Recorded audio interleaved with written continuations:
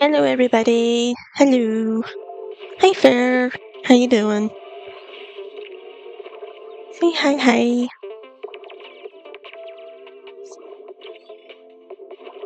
Gonna be working more on the story stuff today. Keep the call with your innermost desires. Advance without fear. Navigate as your heart dictates. Hopefully everybody's doing good, doing well. Foresee the storm Yeah. and overcome it. Apparently I'm still a little bit tired.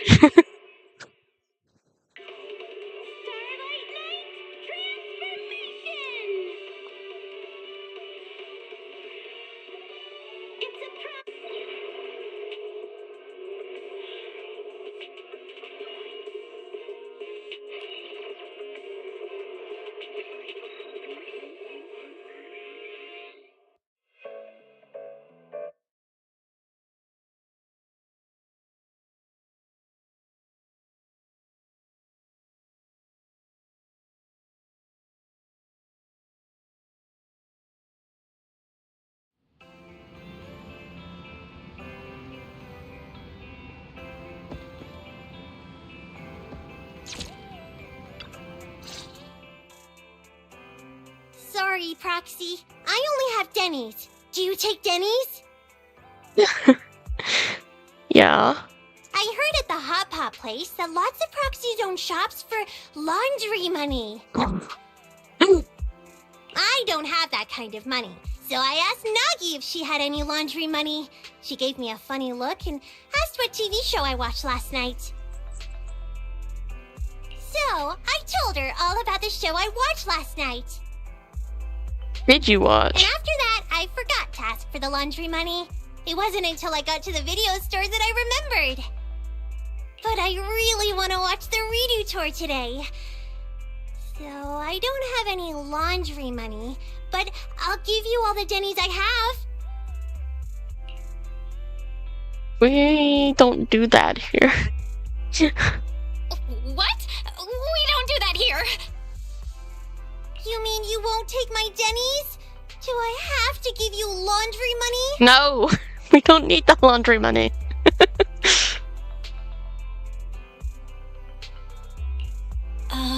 I don't know how to explain it.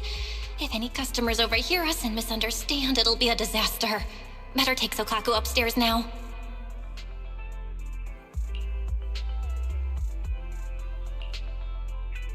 So, laundry money isn't a type of money, and you don't launder money here? No.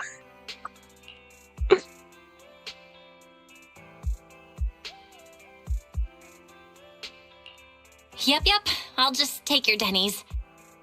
So that means if I want to watch the redo tour today, I just need to pay in Denny's? I'm glad. If you want to watch it now, we've got a player here. I can watch it with you. You're the best, Proxy! Yes, please! I want to watch it right now!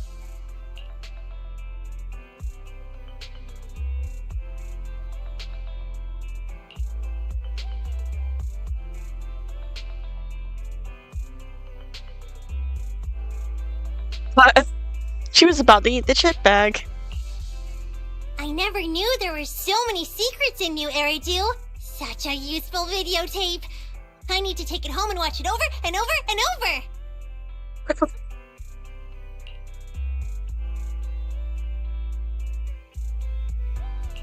They're not exactly secrets, though some of the tips were new to me too.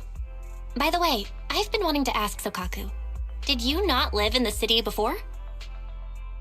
Yeah, I'm an Oni, so I lived outside of the city before. I guess some Oni have always lived in the city, but Nagi brought me here.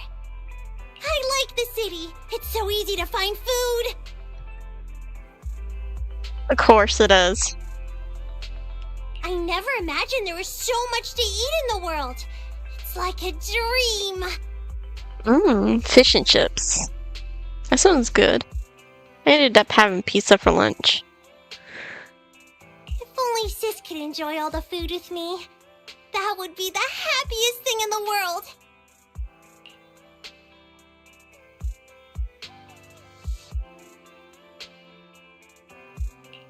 Eating with family is wonderful indeed. I'm sure she feels happy just watching you eat. Huh? How would you know? But I think so too, because she's the one who loves me most in the world. Hey Proxy, do you have a notebook or something? I want to write down the restaurants we just saw. Nagi said that I should properly thank those who helped me.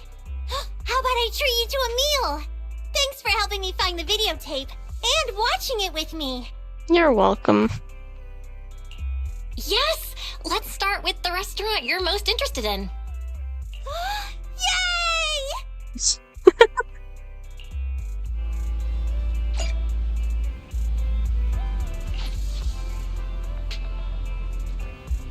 She really does love her food.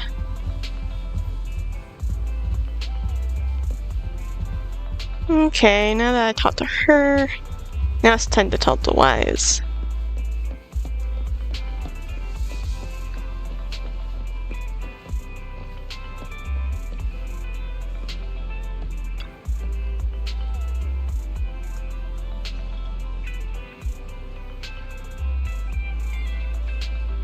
Okay, we've been sent a message by Vivian.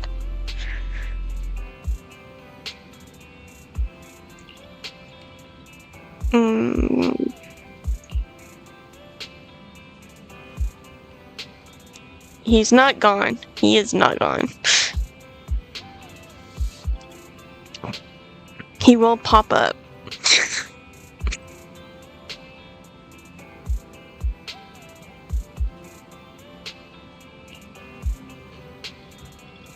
Yes, let's meet up with her. Let's go.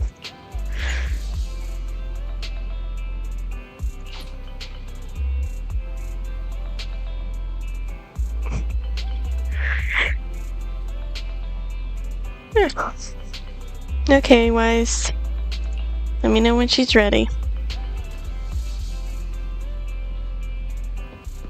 Oh, I gotta go relax on the sofa. Boop.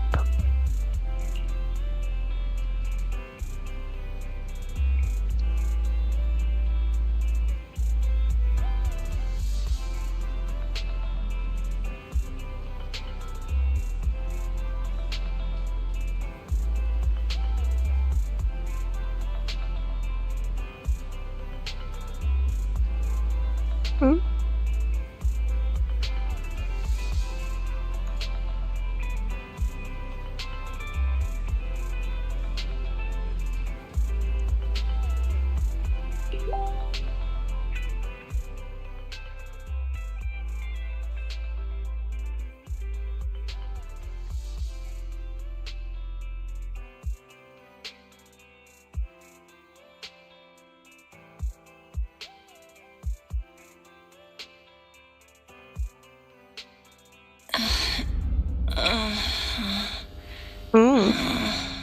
This is rough. Waking up.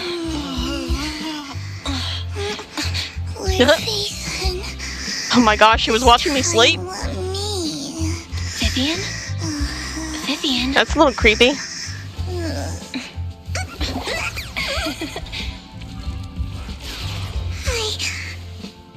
I didn't disturb your sleep, did I? Oh my gosh.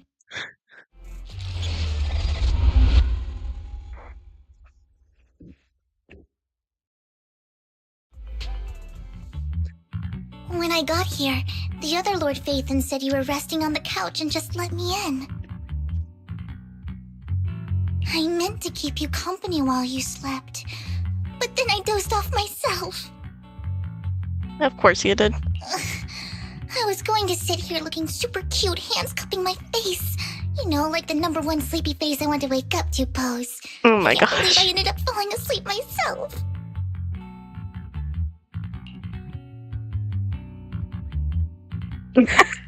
What sleepy face? What pose? That was a lot of words in one breath. Are you sure you got enough sleep, Vivian?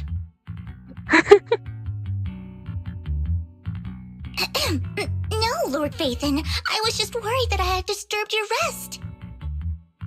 Just being able to see you sleeping peacefully is already the highlight of my day. Oh my gosh. My entire month. Watching me sleep made your month. That's crazy. Though it is a bit late, but... Good morning, Lord Phaethon.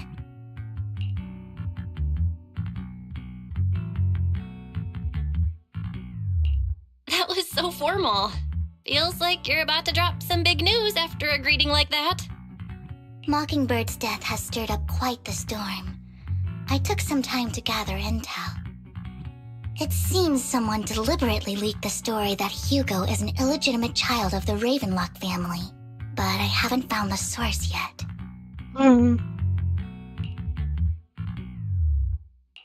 Could it be Hugo's uncle, Hartman? Maybe he's trying to turn people against Hugo and Mockingbird by playing the illegitimate child card. I suspected that too. He could be using Hugo's background to make people believe Mockingbird is just another Top's pawn. To the upper class, Mockingbird may be insignificant, but it has a loyal following among regular folks. But after some digging, I was surprised to find that the public isn't turning on Hugo. They're actually starting to see him in a better light. Some people feel bad for him, some relate to his struggles, and Hartman's the one getting all the heat. Public outcry against Hartman is growing, with many believing he murdered Hugo for his own selfish gain. Tops is hosting an industry summit this week, a responsibility usually handled by the Ravenlocks. But my sources tell me another family has taken over this year at the last minute. If I'm not mistaken, Tops is intentionally keeping its distance from the Ravenlock family due to the current public sentiment.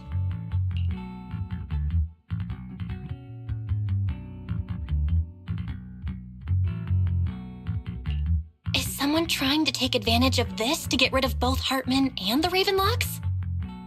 I think Hartman knows this too, which is why he's completely vanished. No matter how hard I search, I can't find a single trace of him. Hartman must have taken the sacrifice core. Now that he holds this bargaining chip, he is definitely going to negotiate his way out of this with the Exaltists. Sorry for interrupting, Vivian, but I need a quick word with Belle. Oh, no problem at all. I'm sure you have important faith in matters to discuss. take your time. I'll just be waiting outside. We can't make our guest wait outside. Belle and I will step out instead. Oh, don't mind me, Lord Phaethon. I wanted to browse the videotapes anyway. I'll be right here. Just let me know when you're done. Belle, Lycon's outside the video store. He knows Vivian is with us, so he's hesitant about coming in. Ah. He's stressing over what he did to Hugo in front of Vivian, but he really needs to talk to us. Maybe you should go speak with him first. I should go talk to him. I'll go talk to Lycon. Honestly, neither he nor Vivian is at fault. As proxies, it's our job to be the bridge between them.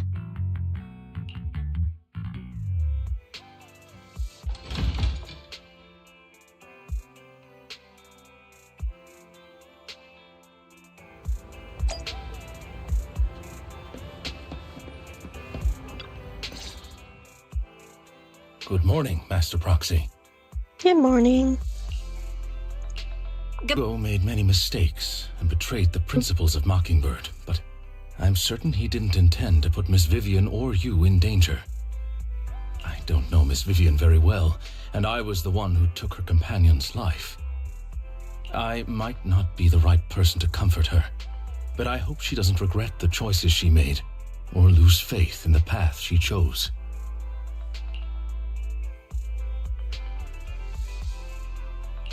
Vivian's doing just fine. She's actually been gathering intel and has a clear understanding of what. Just talk to her directly. If you'd like to apologize, it should be face-to-face, right? That's reassuring to hear. I trust your judgment. You've always had a sharp eye for people. Would you mind coming in with me? I'd like to apologize to Miss Vivian in person. Sure, we can do that. No problem. But I'll be staying neutral. Everyone has their own stance on this, and I get where both of you are coming from. As a proxy, I'm just here to make sure you have an open conversation. I'm not taking sides. I respect that. Yes. Thank you.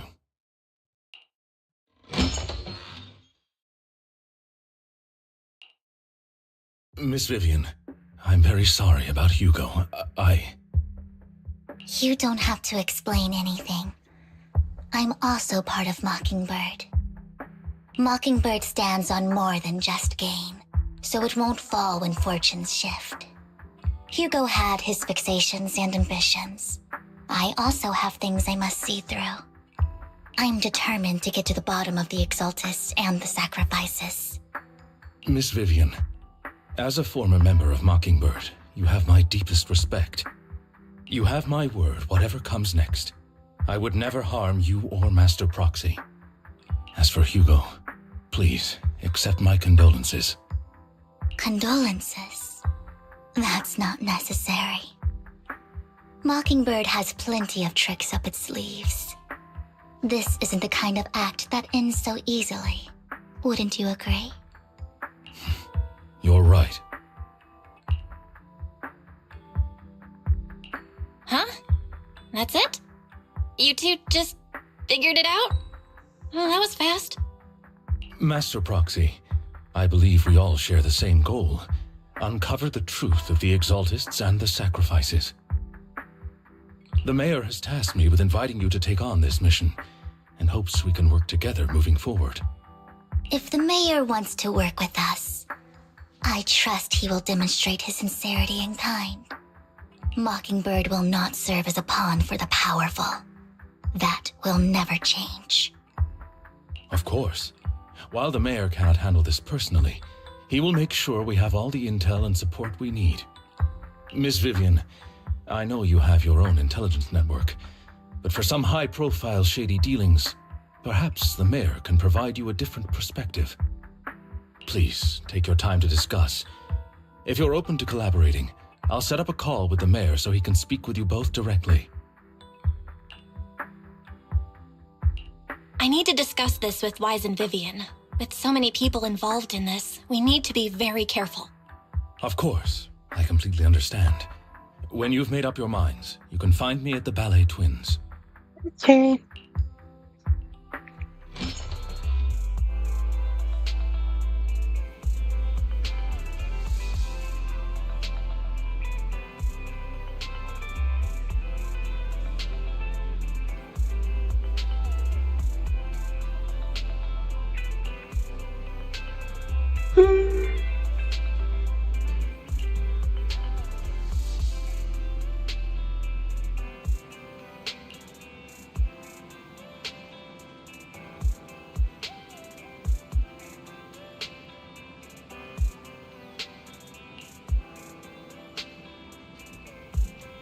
Vivian, what do you think?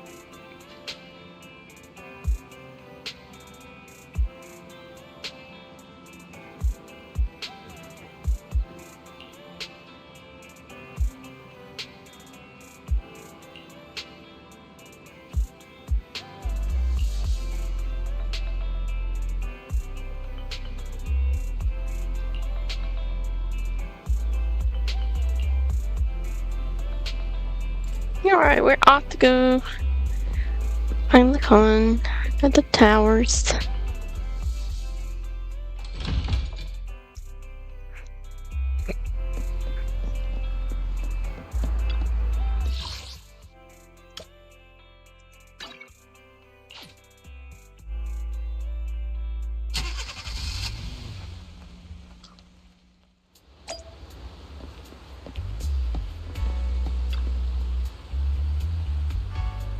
We had made our decision.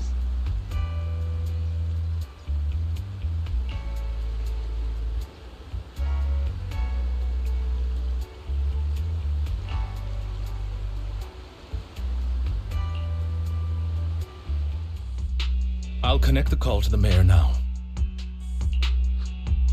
My dear friends, I'm glad you're willing to keep working with me. I'm truly sorry about what happened to Mr. Hugo Vlad. I didn't anticipate things would turn out this way.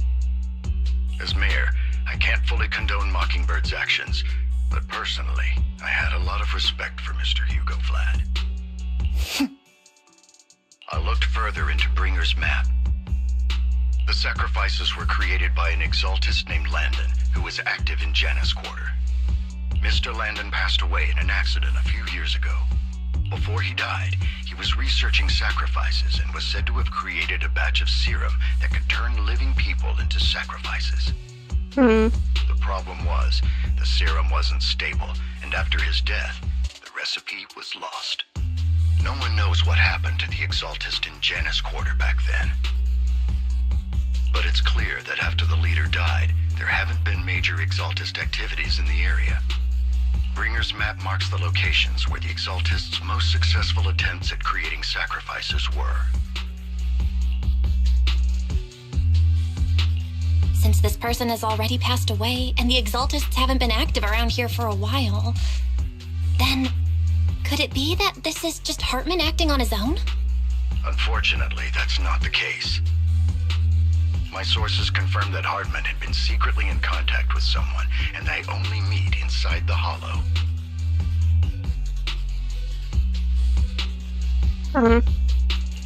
Is it possible it's someone from TOPS? TOPS is a huge alliance of corporations. They wouldn't bother getting their hands dirty. Instead, they just sit back and reap the rewards. Everything Hartman is doing is to secure his place in TOPS and strengthen his power within the Ravenlock family. If my guess is correct, Hartman has gotten in touch with the remaining members of the Exaltists that used to follow Landon, helping them create new sacrifices. But what's in it for TOPS? There's no way the Exaltists would just hand over their secrets about sacrifices to Hartman, right? A sacrifice outbreak would throw the city into chaos. And that's when TOPS steps in, taking control of the situation on their terms. The public will see the mayor as incompetent, while TOPS comes off as the real protectors of the city. And when that happens, public trust will shift towards TOPS. And Mr. Mayor, you might find yourself in an unfavorable situation. Still sharp as ever, Miss Vivian. So, what exactly do we stand to gain from partnering with you? Please don't tell me you're doing this out of some noble concern for your citizens.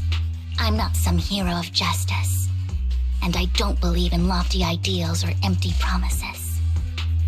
We have a common enemy. While our ideologies may differ, we can work together on this.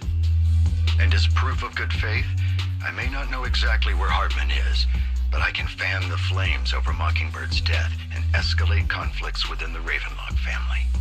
So it was you behind the rumors. No wonder I couldn't trace the source of the public outcry. I'm not the one who started the rumors. I just helped them spread faster after they leaked.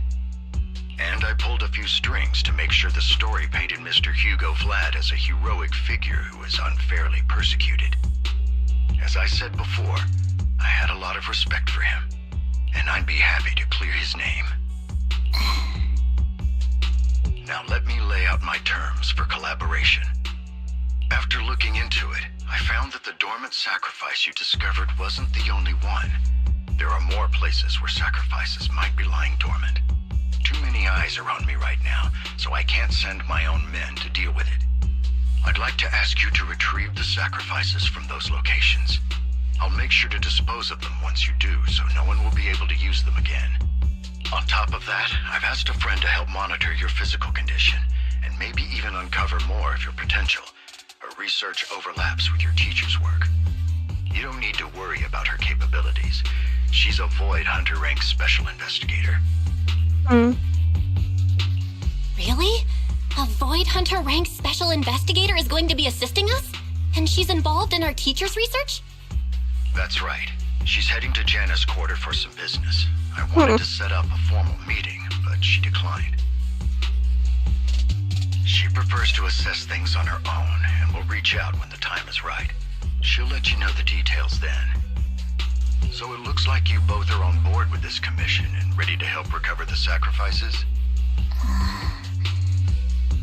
Okay. We don't want New Eridu falling into chaos either. We'll do what we can. I know you won't let me down. Given our positions, we might not be friends, but we're definitely not enemies. I'll leave the rest to you then. I've got to go. Goodbye.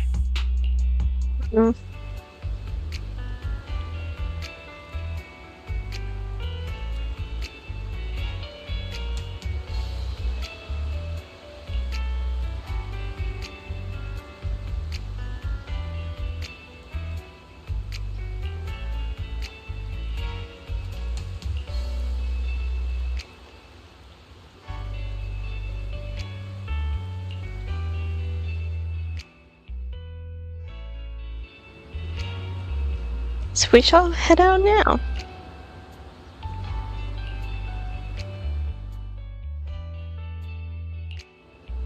I would never turn down Lord Phaethon. Want a glass of nitro fuel?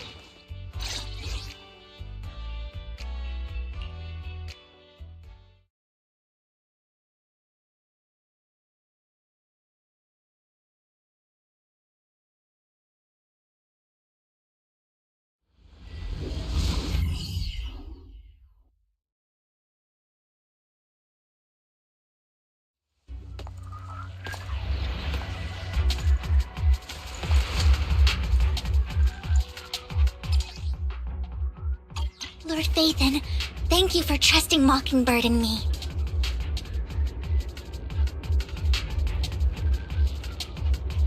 Alright. I only played with her once, so we'll see how this goes.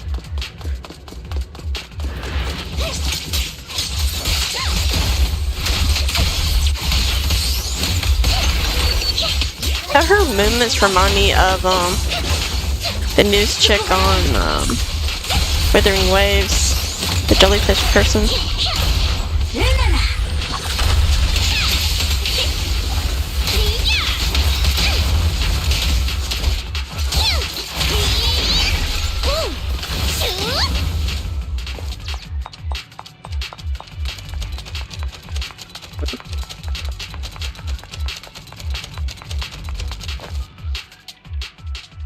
Has someone already taken the dormant sacrifice from here?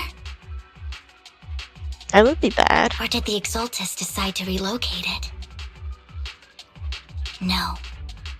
If these dormant sacrifices aren't handled carefully, they could awaken and turn against anyone nearby. She wouldn't risk moving them unless it was absolutely necessary. Did she realize the mayor was looking into this?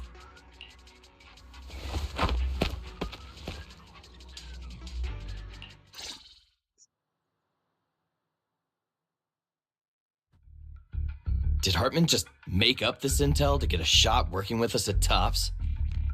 I've been walking around forever and haven't found a thing. Oh, the game is too loud?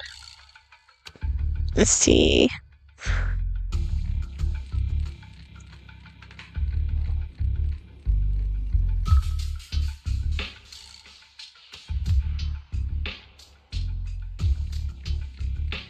This a little better? Turned it down some.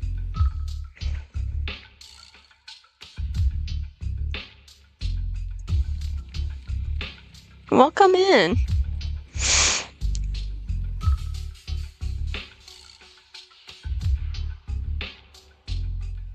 Okay, that's good.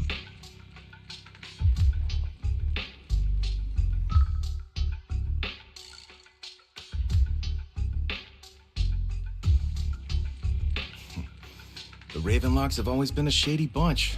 No surprise they've gone downhill over the years.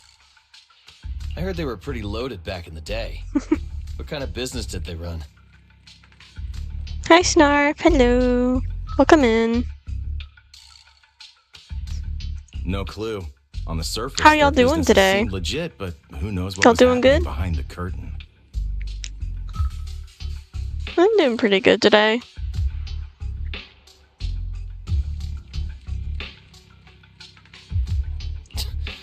Probably something with the sacrifices.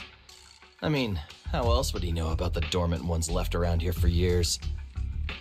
And he was so sure that even if those original sacrifices didn't work out, he had a backup plan. Backup plan? What could that be?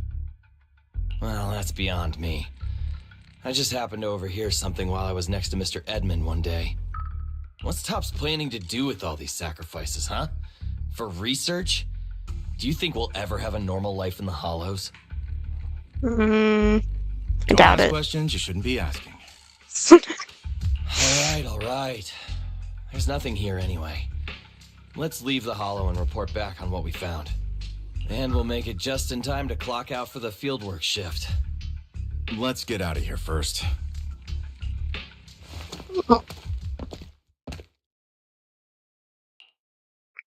Hartman, that fool.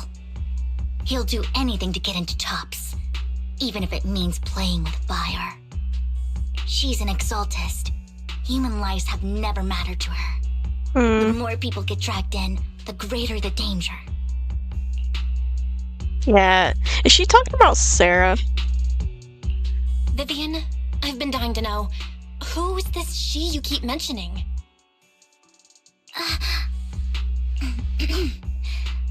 I apologize for losing my composure. Please don't mind me. The she I'm referring to is with the exaltists. Someone I have a history with. That's why the moment I heard about the sacrifices, I felt compelled to, and I never meant to hide anything Oops. from you. It's just that, I didn't mean to skip ahead right there. for me, the exaltists bring back painful memories. And I'm not ready to face them yet. So, Lord Vathan, please give me a little more time. Once I've gathered my thoughts, I promise I'll tell you everything. That's fine. I can wait.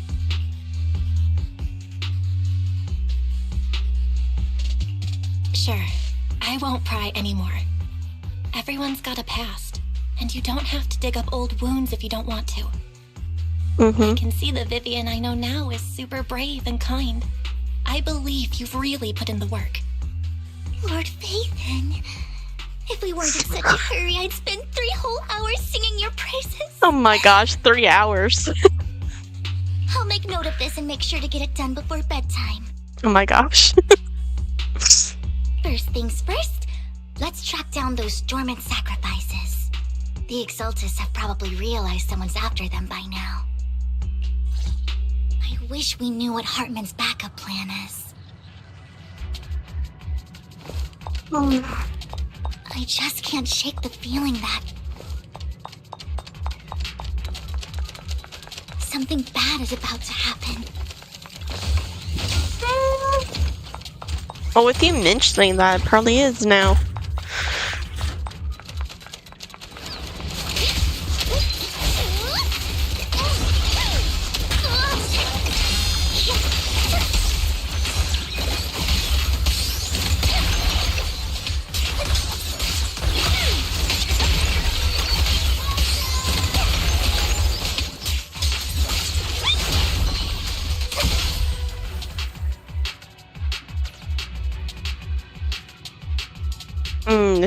This dormant sacrifice is gone too.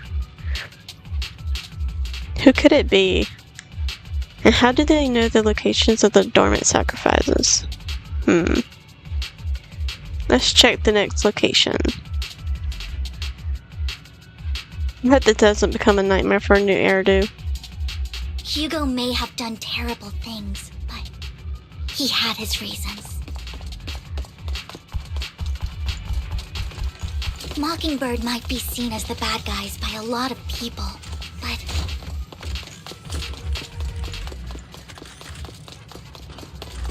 ironically, joining Mockingbird is what put me on the right path.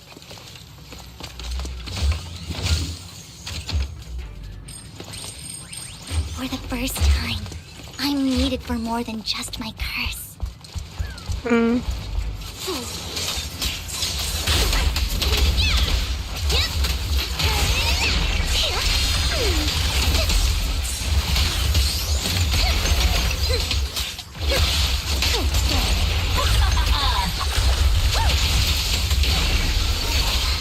Nothing here either. Are we too late? There's someone up ahead. There is somebody.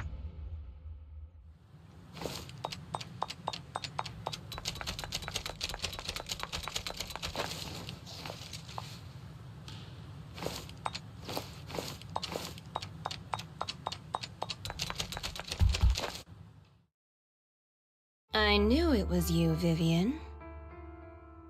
Well, that's that person from before, wasn't it? Camille! What are you doing here, sis? Are you destroying the dormant sacrifice? Oh, that's her sister? Vivian, don't call me sis. Oh. I'm not your sister. Are you trying to stop the Exaltists? I never left the Exaltists. You know what Landon did back then! Lord Landon did it for the Creator. His methods may have been extreme, but they were necessary. Back then, you walked away. You should do the same now. We didn't meet today. Take your friends and leave. What's wrong? Are you being forced into this? I can help you. Help me? Like how you helped her? It seemed like that hurt. Vivian, you're crying. You see me, don't you? No, You haven't changed a bit, Vivian. No need to hide your tears. I know exactly what's ahead for me. You've made your choice, and I've made mine. One last piece of advice. Stay out of this. She loathes you. I won't tell her we met today. Don't show yourself around us again. Camille!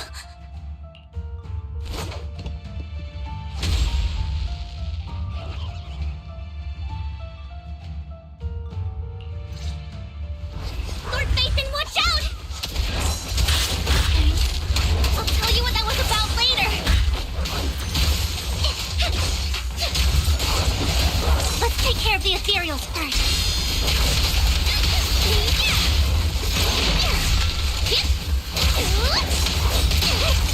Notice me, Lord Faithin.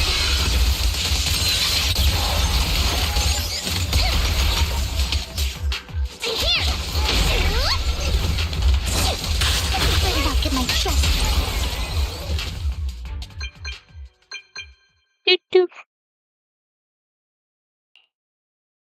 You two took longer than I expected. Did something happen? We searched the coordinates the mayor provided. Most of them were already empty. No dormant sacrifices. Camille, the Exaltists have been actively destroying the dormant sacrifices. The Exaltists? There's no reason for them to go after the sacrifices, right? Vivian is telling the truth. I saw it too. And one of them is someone I once knew. I thought she would leave the Exaltists after Landon's death, but she stayed. Do you have a history with the Exaltists, Vivian? When I was a child, I stayed with the Exaltists for a while. Back then, Landon was one of the most respected figures among the Exaltists in this region. A lot happened, and after Landon died, I left. I can't turn a blind eye to the sacrifices. I know all too well how many lives have been lost bringing them into existence. Ever since I learned a sacrifice had appeared in Janna's quarter, I haven't been able to stop worrying. I won't let history repeat itself. That's why I asked Hugo to investigate, starting with the sacrifice core. Vivian. Please stop. I'm not looking for comfort. I'm just recounting the story for you to understand the situation. We've got bigger things to focus on.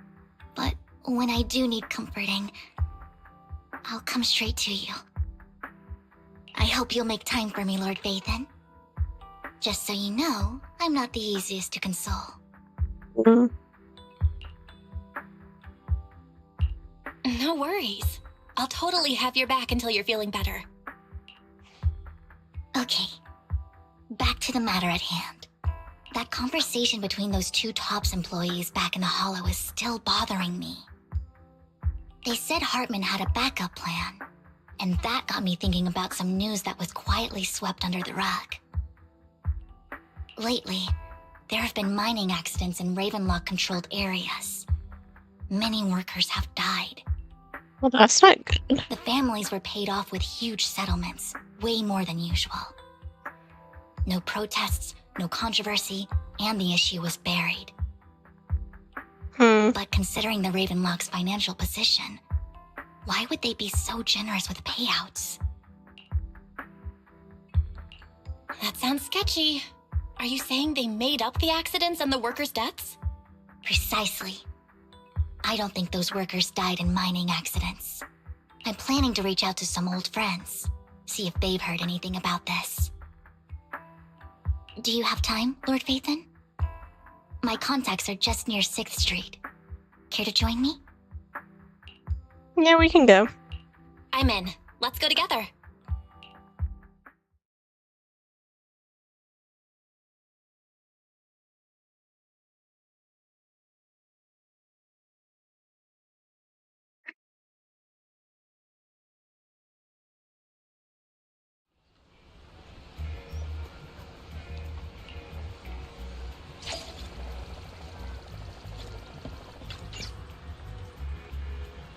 We are ready. Let's go. An old friend of mine said she has some new intel.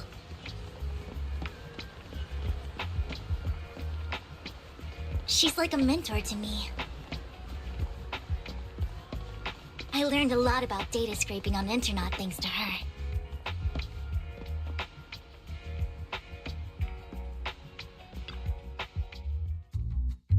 Oh, well, look who it is. Long time no see. Yeah, it's been a while. Really? Rain? You two knew each other? Yeah, Vathan. Long time no see. Rain, you actually know that Lord Vathan is Lord Vathan? That's the first thing she thinks about. No, I mean, you actually know Belle is Lord Vathan. I didn't know right away. One time, I needed a favor from Nicole. I only found out after meeting them. I mean, who would expect a legendary proxy to be running a video store for a living? Oh, by the way, your idol...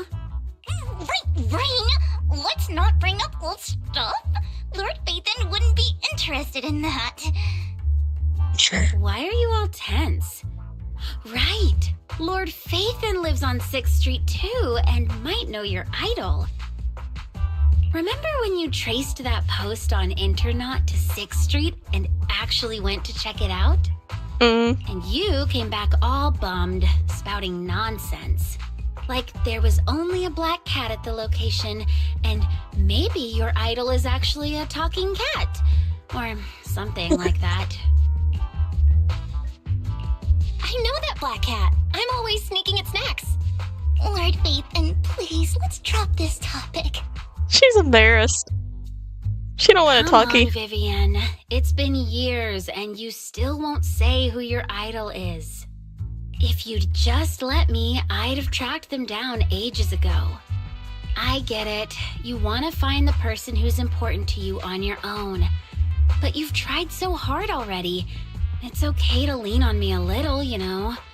I'm sure your idol won't hold it against you. I shouldn't have come to see you. Huh? What's wrong? Hey, Rain. Vivian said you might have some new intel. So let's get to the important stuff first. All right, let's get down to business. Here's something I'm pretty sure about.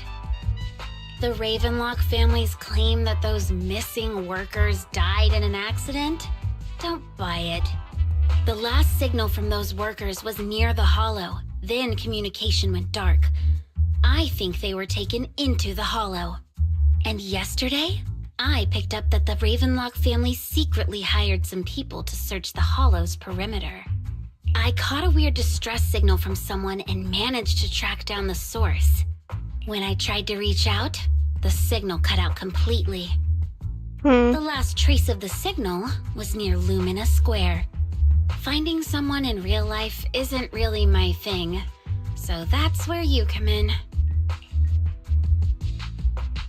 Okay, we'll check things out. You just said this is something you're sure of. Do you have anything you are unsure about? I dug up some info online, and one thing stood out.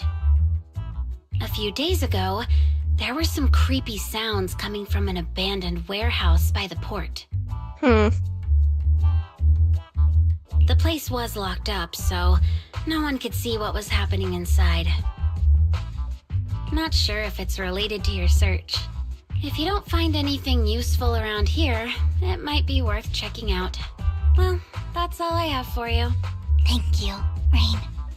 Don't get all emotional on me now. I'm just helping out a friend.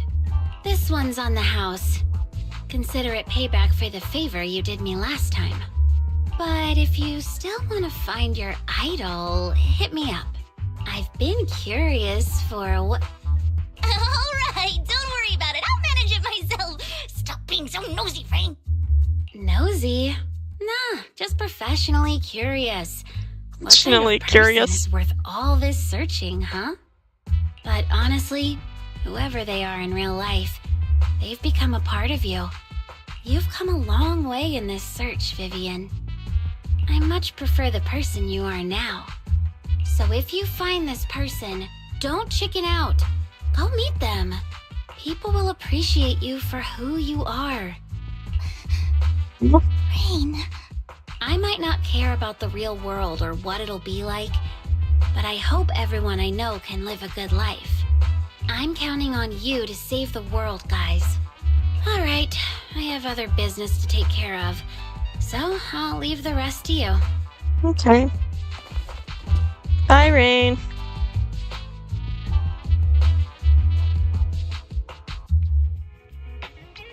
Lord Bathan, please pay no mind to what Rain said.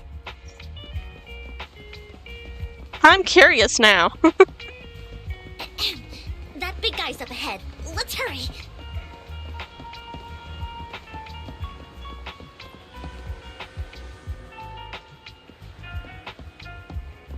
The Bang Boo? Long time no see. You seem to be doing well, little one. Yep, I made awesome friends since the last time we met. My friend got ill before, and it was the magic who helped heal them. I didn't realize you two knew each other. Then next time I head over to Manager's place, I will get to see you too. Yep, This little guy is Lucky Boo. My old boss at my previous workplace bought at a discount store clearance sale. But he was a terrible boss. Not only did he shirk on paying wages, he didn't take care of his bamboo either. Yeah, that guy. Really terrible. And this little guy had a malfunction, and the boss threw it out because he didn't want to spend the money on repairs.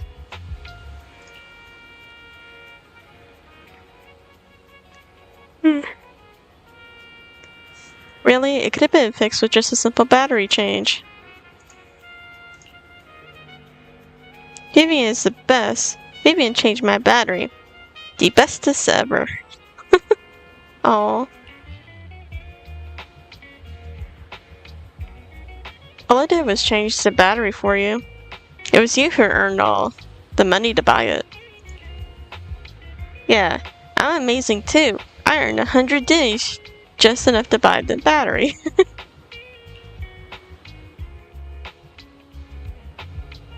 So that's where that 100 Denny bamboo battery came from.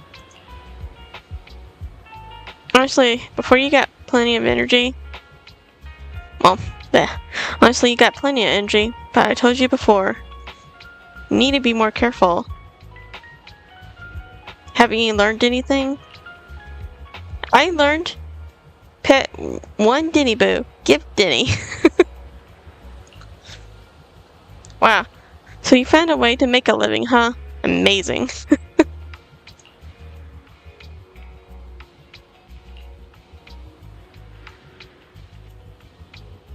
Did you need me for something? I'm super happy to help.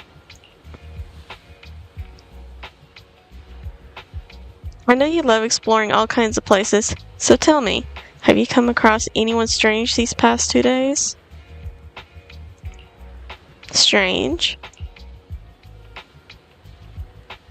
You mean someone who looks hurt, scared, and kinda trying to hide where there aren't many people around? She's talking about the vampire.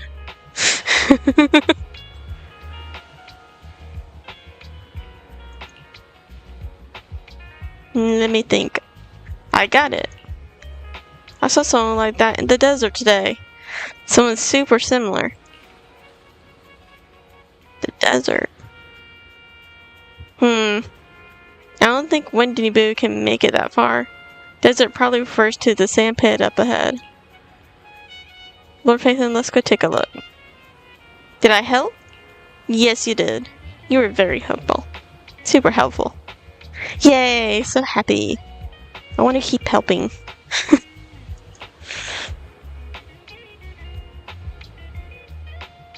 You should go and do whatever important stuff you need to do.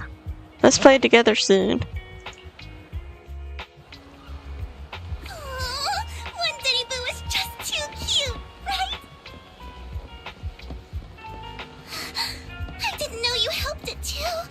Yeah, I did. I knew Lord Phaethon was the best in the whole world.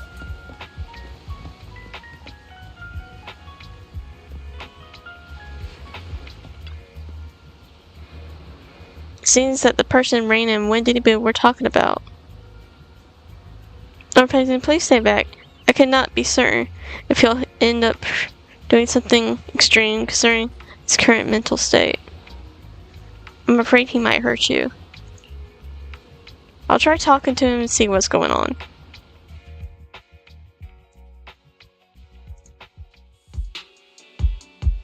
Don't take me back, please. You don't even know where you came from, dude. I was wrong. I know I messed up. I don't want your money anymore. Please, no. Calm down. Who are you? I won't say anything. Just let me go. I don't know anything. I swear, I know nothing. We're not PubSec, the HIA, or the Ravenlock family. We won't force you into anything. There's no need to be afraid. What do you want from me then? We simply want to know where the Ravenlock family took you and what they made you do. I can't say. I can't tell you. I have a family. They'll hurt them. You never saw me. Please, just stop asking. Don't you wish to see your family? I don't deserve to see them. It's my fault. I was greedy. I did this to myself. But your family must miss you dearly. I'm sure they won't blame you. No, it's my fault. It's all on me. I don't want to drag them into this. If the whole ship is sinking, no one on board can escape. I'm just a nobody. And right now, there's nothing I can do to change anything. If you care about your family and friends, now is your chance to stop the disaster before it's too late. Even a butterfly flapping its wings can send a tsunami surging across the ocean. No one knows how this will turn out. But if you do nothing now, the only thing waiting for you at the end will be regret. We're not here to turn you in, and we won't force you to confront them. You'll be safe with us. I'll help you return to your family. But you must tell us precisely what happened. Tell us. Hartman offered a huge amount of money, looking for workers to go into the hollow to guard something. The money was way too good. We all kind of figured something wasn't right. I thought it was just smuggling or guarding some kind of illegal ether resources, so I signed up. After we sent in our applications, Hartman's men took us into the hollow. The first place we went, there was a strange box.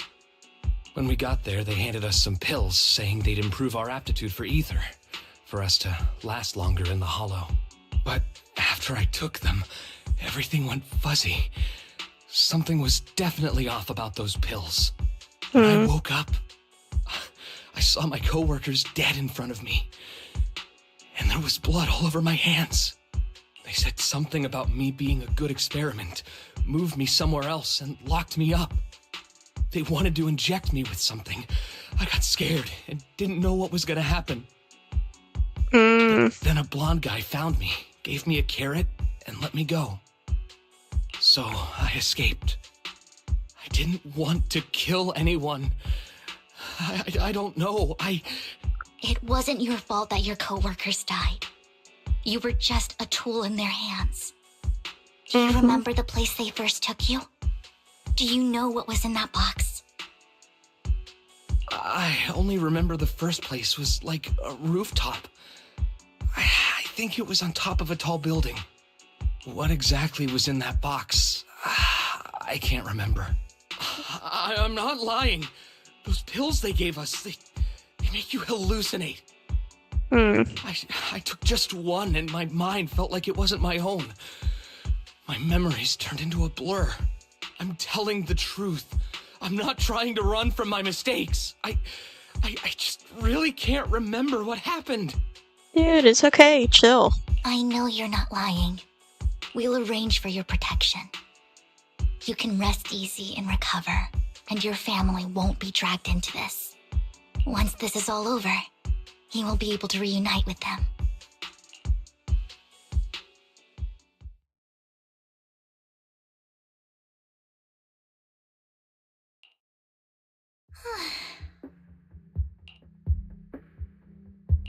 I've been meaning to say this for a while, Vivian. You're just so calm and decisive when things get tough. Totally different from the impression you gave me at first. Actually, I wasn't always like this. I used to run away when things got tough. There was even a point where I just wanted to disappear. As if my very existence was the source of suffering. I wondered. Perhaps leaving it all behind could put an end to the pain. Whoa. It's hard to imagine you like that. I mean, you had this super intimidating vibe when we first met. Oh. Hold on. I need to I'll be right back. I will be right back.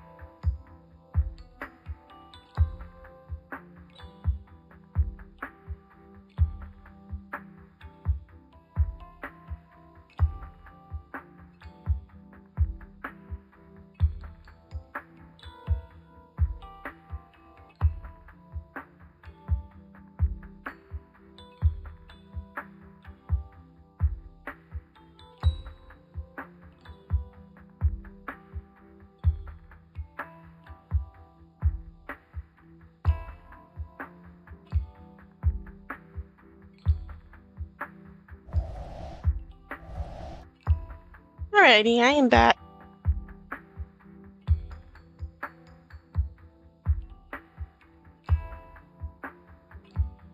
Had to go deal with the cat for a moment. Well, I was on a mission at the auction when we first met. And just as Rain said, I've come a long way from who I used to be. Speaking of Rain, it's still wild to me. I never thought you and I would have mutual friends. Small world. And you even know one Denny Boo. Can you believe we might have passed each other so many times without even realizing it? Enough about me. Tell me more about you, Lord Phaethon. Where have you been, and what have you experienced? Looking back, I feel like I've been through a lot lately. My brother and I even lost our Phaethon account.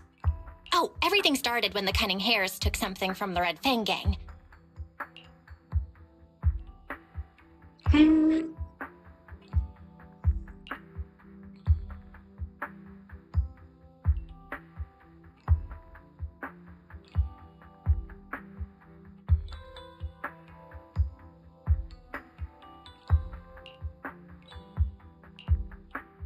Other time. I remember it should be around here. That store's been sitting in my favorites for ages. Lord Phaethon! What's up? I've seen that black cat on 6th Street. That harmonica in the outer ring you mentioned. I've heard it before, too. I've even been to the monument outside Hollow Zero. But none of that was a coincidence. It was me.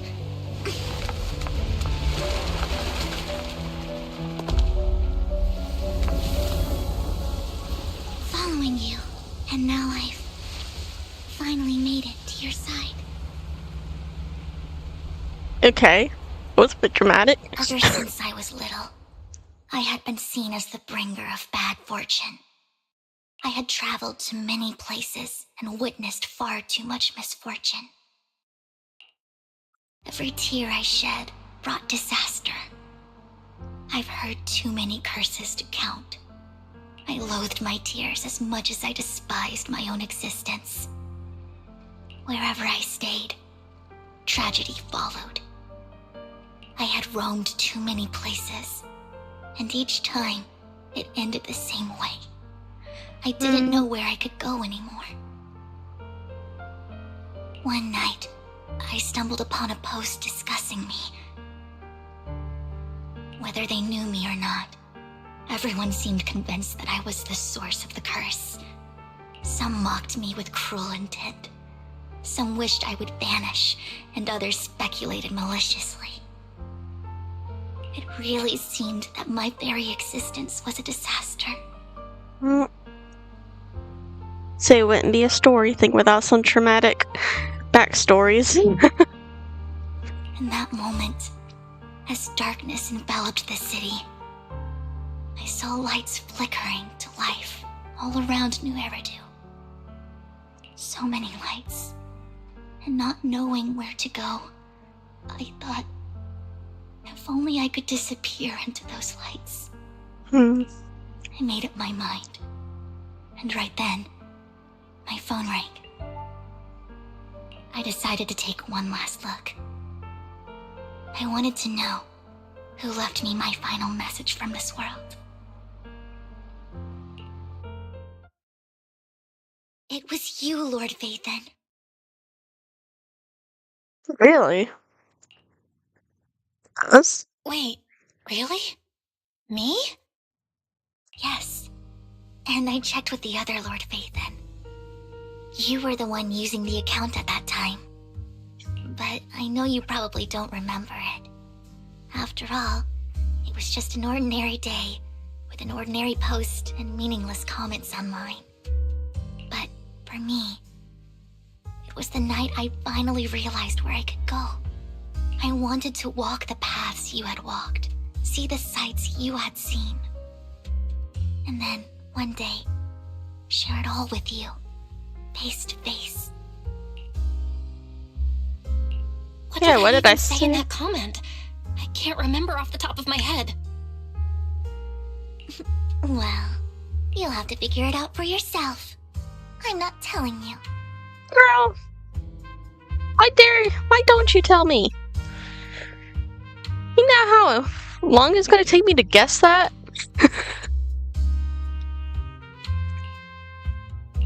Huh? No! I know. So, Lord Vathan, thank you. Not only for that comment you made that day, which was a silver lining for me, but also... This is gonna drive us crazy, because we don't know what we said. for giving me the courage to become who I am today. The Vivian standing right in front of you now. Lord Vathan, I truly like who I've become.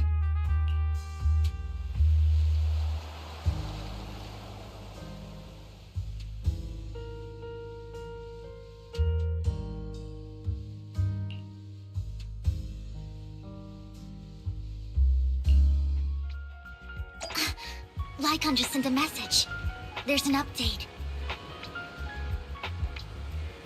Okay. Let's head back to the video store and go over the details together. Let's do.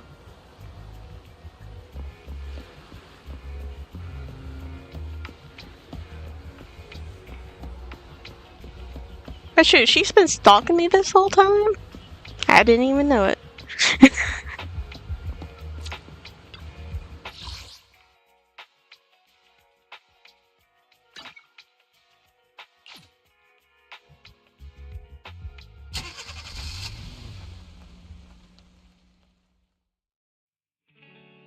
Val, you're back.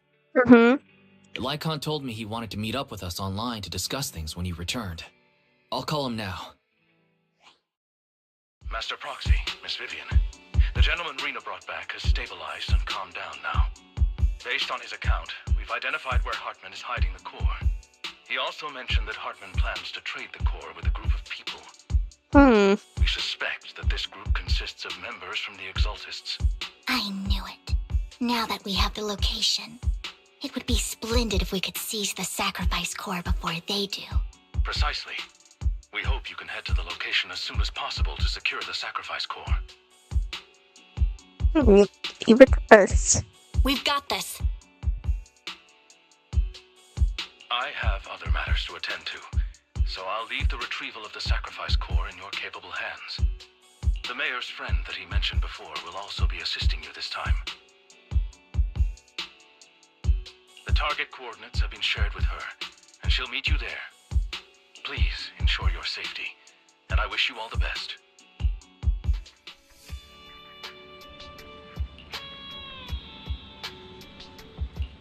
Let's get going. Good day. Hey, Bernice again, that was a pretty good combo. Sure, let's go play.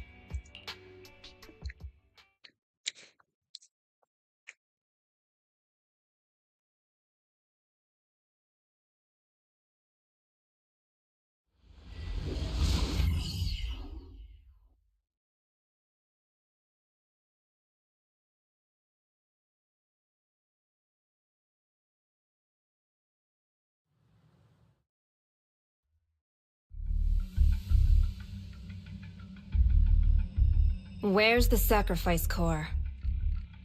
Camille, you really think I'd stroll around with something this important? Plus, even though the Ravenlocks and the Exaltists have been working together for ages, I've hardly even met Lady Dina. Who's that? I'm the one offering the sacrifice core here. I'm curious what Lady Dina's got lined up for me in return? I'm just here to verify that the core you mentioned is real. Once that's sorted, Lady Dina will give you a proper response. Our partnership isn't just talk. We need to be sure you have what we need before moving forward. Sure thing. I'll take you to where I keep the core. Once you verify it's legit, have Lady Dina come over. We'll lay everything on the table face to face. All right, lead the way. It seems Hartman is trying to bargain for more. What a greedy and insatiable man. It's just that... why would they only send Camille for something as important as the sacrifice core? And I can't shake the feeling that Camille doesn't want Hartman and Dina to meet. Why is that? Yeah, who's Dina? Who's this Dina he just mentioned? Is she the leader of the Exaltists? Kind of. Kind of? Lord Vathan, I really think we should hurry. We must get to where Hartman keeps the core before anyone else does. Okay. I've got a shortcut planned, but there are gonna be ethereals along the way. I'll let you handle them, Vivian. Don't worry, Lord Vathan. You are in capable hands. I'll ensure your safety.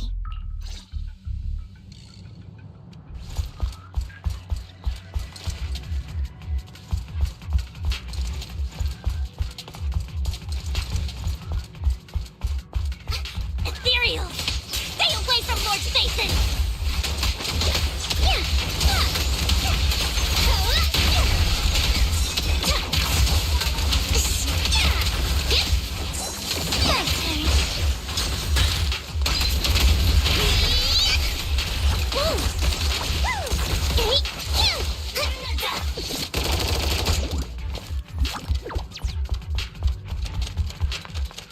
Looks like Hartman's trying to negotiate for more leverage.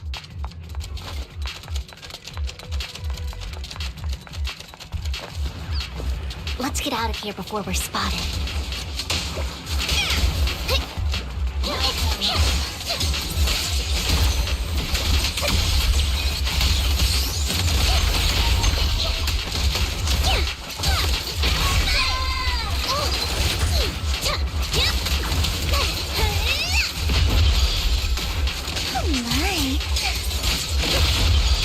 Let's keep moving, Lord Vathan.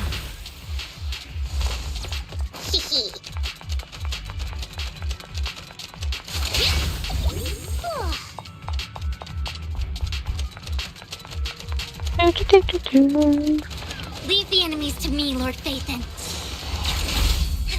Off with you. Look around. Time to heat things up.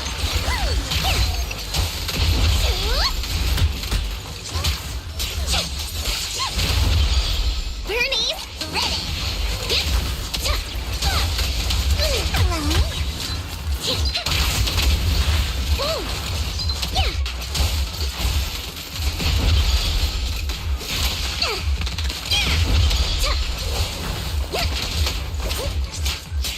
Better not get my steps dirty.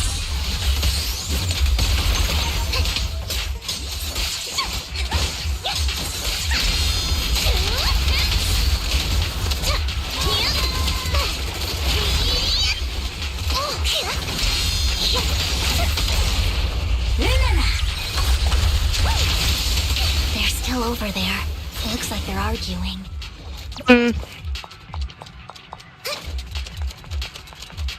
This is our chance. Let's hurry.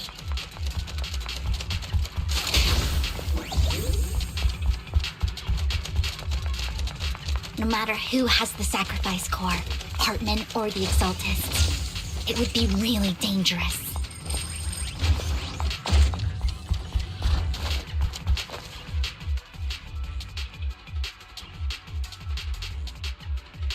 Hand over what's in the box. We do this the hard way. You sure talk big, little girl. Come on, little girl. Let's see if you can... Let's hurry and secure the sacrifice core.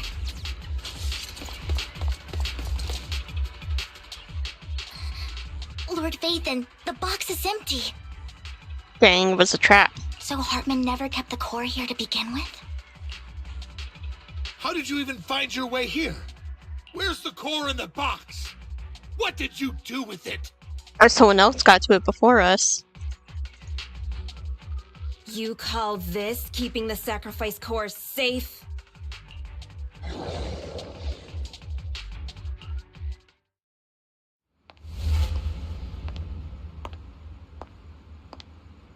Okay. Vivian, it's been And this is ages. the Dana person. Dina! Oh my, you actually remember me. So sweet. Look at you, thriving. I thought you'd totally forgotten about our past. So, tell me, do you ever dream about the people you've killed? Are they crying in your head all night? Back then, I had no idea. You had no idea? While you were soaking up all that love from your daddy and everyone else, you had no idea what was going on? I wasn't... Lady Dina, Miss Vivian didn't actually...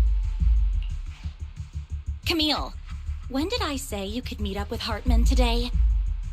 I just wanted to make sure the sacrifice core is legit. I was worried Hartman might try to pull a fast one on us. Really? So loyal. I thought you'd be more like the old days.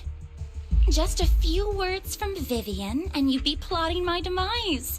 Just like what you did with Father. I like her attitude, really.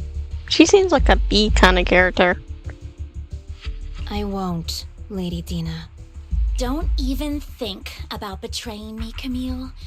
You owe me for what went down back then.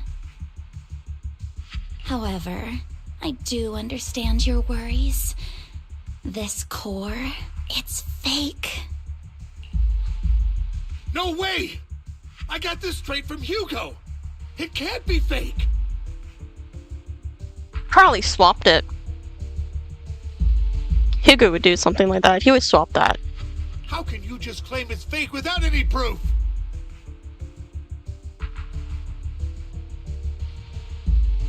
Ugh, seriously?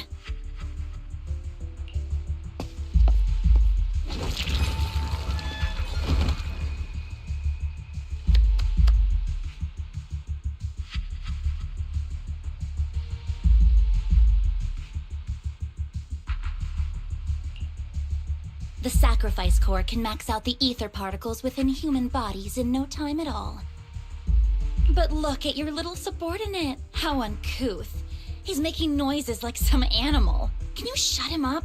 So annoying. Yeah, she sounds like a definite B. The masterpiece Father made for the Creator isn't this worthless piece of junk you're holding. So, the real core. Vivian, where do you think the sacrifice core is really at? I don't know. If I knew where the real core was, I'd destroy it without a second thought. Dina, you understand what the sacrifices are. And you know those who were blessed should not have to endure such horrors.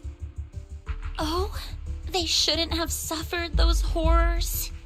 Weren't you the one who decided if they'd be blessed or not?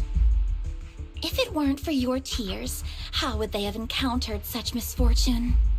How self-righteous, Vivian. Their fates were in your hands. It was you who brought disaster on them.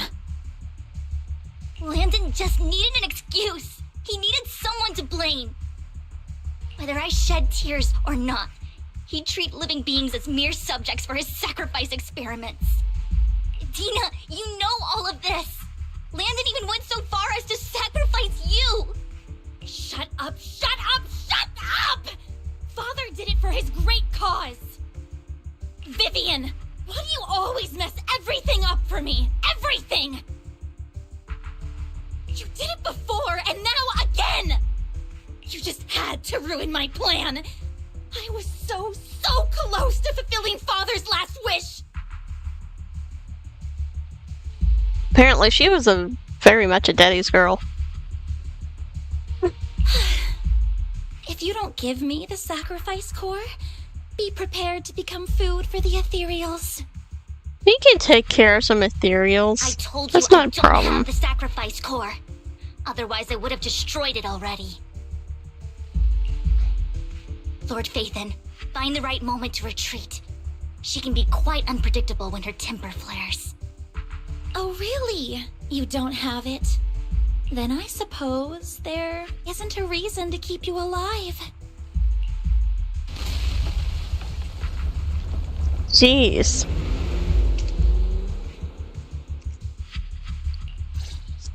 Well, she's a real pain, ain't she? More cereals are coming.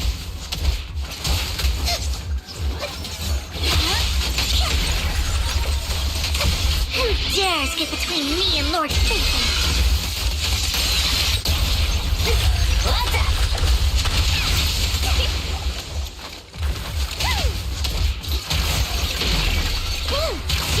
I like that. Too many. There's no chance to get out of this.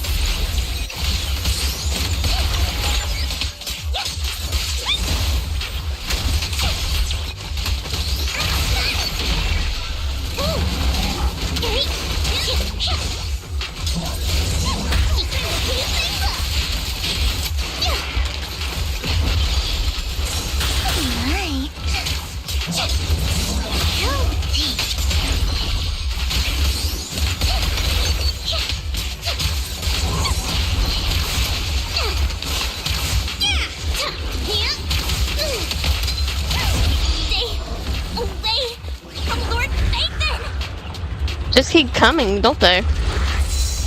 Oh. There are so many.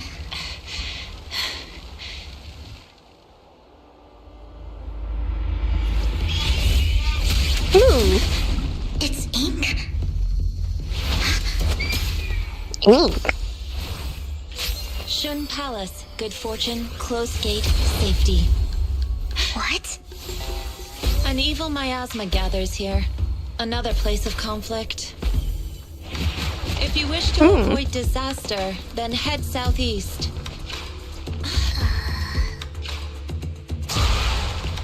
Now. Thank you.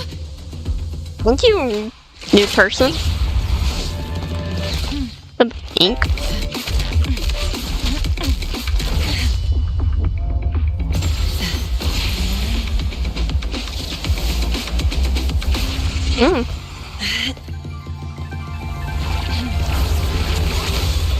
Ink bomb.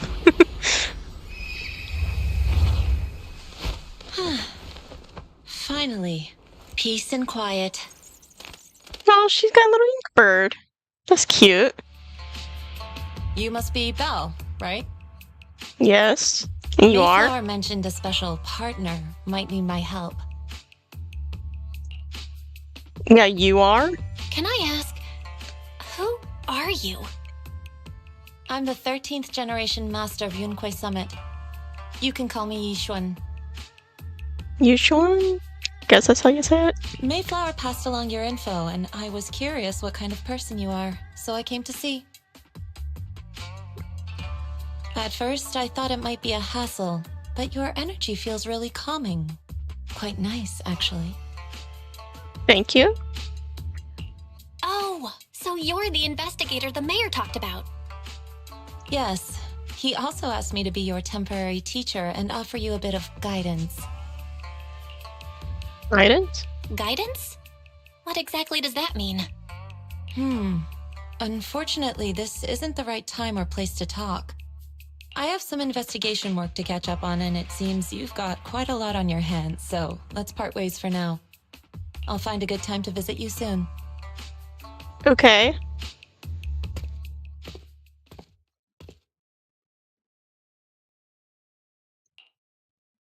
I'm so sorry, Lord Phaeton.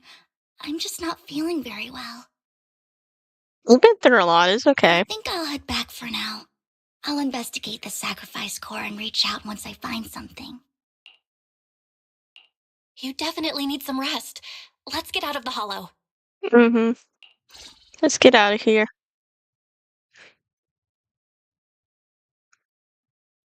Well, she seemed cool. Came out of nowhere, but she seems cool.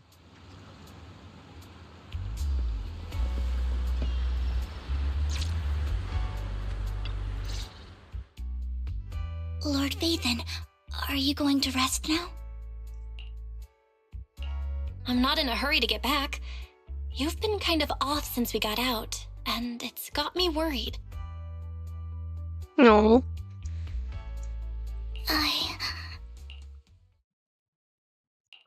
If something's bugging you, just spill it if you want to. I'm a pretty good listener, you know. I didn't mean to keep my past from you, Lord Phaethon. When I was little, people thought I brought misfortune, so no matter where I went, no one wanted me around for long. Then, one day, Landon adopted me and brought me to the Exaltists. There, I met Dina, who was so kind to me, treating me like a dear That's the sister. key word, was kind. She is definitely not treating you like a sister no more. She told me her father, Landon, was a great man who'd one day make everyone stop fearing the Hollows.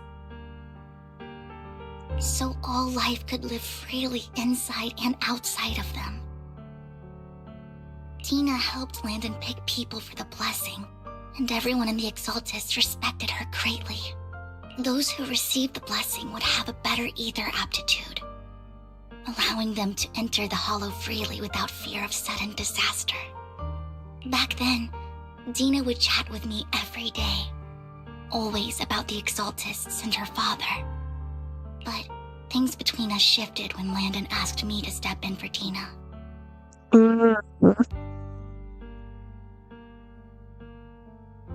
He kinda swapped their place a little bit. Landon told me I didn't only bring misfortune, and that if I listened to him, I could actually help people. There is some truth to that. After that, he'd take me to meet people, and if I shed tears, he'd give them a blessing medicine. Those who got the blessing could dodge calamities.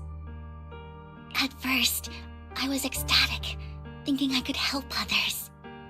I shared my joy with Dina, but that was when she started to pull away from me. It's because she wasn't Daddy's girl no more. The blessing medicine. Please tell me that wasn't the sacrifice serum Bringer had. It probably was. Yes, to be precise, it was an early version of the sacrifice serum. Landon's medicine wasn't stable.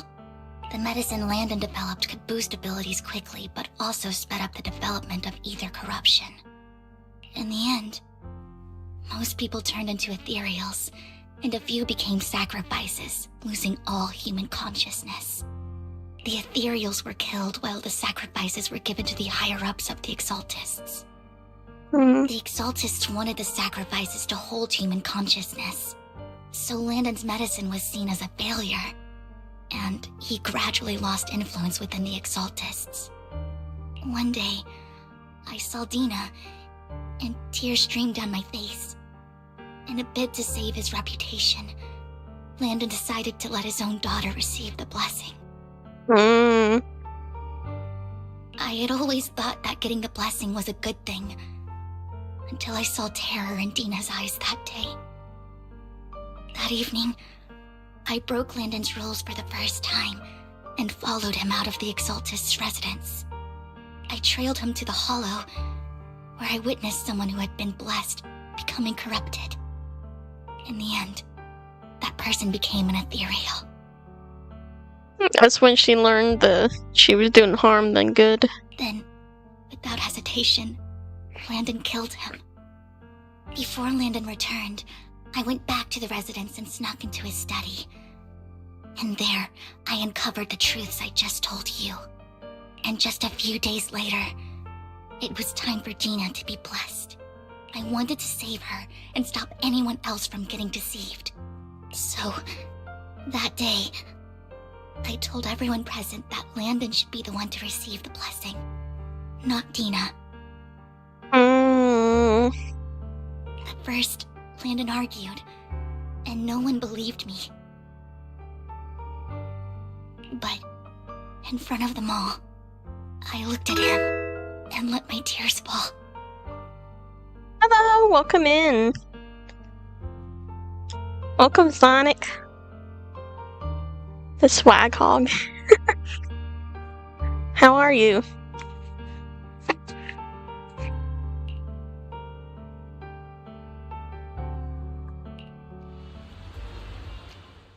Lord Landon, please accept the blessing.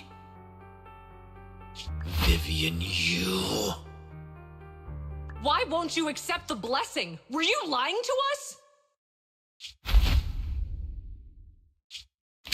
Ungrateful fools! You have no use anymore! Liar! Run! Run! Dina! Dina, wake up! We have to go! Vivian? What's happening? Listen to me. Lord Landon's so-called blessing isn't...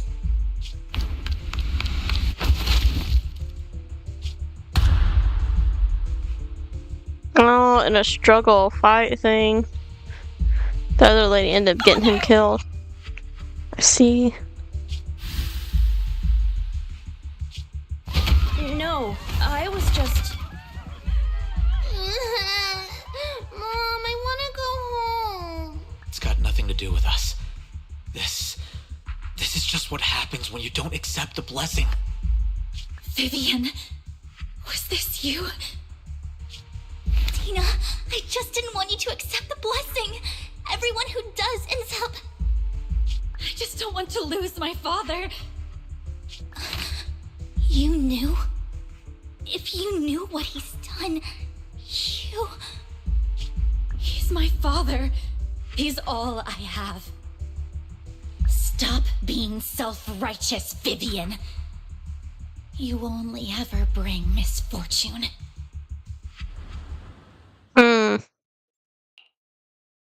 I thought once Landon was gone, Dina would leave the Exaltists. I never expected her to continue his research, or that Camille would stay.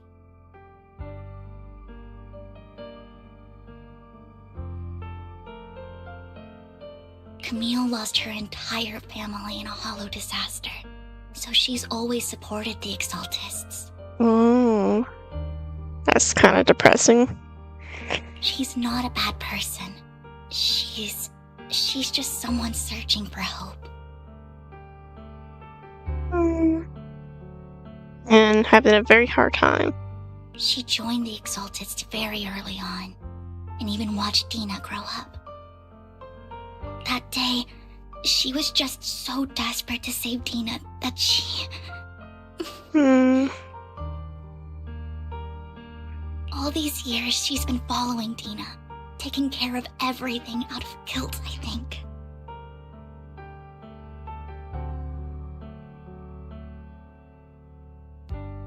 But I didn't just fail to save Dina. I trapped her. I see misfortune approaching, but I can never change its course or avoid the bad ending. Maybe I really am a bringer of misfortune. No way. You're not the one bringing bad luck. Whatever went down with the Exaltists, Landon used you. As for Dina and Camille, they know the truth, and they just made their choices. The hollows and the disasters they caused took more than just their loved ones. But not all survivors cling to obsession and hatred like they do. Lord Phaethon.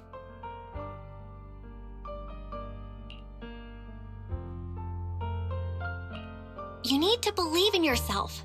You're currently resolving the sacrifice crisis with your own effort. I remember you saying you really like yourself now. So what's changed? Yes, that'll always be true.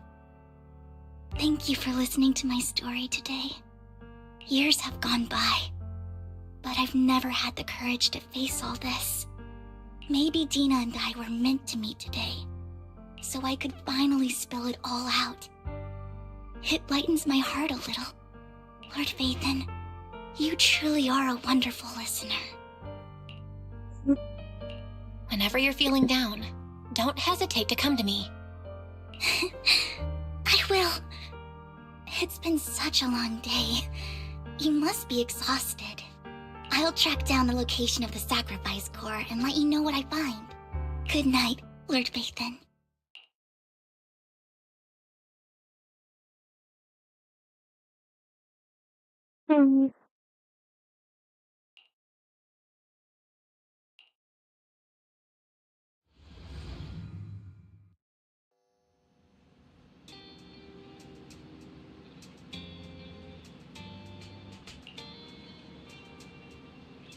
Did she need something?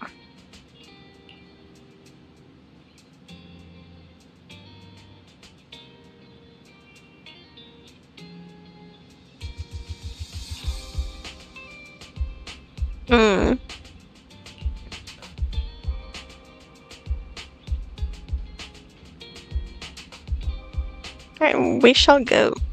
Go to the mall.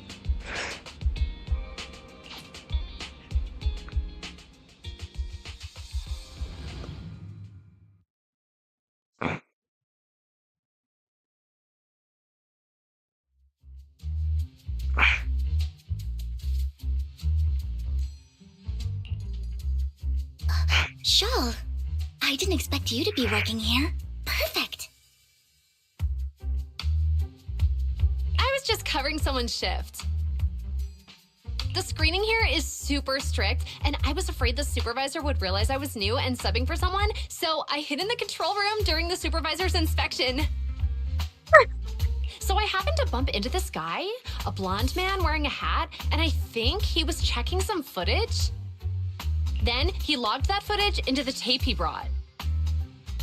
Later, I found that part of the footage had been wiped. Blonde, wearing a hat. Could it be Hugo? What? Do you know him?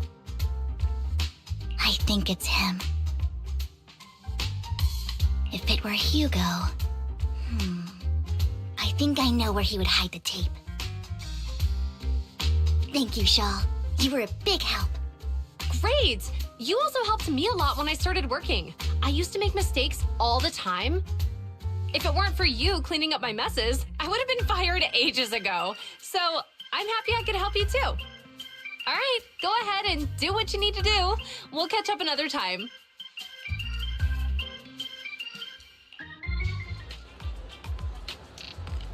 Yes, I am here now.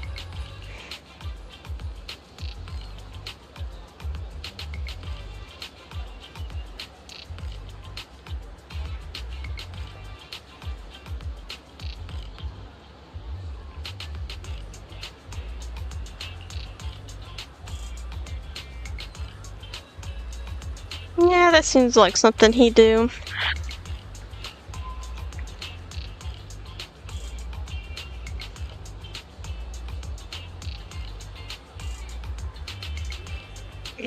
She supposedly knows where this videotape is.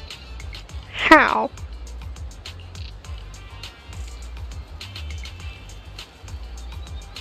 We are Mockingbird after all.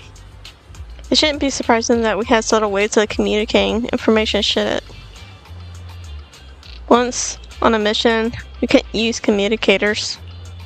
So Hugo trained a few birds and put trackers on so we could communicate. But after that mission ended, we let them roam free. I just checked their trackers, and one of those birds flew near the auction venue on the day Hugo took the footage. It still flies around here from time to time. The tracker only gives a broad area, but I believe this might be something Hugo left for us to find. If I'm not mistaken, the videotape is hidden wherever the bird is. Can't be sure which bird Hugo used this time. All of the birds he originally trained had at least some black feathers. Orphan, let's split up and search the area.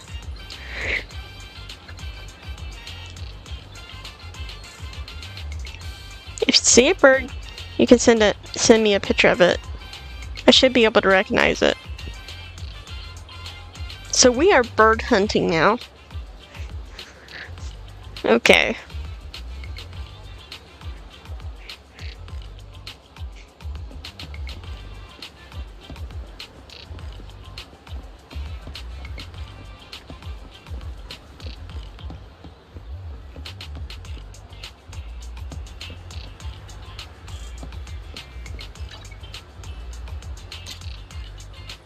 Hello, birdies.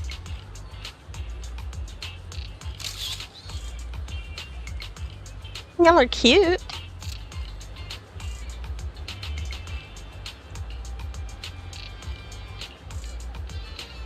Yep.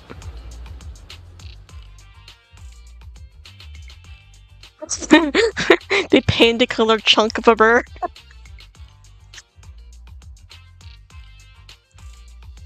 Okay, so it's not the cute chunky bird.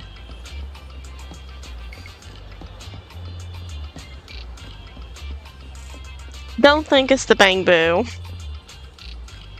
That would be hilarious though.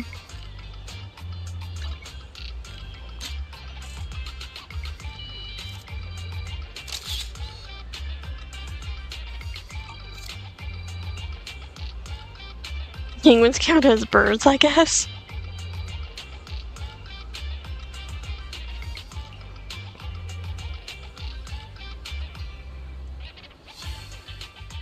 Interesting the penguin shape. Okay. Not that one. There's gotta be this last birdie.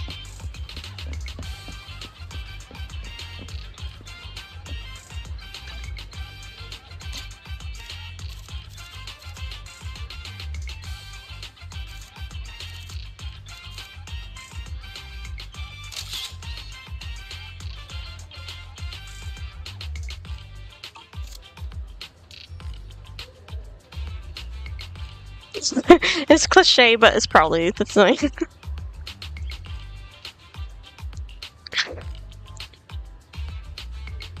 Yep, it's the one.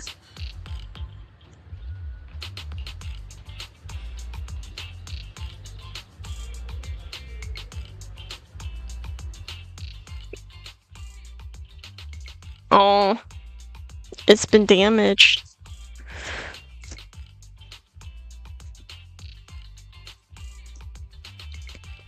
We're gonna try to fix it, huh?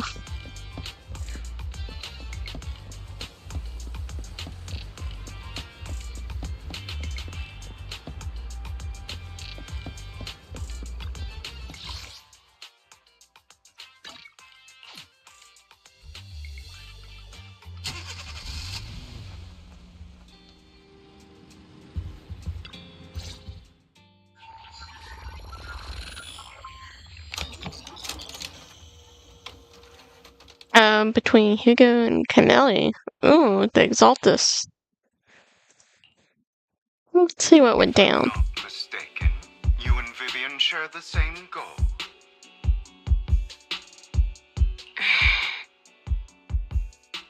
Silence is no good for negotiation.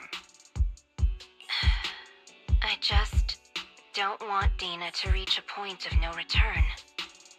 Hasn't she already reached that point with what she's doing? The formula for the Landon serum was lost, but a batch survived, and Dina was able to develop a substance that can be used for mind control. She's trying to combine the two to make sacrifices that would obey human commands. Okay, that's not good. If the dormant sacrifice and the remaining Landon serum are destroyed, we can put an end to this. Dina's concoction can't create sacrifices on its own. And the sacrifice core? That belongs to the creator, not her. Although I find Landon's methods despicable, I can't deny that the Exaltists and the Creator are leading us in the right direction. I just don't want Dina to spend her life trapped by her father's mistakes. No offense, but I find your protectiveness rather weird. I will confirm the location of the dormant sacrifice and find the chance to relay the information to you. I do not want any of my people to be going into danger.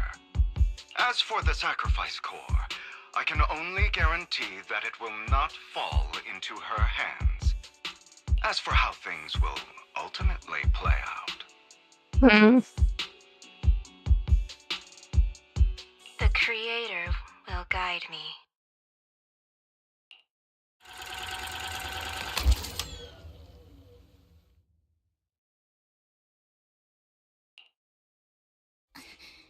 Camille was actually destroying the dormant sacrifice? Now Camille's actions make sense. But why did Hugo never tell us? Maybe not telling us is part of the plan. Hugo... he... Belle, Lycon said there's something urgent he needs to discuss with us right now. All right, let's patch him in. Master Proxy, I apologize for disturbing you. We have just learned that the Ravenlock family will host a banquet tonight. This banquet is rather special, as they're allowing members of their family to invite business partners to attend. With Hartman at the center of controversy, there are many members of the family who are eager to use this opportunity to replace him. The mayor has been spreading rumors of a young tycoon who inherited a sizable fortune and is looking to partner with a person from an old and influential family. This information has lured a young man named Burton from the Ravenlock family. So, you want me to pose as this tycoon and use Burton to infiltrate the banquet? Correct. And Hartman's study is also located within the venue. I see.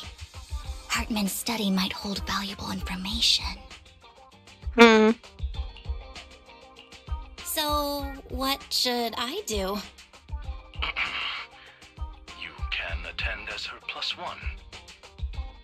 +1? Lord Oh Vivian, gosh. please go with me! You don't get her excited, Lycon. Master Proxy, it seems Miss Vivian requires your presence, so... Yes, just your presence will help me immensely!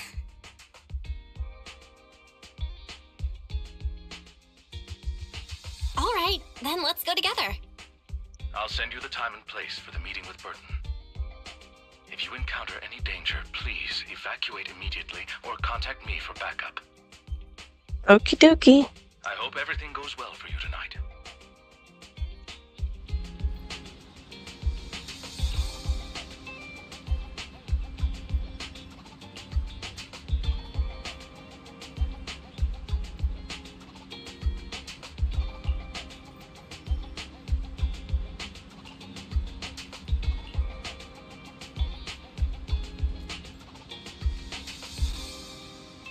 Should we watch an instructional videotape on formal dinner etiquette together?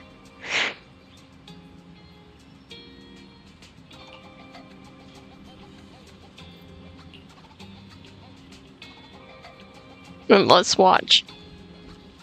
If I need to learn this etiquette stuff, I'll watch it.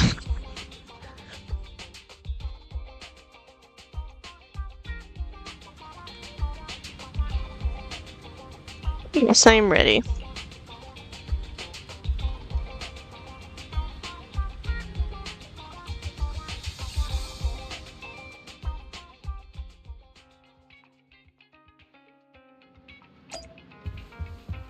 Do do do.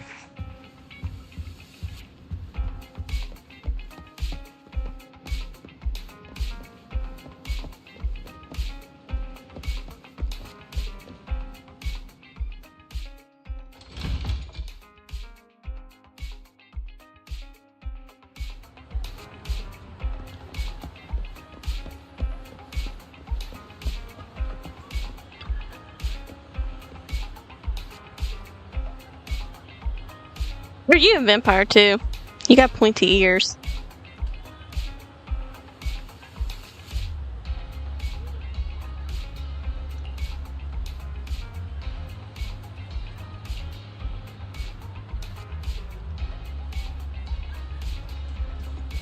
Give me a bodyguard.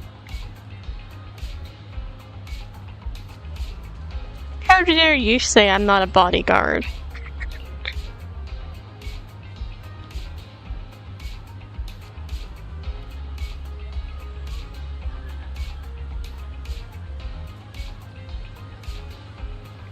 The Ravenlocks can protect me, no?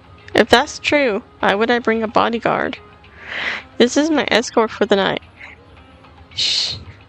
She heard the Ravenlocks are throwing a true feast for the centuries with plenty of delicacy not available anywhere else. She wanted to try some. You aren't so saying that you should not even allow your guests a +1, are you? Of course not. Since you're an important companion of Miss Vivian's, you're also my honored guest. Let's be off then. My chauffeur shall take you to the port, and from there we will take a speedboat to the manor.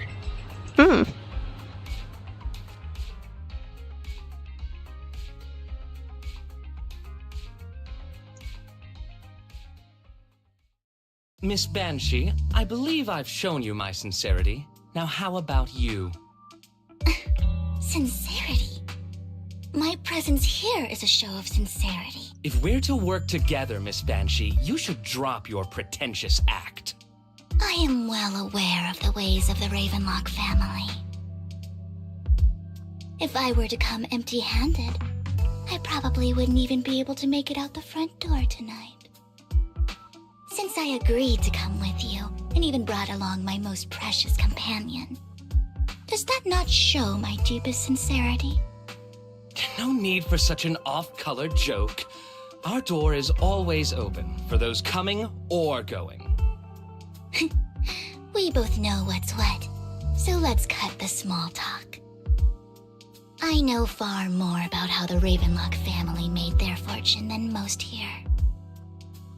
I am also well aware of why Hartman, despite such a massive scandal, still remains in power. Oh? Exaltists, blessing, sacrifice, Landon. Where would you like me to start? How did you know that? No, who are you? Don't be so tense. If I'm not mistaken, it's about time the banquet began. My companion and I are practically famished. Is this how you treat your guests? By letting them starve? Perhaps when we've had our fill, we'll remember where the sacrifice is hidden. You know where the sacrifice is? So, can we go get something to eat now? And I'm also looking forward to receiving a special dessert from you. We can discuss what you wish to know while we enjoy dessert. Of course. I wouldn't let such an important guest discuss matters on an empty stomach. As for dessert, I will prepare it myself, and I guarantee it will satisfy you. I'll come find you later. I wish you a pleasant evening.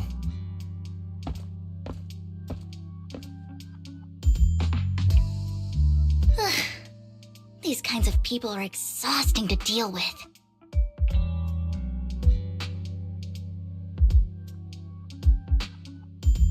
I really don't know how Hugo used to put up with it.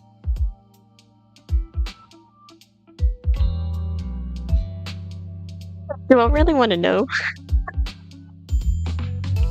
What did you mean by dessert just now? I couldn't really follow. Hugo taught me that bringing up dessert in such situations is a way of telling the other party they need to offer more. Okay. Fortunately, that old fox Hartman is terrified of losing power. And also, welcome, Gamer Pro. Welcome in. He's definitely keeping the destruction of the sacrifice and the fact that the sacrifice core is fake hidden from the other family members. Otherwise, Burden wouldn't have been so willing to raise his offer. Lord Phaethon, let's find Hartman's study when the banquet is at its busiest. All right, I've already taken note of the surrounding terrain. Once more people arrive, we'll enter the garden through the door in the corner of the banquet hall. Wherever you go, I'll follow, Lord. Of course. Of course he will.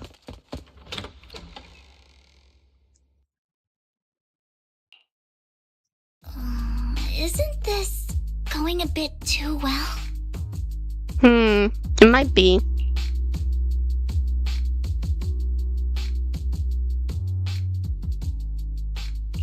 The security around the manor is really strict, but inside might be more lax. But just in case, let's tell Lycon. Right.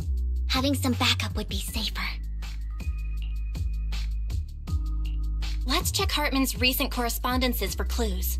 I still have concerns about the sacrifice core. Right. Though the core he gave Dina was fake, Hartman might have left a trick up his sleeve and hid the real one. Time to split up and look for clues. Then let's split up.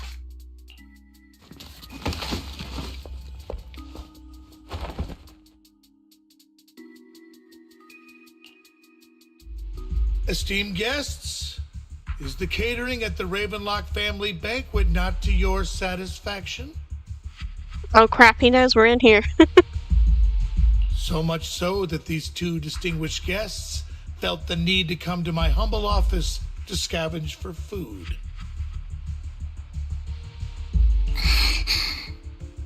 Don't want to come out?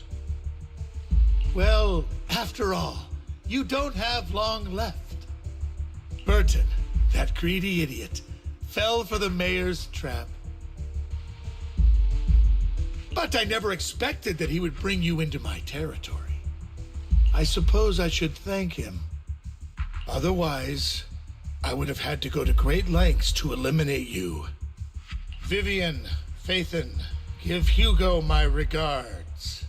Tell him I shall be taking the wealth and power of the Ravenlock family for myself. Well, we're in deep doo-doo right now. The bullet? How? Yay! It's the vampire. He finally shows his face. Dear uncle, why must we be so distant with one another? You can just tell me what you want to say directly. Hugo! Impossible! They're supposed to be dead! Uncle, you must know a Ravenlock will never stop until they get what they want. Did you really think I would be defeated so soon, when I have yet to trample you into the dirt? You filthy bastard! You only know how to resort to these petty tricks! Petty tricks? Perhaps you'd like to know what I managed to accomplish using this faked death of mine, my dear uncle. Yeah, we get to find out what he's been doing this whole time. Shortly before. Faking my own death. Hope it's all worth the theatrics in the end. It was just to keep Hartman off my back, but maybe I went a little overboard. The manager must be pretty shaken up. I should apologize at some point.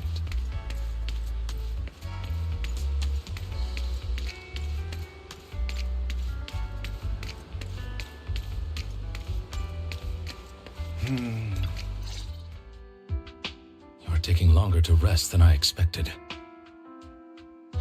Lycon, you think too highly of my physical capabilities. Well, thank you for your cooperation. I must say, if nothing else, at least your acting skills have improved. Why do you look so angry? You should be happy. We pulled that off together with flawless teamwork and managed to fool everyone. Drop your foolish facade. I'm glad you still remember the code we set all those years ago. And thank you for ensuring your sleight of hand didn't deteriorate. Oh, right. I should also thank the blood bag hidden in my clothes and our other props. Do you remember when we last used this trick? It was probably ages ago. Sometimes I really don't understand you. Have you never thought about what the consequences would be if I didn't understand your code? If I decided against helping you? Or if I just couldn't control my strength properly? You'd understand it. Of course, if things really did go awry, I had alternative plans. You wouldn't be so arrogant as to think I'd bet everything on you, would you? You're insane. Aw, I'm flattered. So what exactly is the purpose behind all this? Surely after going to such great lengths to erase your own existence, you don't just plan to hide here and reminisce about the past with me. Don't try to brush this off. I've already helped you enact your plan. Tell me the truth. Don't get your tail in a twist. I have more plans that require your assistance, so naturally I would not hide anything from you. Simply put, as things stand, whether as Hugo Vlad or as Mockingbird, I am doomed to die. Seems you've made quite a few enemies. As a member of the Ravenlock family, I negotiated with Edmund and managed to obtain resources from Tops for my future plans. I also confirmed what attitude they held toward your master, the Mayflower family. Meanwhile, I used my identity in Mockingbird to strike a deal with Hartman and gather information on their collaboration with the remnants of the Exaltists. That's where I got my intel on what Bringer left. Oh, by the way, the crime declaration letter that your dear mayor received, that was also sent by yours truly.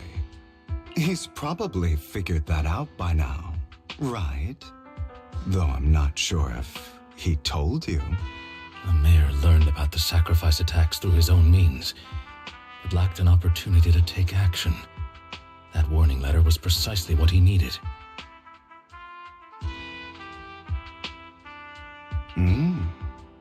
You aren't hopeless yet. How delightful. In short, I'm more well-informed than your lot because I get around, dealing with all these different important figures. But of course, it comes at a cost, it's only fair. After all, you can't hide the smoke from a wildfire. Rather than trying to carefully tame it and risk setting yourself alight, it's better to let it burn free. When I helped you put on your little act, killing you in front of everyone, you left the sacrifice core to Hartman. That was intentional too, then? Oh, yes. And it worked like a charm, didn't it? Now no one cares for me anymore, and all eyes are on Hartman. A perfect situation for keeping the Ravenlock family in check while dealing a cutting blow to the Exaltists behind them. Another crucial point is Vivian and Phaethon. I must sever any ties they have with me or Mockingbird. Although I feel bad for Phaethon about what happened, but it had to be done. That's the only way they would be safe, allowing the plan to continue. I noticed that you never turned your blade toward Master Proxy. So, those words you said back then were also... I will bloody my hands. I will carry the weight of my sins. I will become the Abyss. Obviously, it was all an act. My acting has always been impeccable, as you know. Hugo, you're taking such a tremendous risk. Why?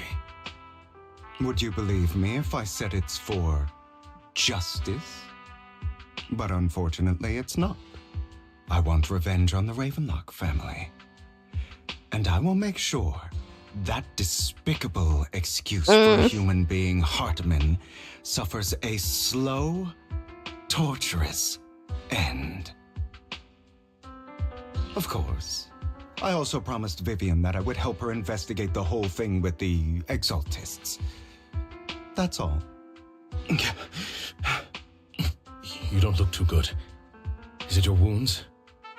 No. This is the first problem I plan to resolve. Lycon, do you have a place that is sufficiently discreet, quiet, and can take a lot of damage?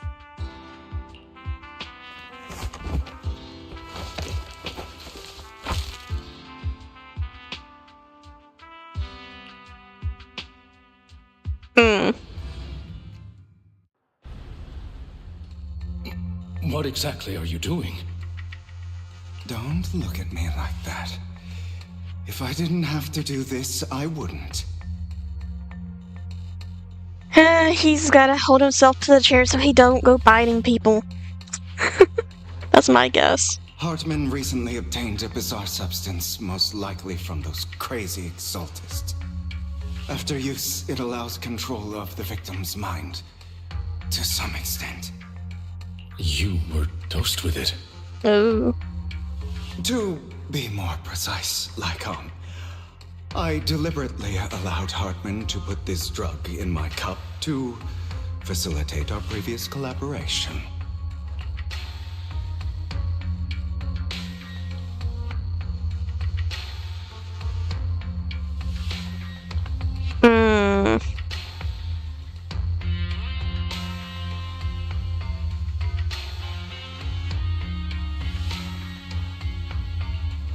After finding out about it, I quickly found someone to help analyze its composition.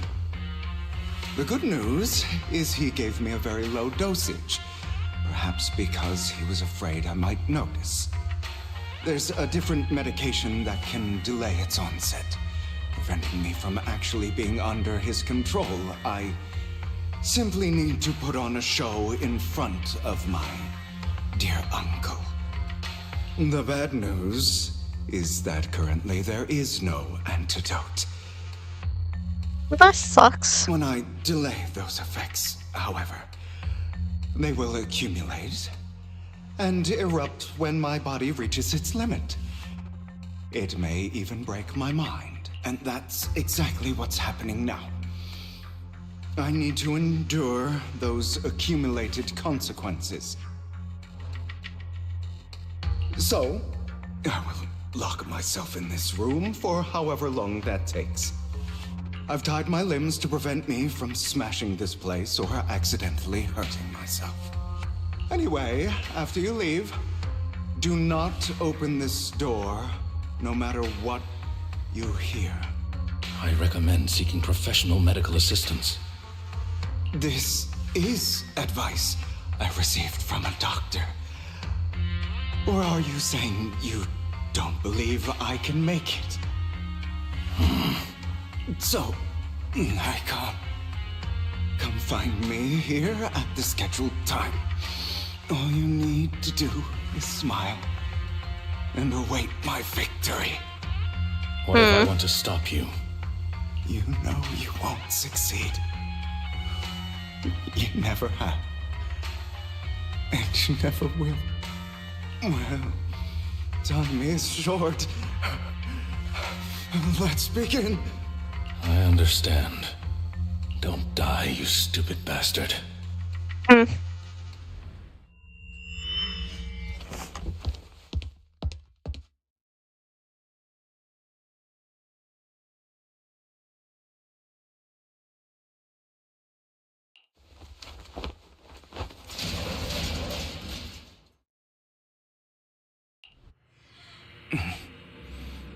Is this because the side effects haven't worn off yet?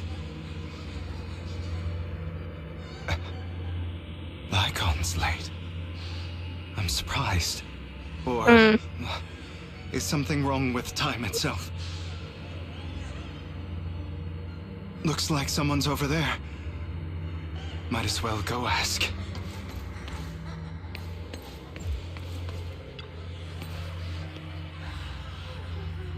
It's all your fault. Why were you born with those eyes? If it weren't for you, I wouldn't be in this mess. I had made it. I endured for so long. All those years of planning. I was close. He already agreed. You. Go and beg him to reconsider for me, okay? Tell him you'll do anything. Tell him to take me back. No. He won't want to see you now. You can't go and see him. Mother. It's all your fault. I wish I had never given birth to you. That's harsh.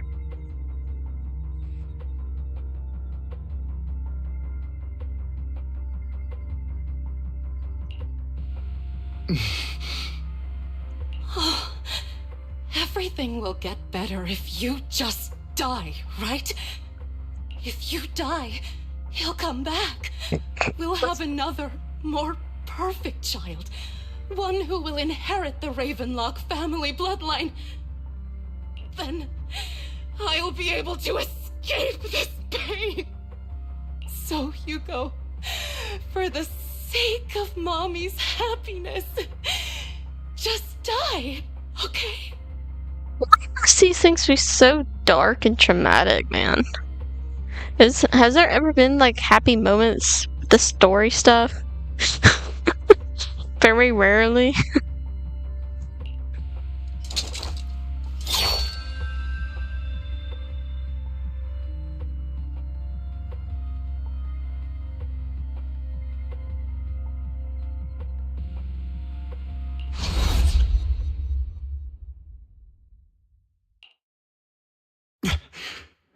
So, I wasn't awake yet after all.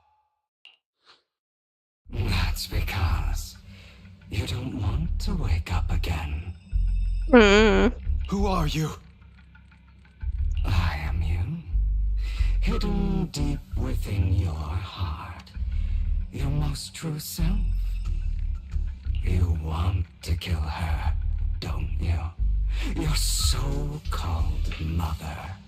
Every time she beat you without reason, when she tried to gouge out your eyes, when she sold you into that hell, laughing all the while, you wanted to be the one to end her life.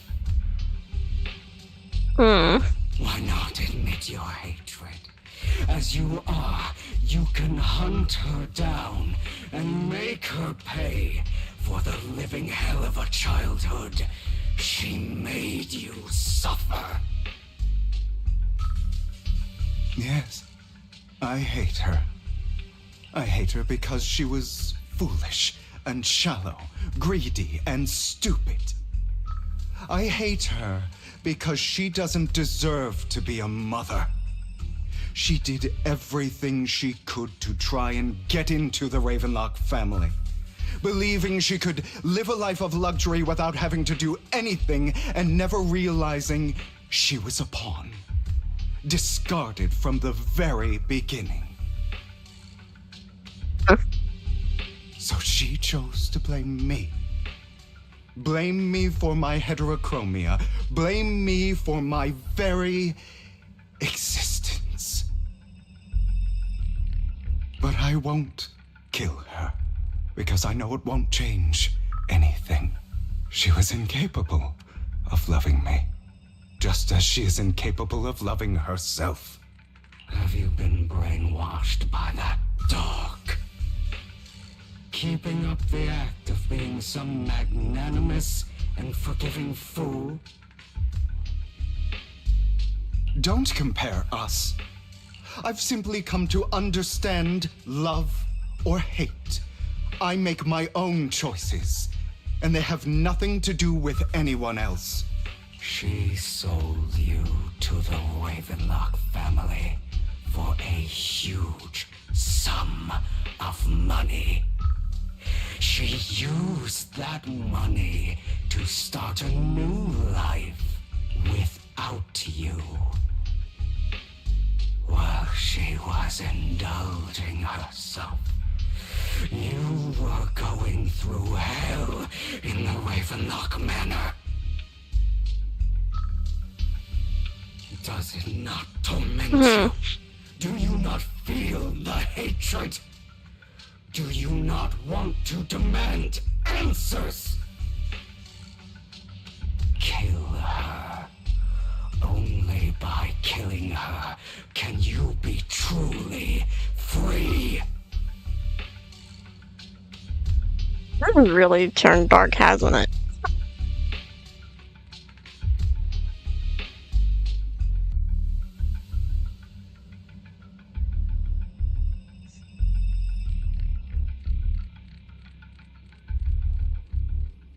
I knew it would get dark like this.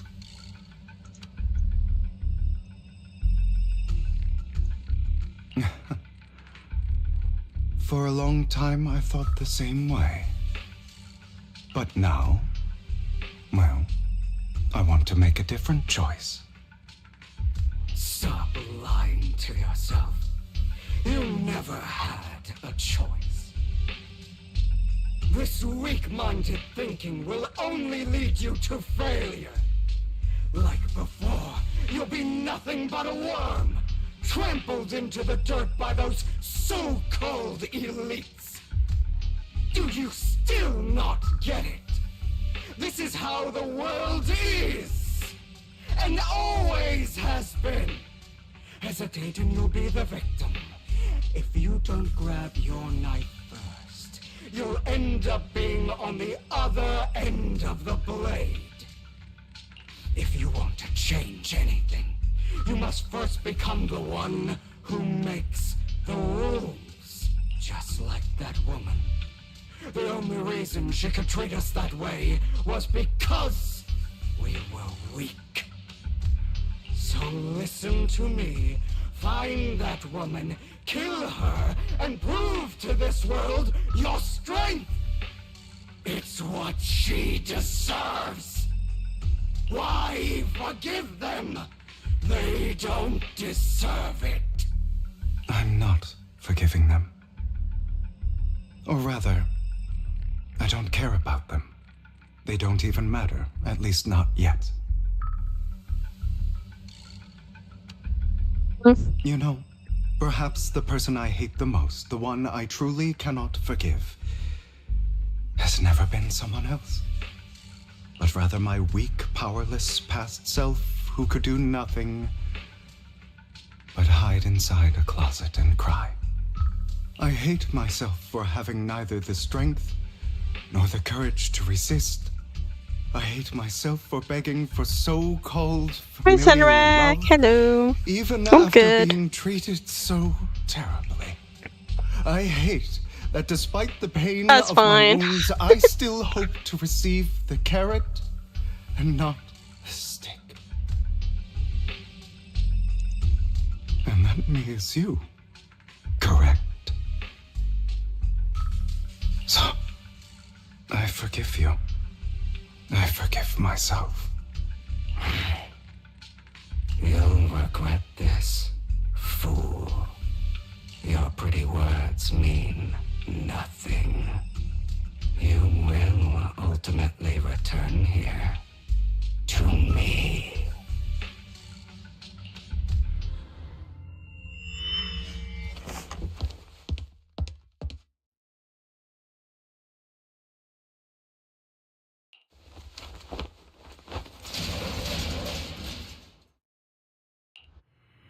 I see. This is still an illusion. Hmm. I wonder who's going to show up this time.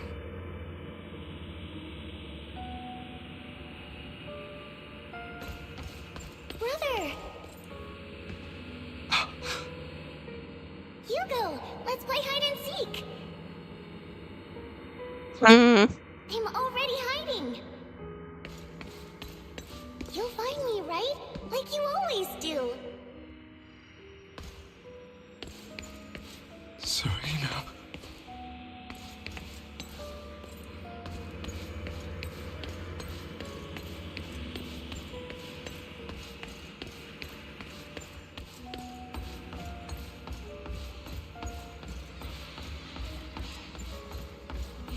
You're looking in the wrong place. I found an even better hiding spot this time. Harder to find than any place you showed me.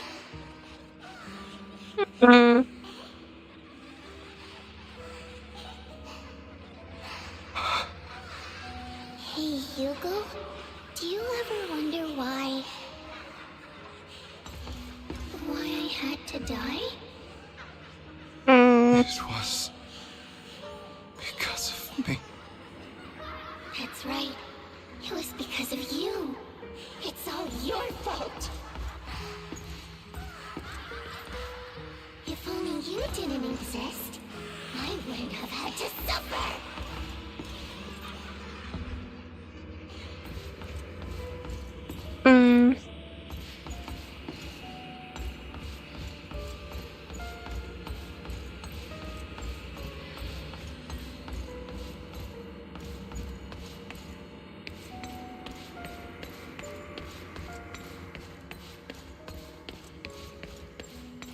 Still looking in the wrong spot.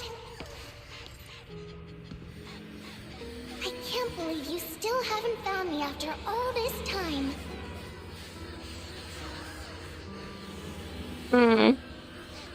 Have you forgotten about me? Apparently not. I haven't forgotten. It's okay. I'll forgive you. I'll still be nice to you, just like before.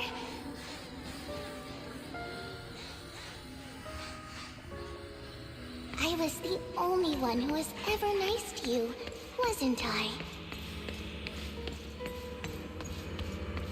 Yes. Then tell me, why do good people always suffer? Why is kindness always punished instead? Tell me, Hugo, why?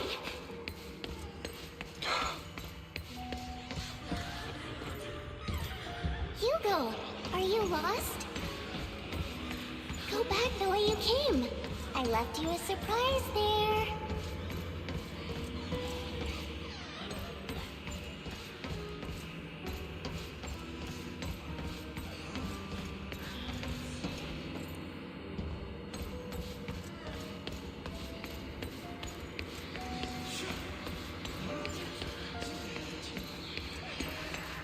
I have to go in the place? Oh, there we go.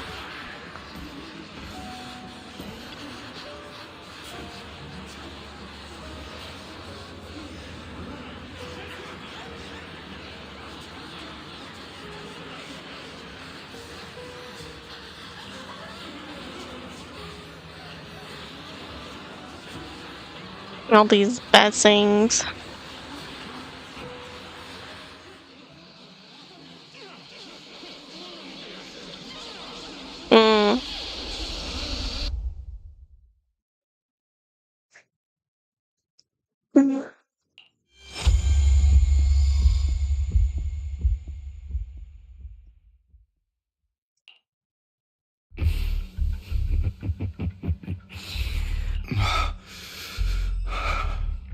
We meet again, my friend. I told you, I am you. The side of you that you've always tried to deny existed. Of course. I know. This time it's about Serena. Right? Yes, your half-sister. And the only child in the Ravenlock family who was kind to you. Unfortunately, it was her kindness that led to her untimely death.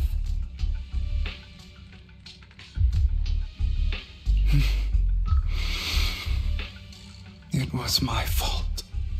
I don't like the way you blame yourself, because that means I'm to blame as well. And I don't think I did anything wrong.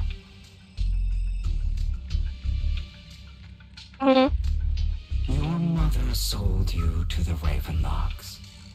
And your father, he saw your talent and wanted to use you to push the other children into competing with each other. My brothers and sisters wanted to get rid of me from the moment they first saw me. In their eyes, you were no more than a slave. But Serena dared to treat you, a slave, as if you were human. And so, she was fated to die. They tried to kill me many times, but I was careful, and they did not succeed.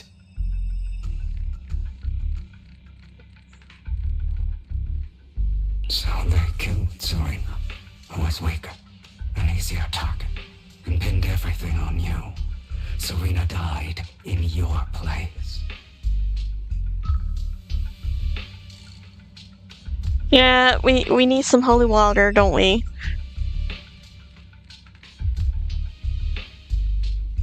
Those cruel brats thought that by reporting this to Father, they could use it to get rid of you, a rival who threatened their positions. Yet, not only did Father not blame you for the incident, he praised you for it. In this world, only the ruthless, cruel, and merciless can stand at the top. And that's exactly what you managed to live up to, no? You found a perfect opportunity thereafter to catch the ringleader of the group who framed you and almost beat him to death.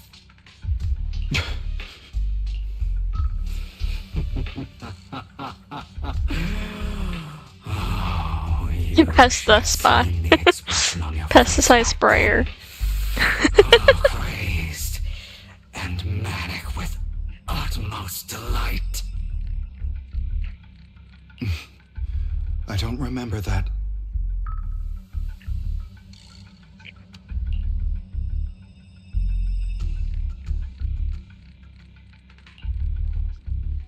Here you go again, trying to deny your desires.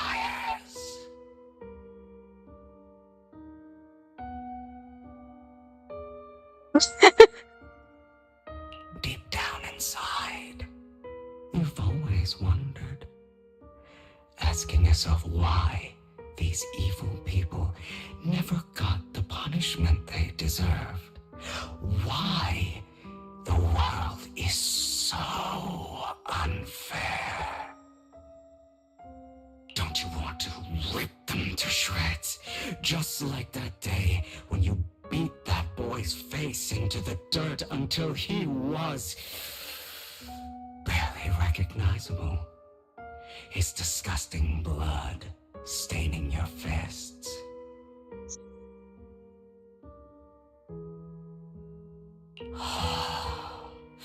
Recall your exhilaration, your cathartic release of rage, that outpour of hatred. That victory belongs to you. You deserve it. Those brothers and sisters of mine are all dead. I cannot take revenge against the long deceased. They died by Hartman's hand, dying in the power struggle to become the Ravenlock family's heir, rather than by our scythe. Boring. Boring? I find it hilariously ironic. Children who would murder their own kin for scraps of power dead at the hand of their uncle who followed their example. Is that not karma? Power struggles pitting kin against each other, betrayal, suspicion, and hatred between people of the same blood. It's like a curse written into the Ravenlock family's genes. Laughably stupid. Don't forget, my dear, that the same blood flows through your veins.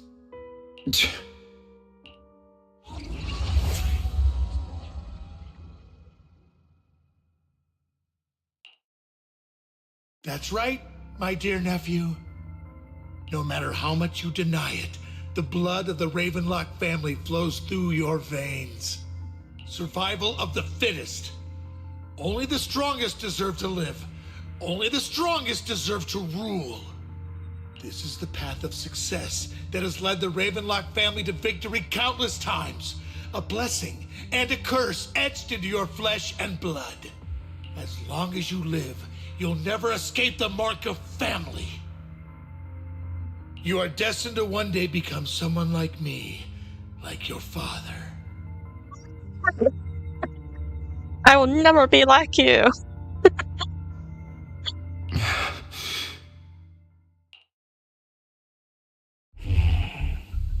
Is that fear I sense? I can see you trembling. Why does the Ravenlock bloodline terrify you so? I won't become like my father. Never.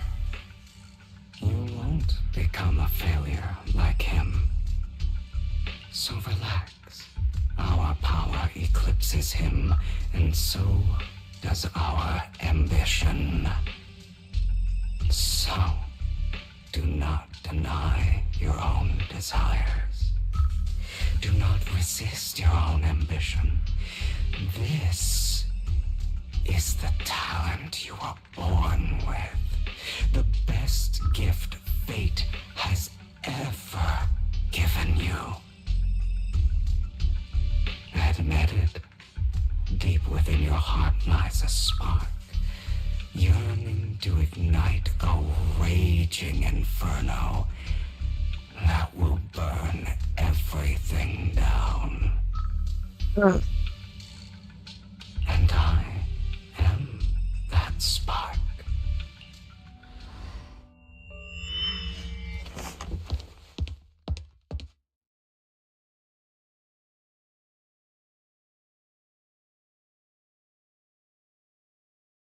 Is he still in his dream state, though? He done been through this a couple of times here. Lycon. Yep. But that's Never not real thought I'd be Lycon. this genuinely thankful to see you. This ain't the real one. We're still in the weird days. Seeing you means this never-ending nightmare is finally over, right? Wrong. Why did you break our oath? Why did you use me? My eye and these legs. They were all your fault. You know you are exactly like your father. I don't want to hear something like that from you. You have no idea what that man, my father, is really like. A person who stops at nothing for their own interests and ambitions. Just like what you're doing right now. And what do you think I'm doing this for? All of this was part of your plan. You knew where the Ravenlock family was going to be, so you set Mockingbird's target there. To seek revenge, you plotted to assassinate your own father, but he was too vigilant, and you failed. After almost being assassinated, your father was furious and locked everyone in the hall, but was unable to find the assassin. And what a coincidence that a hollow disaster just occurred in the vicinity.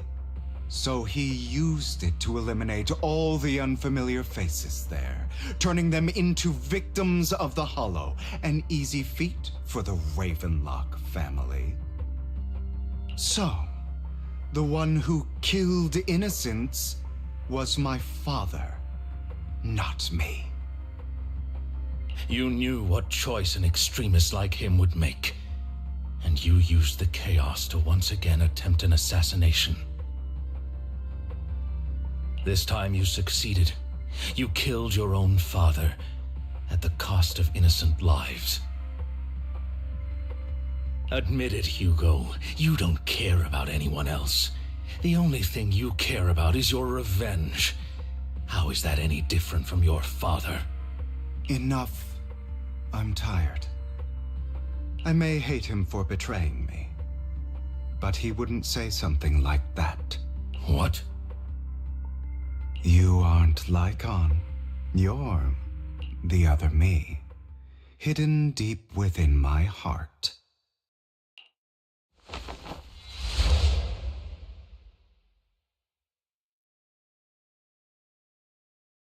Mm-hmm.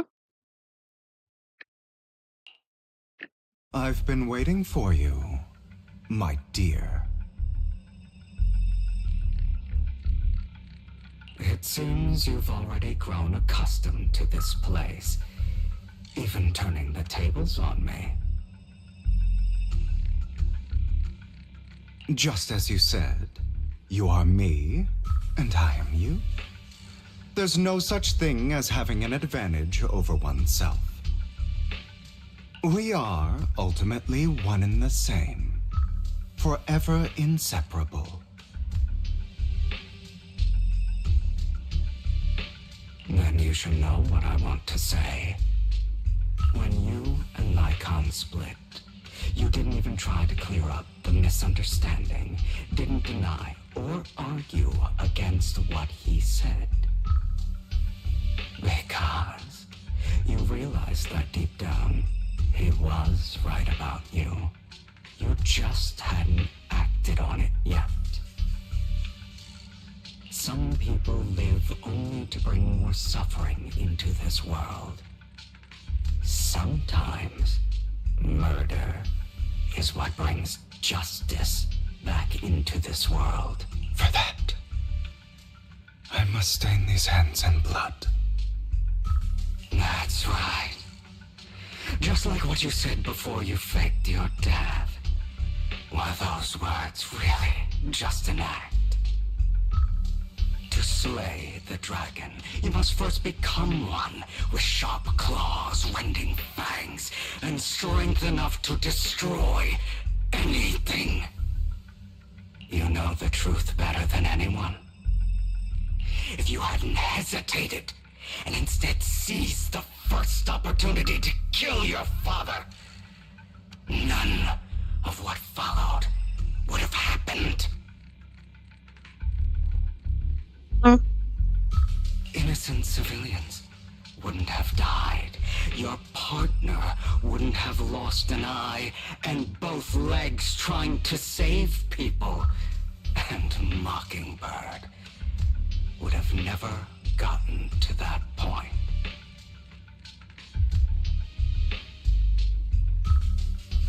You can save more people. Save good people.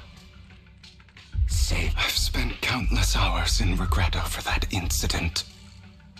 So why not submit to your true nature? You want to be the judge, jury, and executioner of this world. And you can. I wasn't responsible for Father's death. The true mastermind is my uncle, Hartman. His schemes to kill the head of the family were all so he could take control. Mockingbird was simply unlucky enough to get caught up in it. So, for a behemoth like the Ravenlock family, with its roots so deep, a single person's death, regardless of who that person is, wouldn't change anything. Of course, whether it's Tops, the Mayflower family, or even the entire world, it's actually all the same. I refuse to be dragged down by pointless hatred any longer. You foolish, stubborn idiot. Do you understand the power of hatred? Have we not come this far precisely because of it? Or are you going to follow Lycon and Jack's twisted logic? Come on. You don't actually trust anyone? Otherwise, why would you hide this whole scheme of faking your death from them?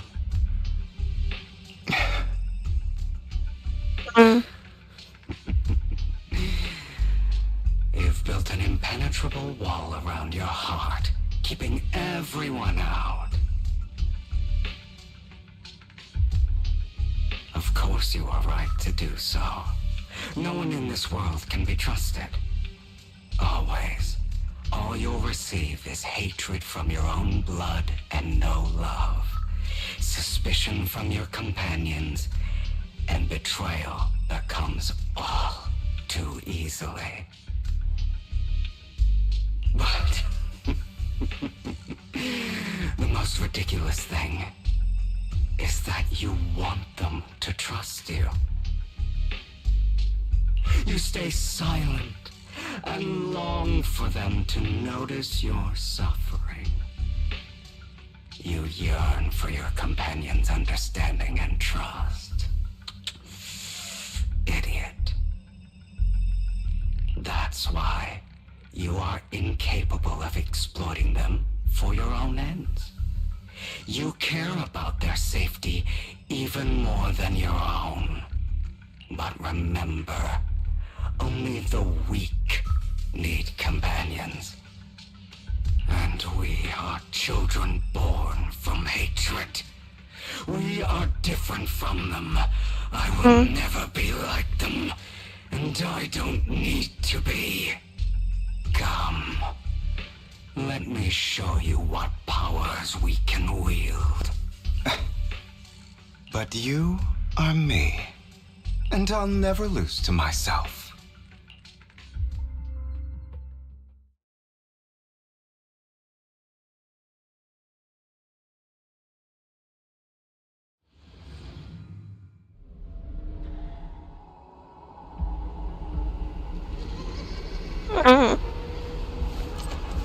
This is a funky place.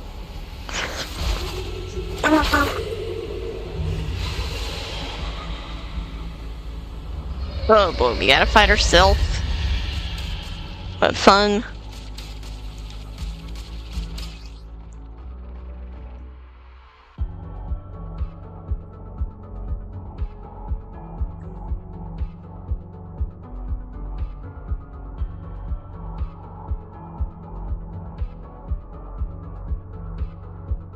Think about all the injustice you've suffered. If you choose to forgive, you're betraying yourself. You know that. Letting you consume me would be the real betrayal to myself.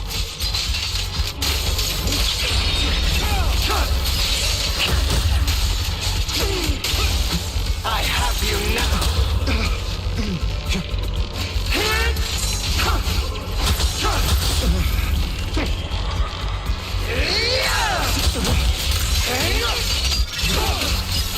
Take from me.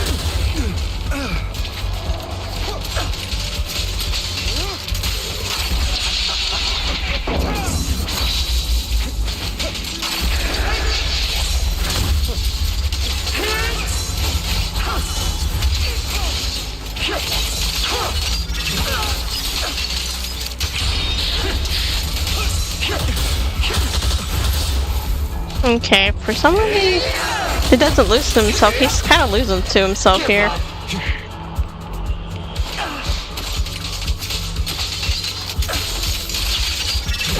You're just afraid to admit it.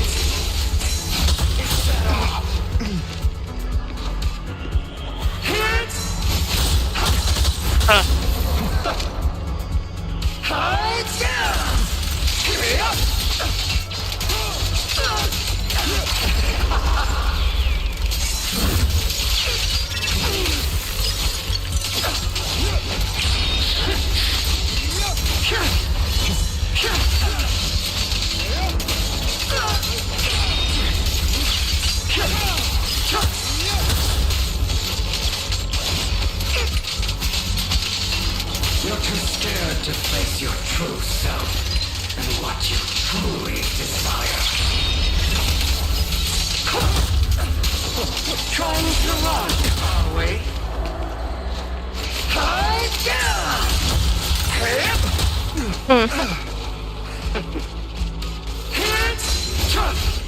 Prepare to kneel before me.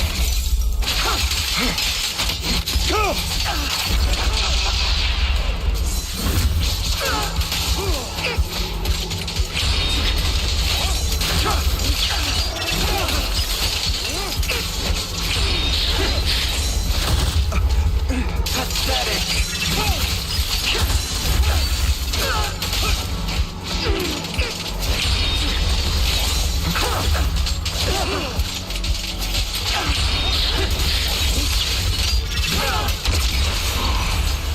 Are you trying to kill me? You think you can just get rid of me? I was trying. Without me, you are nothing. For what it's worth, thank you. Don't be afraid. You and I are inseparable. You're part of me, just as I am part of you. Fancy words won't change anything. No. It's not just platitudes. I finally understand now. Some pain only fades when it's seen, when it's accepted. So I won't fight you anymore. I won't hate myself anymore. Weakness, hatred, malice, strength, forgiveness, justice.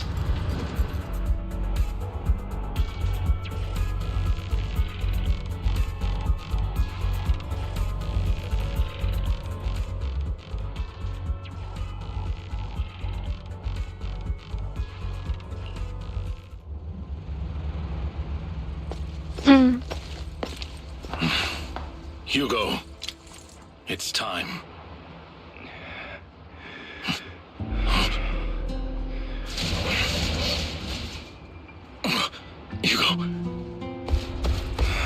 Hugo, you... Did I scare you? I made it through. I won. No praise for me, my dearest partner.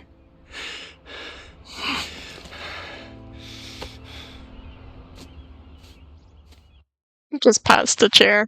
Like, good job.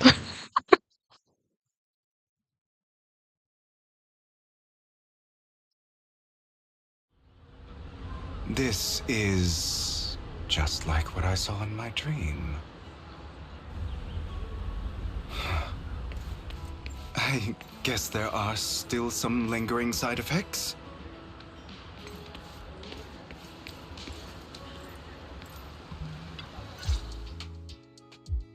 Ah, my former partner. You're still as punctual as ever. Are you sure you are fully recovered? How about we fight? And I'll show you how recovered I am. I refuse to fight someone who is in need of medical attention.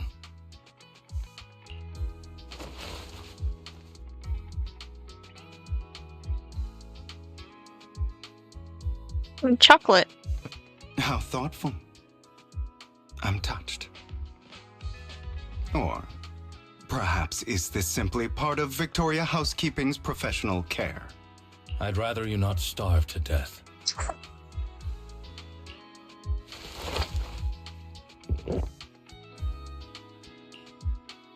Not to your liking. I'm fairly certain this is the same kind as before. No. I've just gone too long without food. It feels a bit uncomfortable. Either way, thank you. Now tell me, what exactly happened in the warehouse? Just going a bit crazy from... you know what? Were you expecting anything else? But I did have a very long dream. A dream about many things from the past. If I had to put it into words, it would be like giving myself psychological therapy. You seem like you could benefit from some too. How about it? Want to book a session with me? Trust me, I'm a pro. Seems you really have recovered. Yeah. He's like, yeah, you're fine now. Being sarcastic. Well, of course. I'm feeling pretty great right now. Like I could argue with you all day on every petty detail of who exactly was in the wrong back then. Oh my gosh. I wanted to ask, what you said about Mockingbird before, when you faked your death, was that part of the act?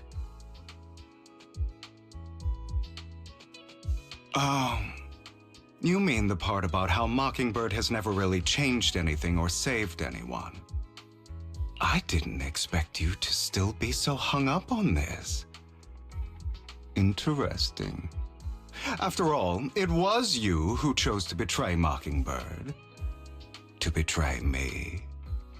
Just as I said before, I never considered Mockingbird a failure. Perhaps Mockingbird deviated from its origins, but it has its value. You shouldn't reject the things you've done, or Mockingbird. I have contemplated this before.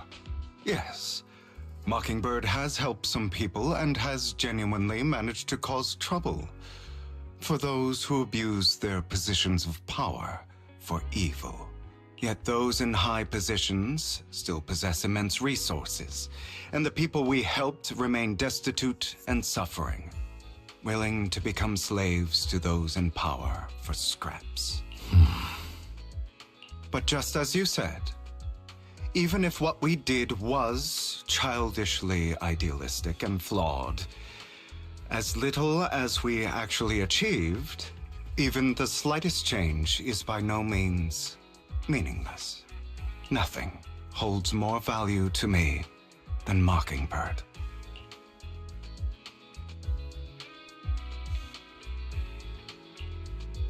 All right, let's catch up later. I still have things to do and need to wrap up my plan. I thought you would rest up first. As much as I would prefer that. My dear uncle and the Exaltus fanatics likely would not give me such an opportunity. If all has gone to plan, the fish will have taken the bait already. And if everything goes very well, I'll soon have solid evidence of the Ravenlock family's crimes. Well then, thank you for your assistance, former partner. Let's part ways here. I'll go with you. Lycon, surely you don't think that because I just recovered, I'm too weak to deal with those useless fools. Hartman's actions will disturb the safety of New Eridu. As I serve the mayor, I should intervene. Very well, whatever. Let's go. And don't slow me down.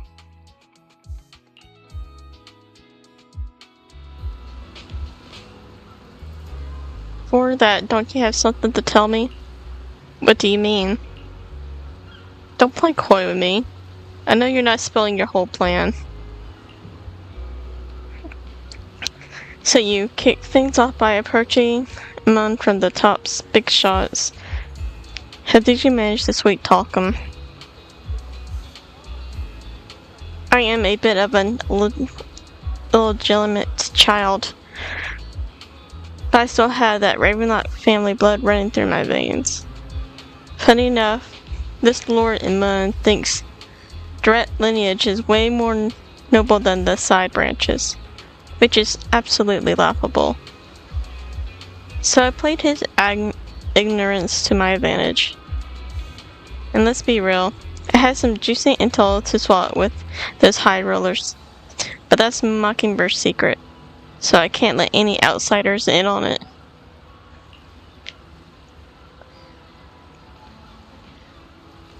As the sacrifice core from the mayor's lab your handiwork too? You could say that. Its security there is no joke. so I had to leverage talks for some extra intel. After all, as you know, they got plenty of moles planted next to your mayor. And it was you who threw the sacrifice core up for auction to lure in the Exaltus. You knew they'd be all over it. Yep, I embedded the sacrifice core right into the robe of the heroes. They actually match perfectly nicely, don't you think? Classic you. I heard that after the auction they found a stash of counterfeit Denny's. Feel free to take a wild guesses, but honestly, I think those Denny would rather be out in the wild than sitting in those hotty-toddy accounts.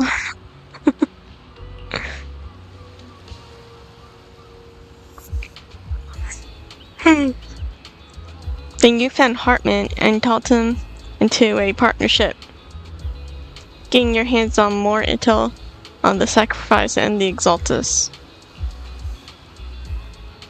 After that, you shot that crime warning letter to the mayor, giving the city legitimate reason to spring into action. Yep, that was spot on. Look at you, a real genius over here.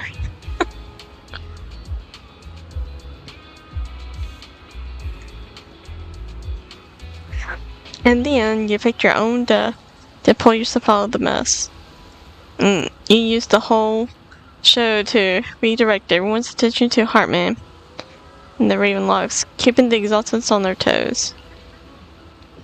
Hold on a sec. If that's all there is, why did you let Hartman slip you the drug?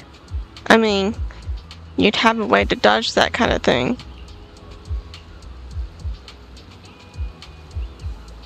I got something I've been keeping under wraps. Actually, I teamed up with your beloved mayor. What? When it comes to stopping the Exaltus, the mayor and I are at the same wavelength, so we totally collaborate. What you should be wondering is why he didn't clue you in on this. The mayor must have his own reasons. If you can convince yourself of that, more power to you. Just know, if you ever want to swing back... Oh, darn it, I skipped too soon. I'll make sure to turn you down gracefully. I guess if he ever tries to come back, he's gonna turn him down.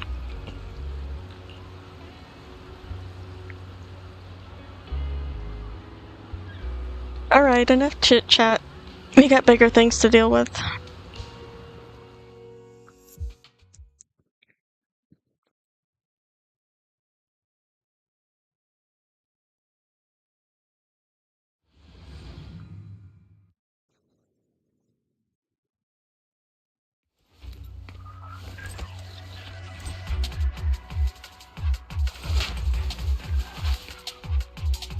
I'm sure you've heard about the missing workers from companies under the Ravenlock family, too.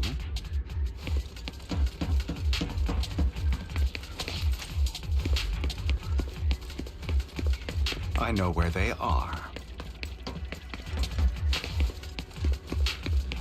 Those are Ravenlock's men. The workers with them are the victims who were tricked into going into the Hollow.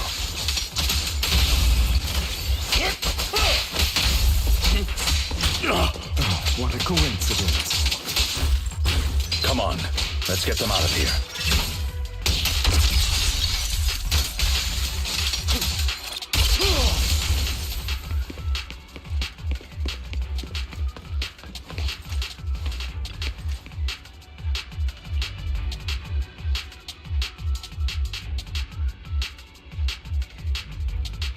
Hey, Sadrak.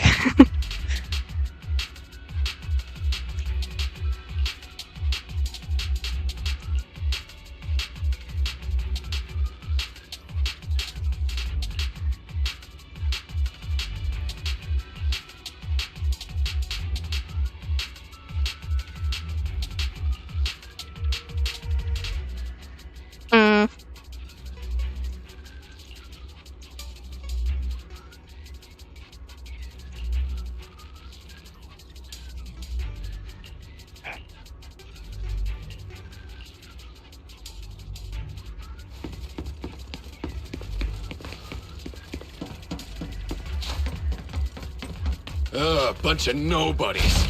Annoying as hell. Kill them! You're welcome to try. Allow me to read your soul. Don't get hit.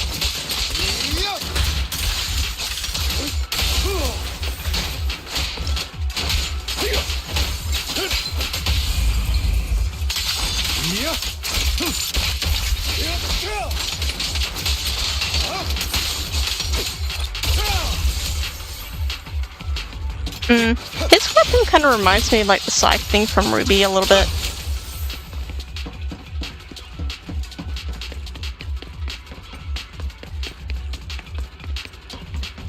More workers here. And quite a lot of them.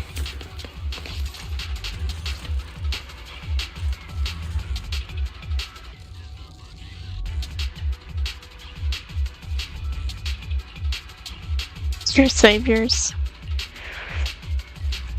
You're welcome.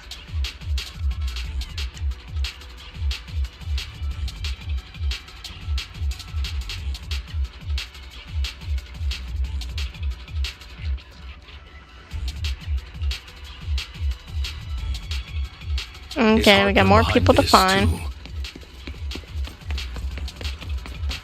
Of course. He threw them into the hollow like offerings for the Exaltists. To him, those workers are just another...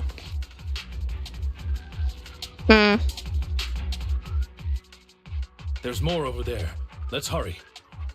It's different this time. Don't rush in. Let's listen in on what they're saying first. I still need more direct evidence to ensure the plan is absolutely foolproof. The compensation you promised. It's all real, right?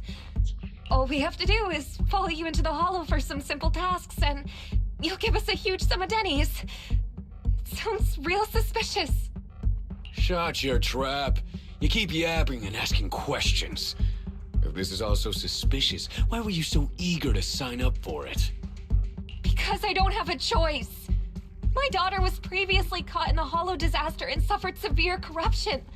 The treatment costs have completely drained our family's savings. So that's why... Dang.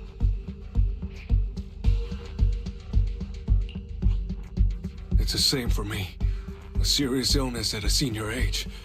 I need the money. Who would risk taking a job like this unless they were desperate? I'll do it. No matter how suspicious. As long as I can get paid, I'll do anything. Even risk my life.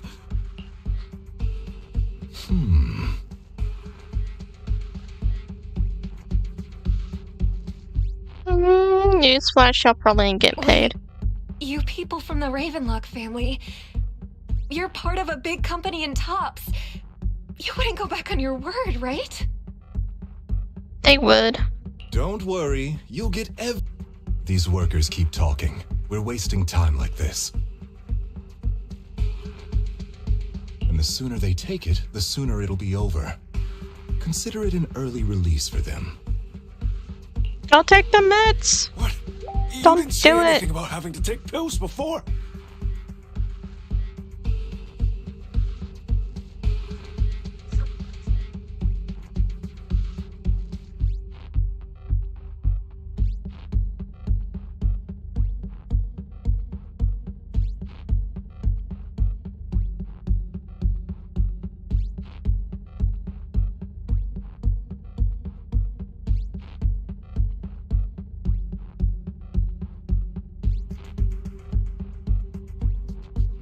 Look, this is good stuff, all right? It'll increase your ether aptitude. There's tons of people who'd kill for something like this.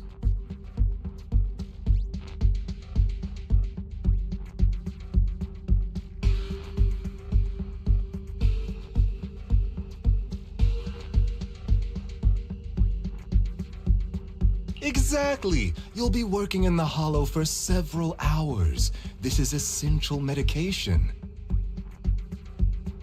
You have to take it before we continue. If you refuse, then you can forget about the job.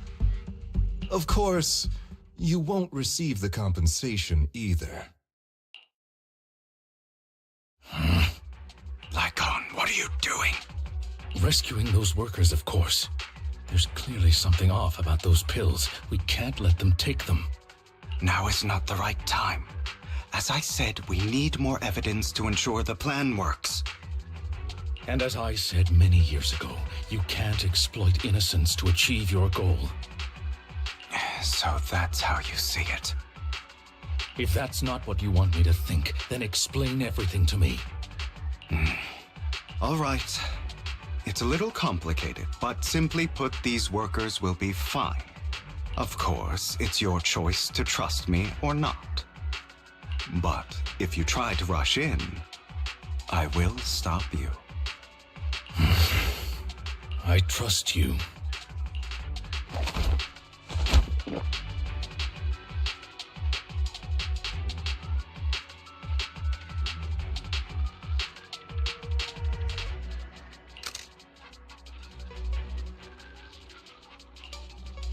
All right. That's the evidence. Now we can go and beat them into the ground. So as much now as you we want. can. Don't forget, you owe me an explanation. Also, don't overdo it and kill them. Even if they're the worst of the Ravenlock family.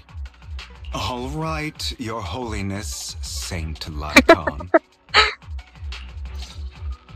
Who the hell are you? Why don't you take a guess?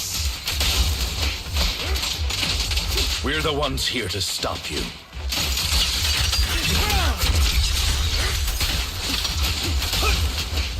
Can't remember the last time we worked this well as a team.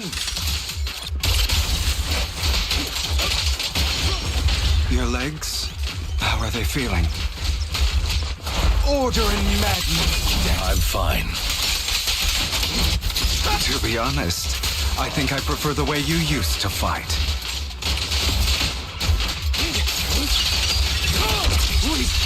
You had a lot more aggression. I've merely learned to control my strength.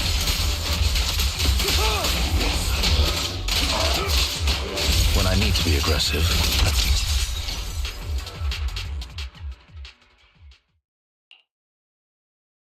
God damn it! Who the hell are you? How dare you mess with the Ravenlock family? Ravenlock. Savor the name while you can, for it will soon cease to exist. What's that supposed to mean?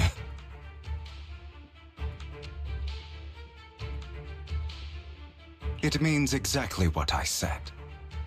I think this might be good for you. Sever your ties while you can. You still have a chance to walk your own path. The family's honor comes above all else. Is that really what you think? I saw the compassion on your face just now.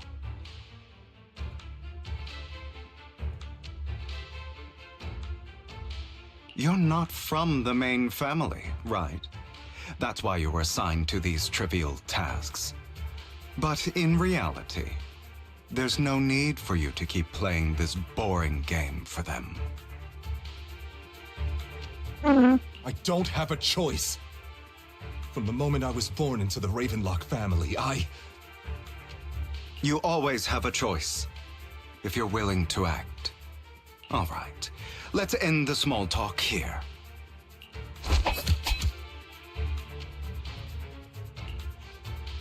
Don't worry, Lycon. I didn't hit them too hard, just enough to keep them quiet. How's that? My acting's pretty good, right? As always, a certain someone should take some lessons from you. I'll leave the rest to you then. Okie dokie. She was in on it the whole time.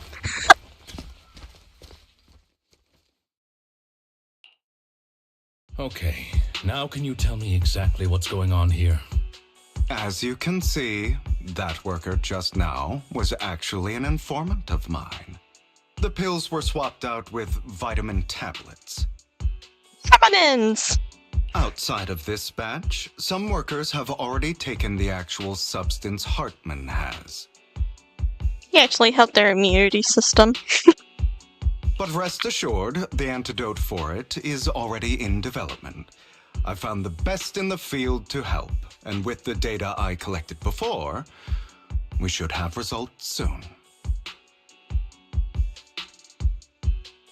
I wanted to ask, the reason you decided to lock yourself in a room and endure the effects of the drug, besides getting evidence, it was also to collect data on this drug in order to create an antidote, correct? It seems you're not completely beyond hope. I thought you were just being stubborn.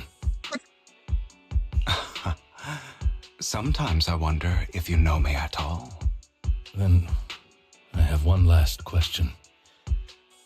Why did you never tell me any of this back then? The truth is, I heard everything. That entire conversation between you and Jack. Before he passed away in that small attic. When Jack called you aside and gave you those warnings. When he told me you might go down the wrong path? That's right. You never said anything. What would I even do? Scream and rage over your suspicions, or get on my knees and beg for you to trust me?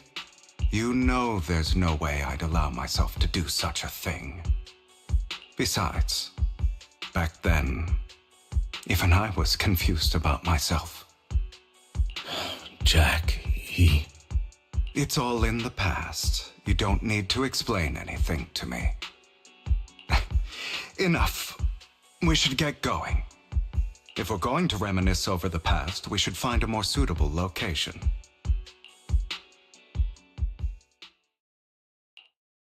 Nikon, that incident back then, I didn't do it. It was a scheme Hartman devised to take over the family. It was Hartman who killed my father, too. I only discovered the truth long after the fact. I did indeed attack my father, and I thought he was dead.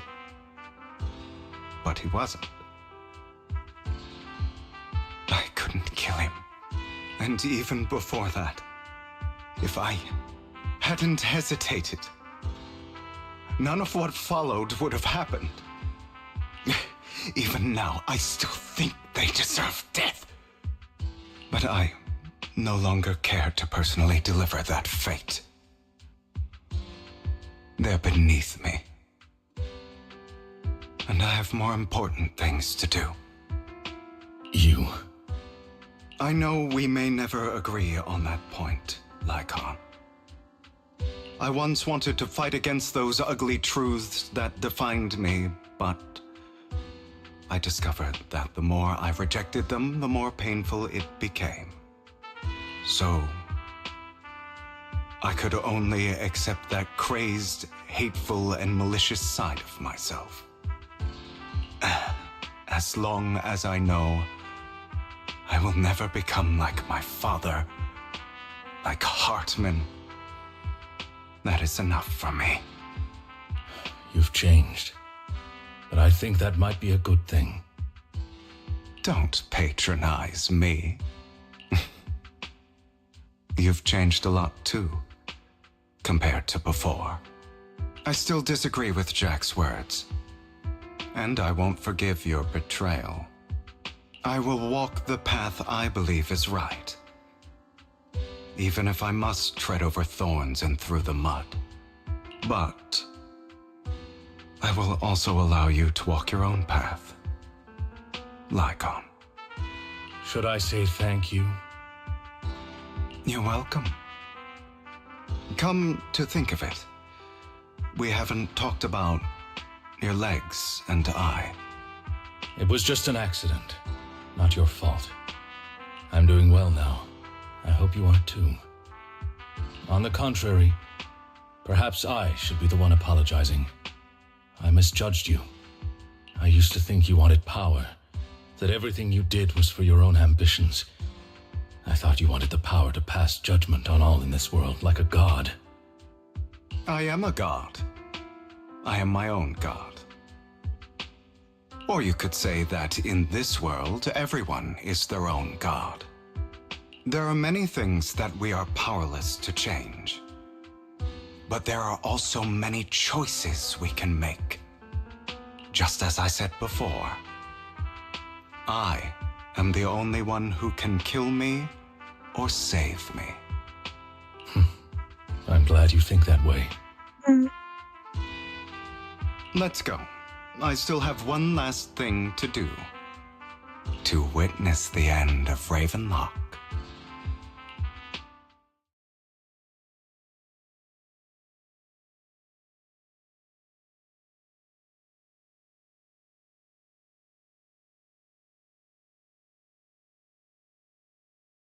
You really think you can take my place if I die?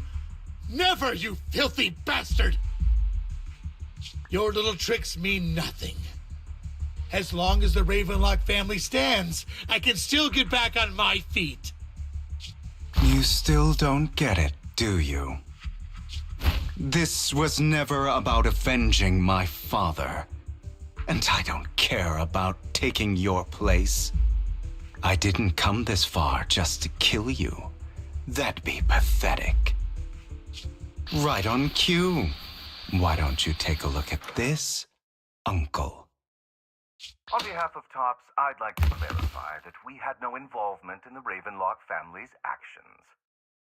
TOPS is officially terminating all partnerships with the Ravenlock family, effective immediately. We will have no further affiliation with them. Are you crazy? What the hell do you get out of ruining the Ravenlocks? You want to be a petty thief forever? Thief? Oh, Uncle. Allow me to reintroduce myself. I'm the name people whisper about. The one who robs the rich and gives to the poor.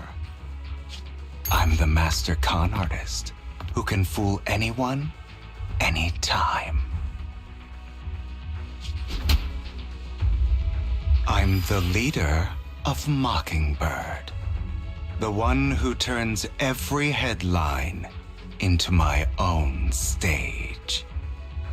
I have friends who'd catch me if I fall, partners who'd shed tears for me, and allies who always have my back. I am Hugo Vlad. You're the one who needs the Ravenlock name. I never did. You ungrateful bastard! You should have never been born. How many times have we heard that? You flatter me. Same goes for you, Uncle.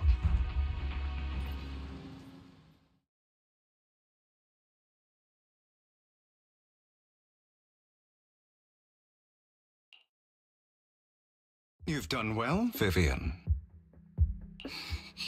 You had better give me an explanation. And here I thought this would be a touching reunion. What's with all the anger? Hugo, I'm a member of Mockingbird too. She thought you were gone, man. She cried over you. And I mourned your death. Listen, Vivian. I don't want you or the people you cherish to get caught up in danger because of me. I've always been selfish, so I don't hesitate to use you all as variables in my plans. But it is because I am selfish that I also don't want my failures to affect my treasured companions. In any case, if you were in the same position, would you not make the same decisions? Lycon's taking care of everything outside. We should go. Also, Belle, thank you. And I'm sorry for the whole act where I threatened you. It was the only way for Hartman to drop his guard against you and leave you be. I, Hugo Vlad, am forever indebted to you.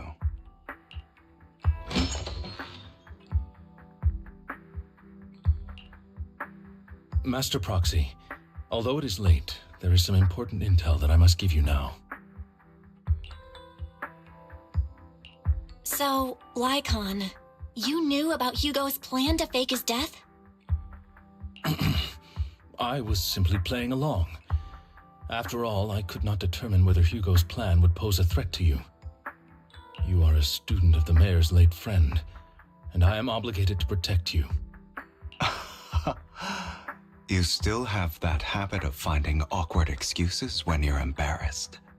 Mr. Hugo Vlad, if you have any important intelligence to share, please do so with haste. I need to return to rest before midnight.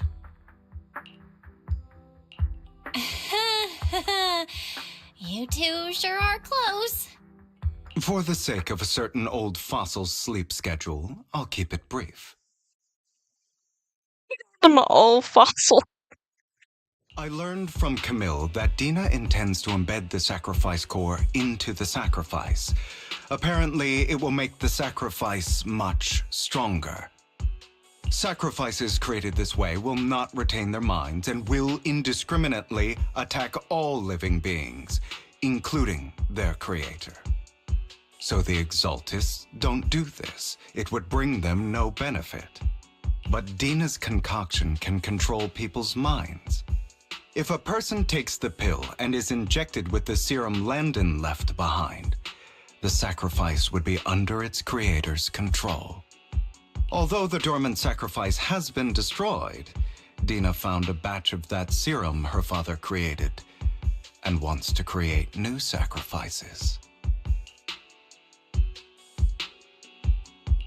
Never mind the sacrifice. Hartman's sacrifice core is a fake. We don't know where the real one's gone. The real core has always been here. Here? In Lord Phaethan's video store? Vivian, do you remember when I suggested you give that collectible to our dear Proxy? I remember. But that was just an ordinary pendant. And I've met the person who submitted it. She has absolutely no connection to the Exaltists. How about our dear Proxy take out that pendant so we can take a look?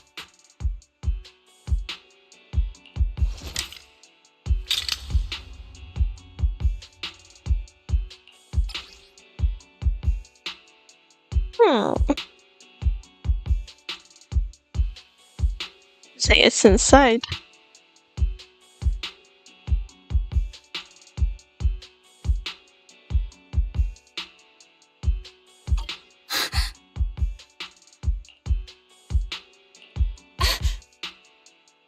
Shock. I'll take your surprised expressions as a compliment for my little trick. I will hand over this core to the mayor as agreed, since he fulfilled his promise to protect Vivian and the manager while I was pretending to be dead. I won't go back on my promises. No wonder the mayor would promote rhetoric favorable to Mockingbird. I can't believe I thought he was actually being sincere. Since we have the sacrifice core, all we have to do now is stop Dina from using innocent people to make more sacrifices. Yes, and we need to destroy the last batch of Landon's serum. Hopefully with no options left, Dina will give up her obsession. All right, that's the important stuff. I'm going to go and confirm where Landon's serum's been stashed.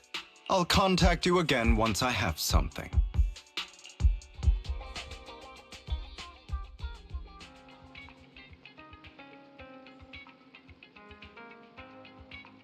Was there on Lacan? Weren't you in a rush to get back and rest? Yeah, like you were going to turn into a werewolf after midnight or something. How are you feeling now? Relax. I'm not kicking the bucket just yet. But you look a bit more run down than before. Just getting over something nasty, that's all. Risking your neck like that wasn't exactly smart. Maybe you should have... I can't remember what I said back when I faked my death. For a permanent and absolute victory, we must endure the pain of cutting away rotten flesh and preserve to our darkest hour before dawn. Not wrong, sure. But what's arrogant enough? Instead of playing God and picking who lives or dies, I'd rather just do what I can do. Because at the end of the day, a person can only shape their own destiny, nothing more. You really come a long way. Well, I appreciate the compliment. You got a lot of explaining to do. No more secrets. I will. I'll lay it all out, I promise.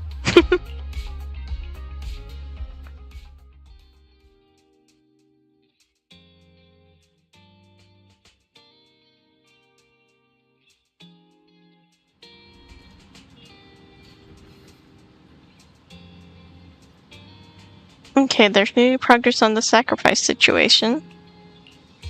I found large batch of unused sacrifice serum.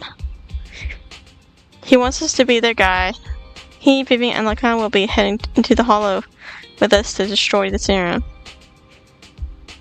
And I'll use the HDD system this time to head into the Hollow with y'all. Tell me when you're ready and remember to bring Eos with you. I'm ready.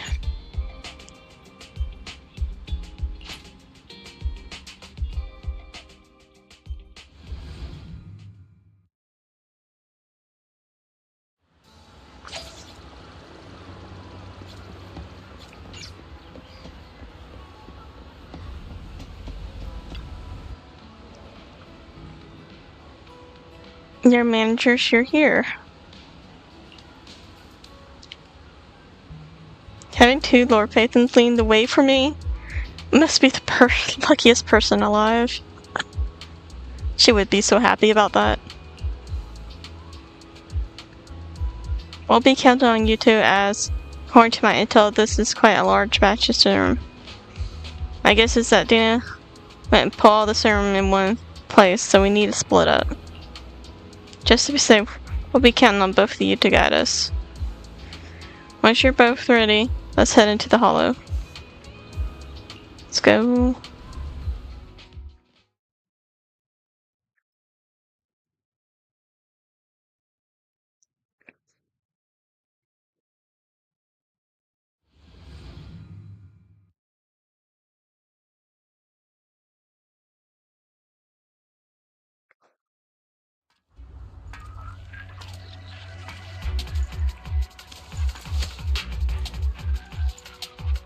Landon's stash should be somewhere nearby.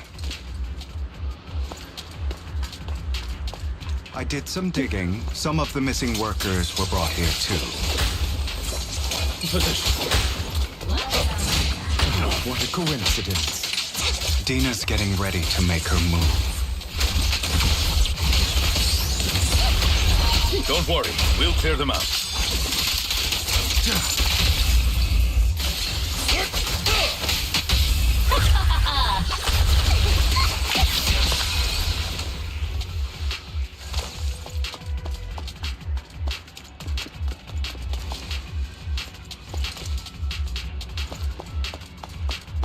They're trying to destroy the goods! Stop them!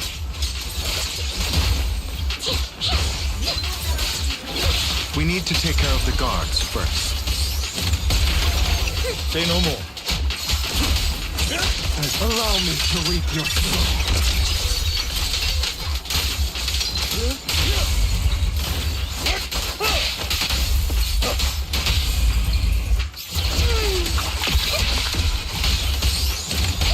Some of the serum is stored in this warehouse.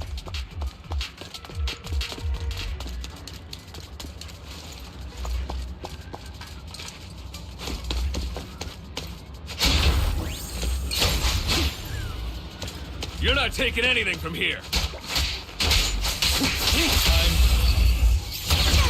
Hugo, get the guards first.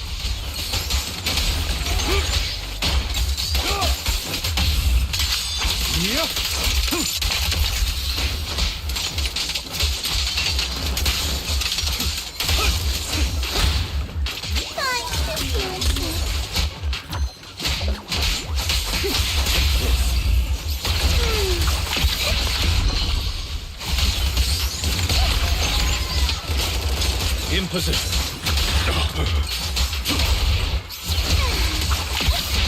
The wind is perfect today. You just stepped into your own grave!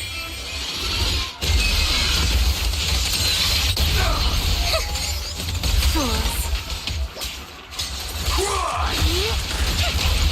I'll write the ending to your nightmare. Freeze all evil!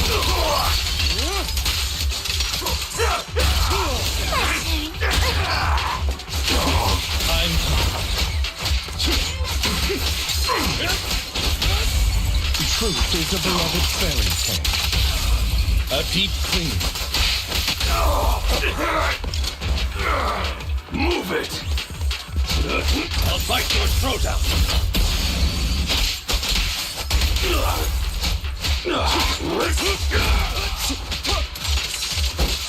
Prostrate yourself before the abyss.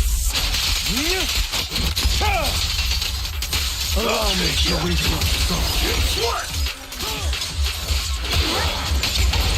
I'll write the ending to your nightmare.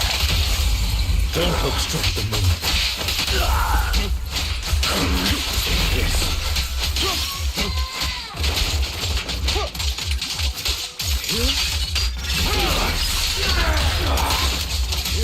Move it! Eat this! Say no more.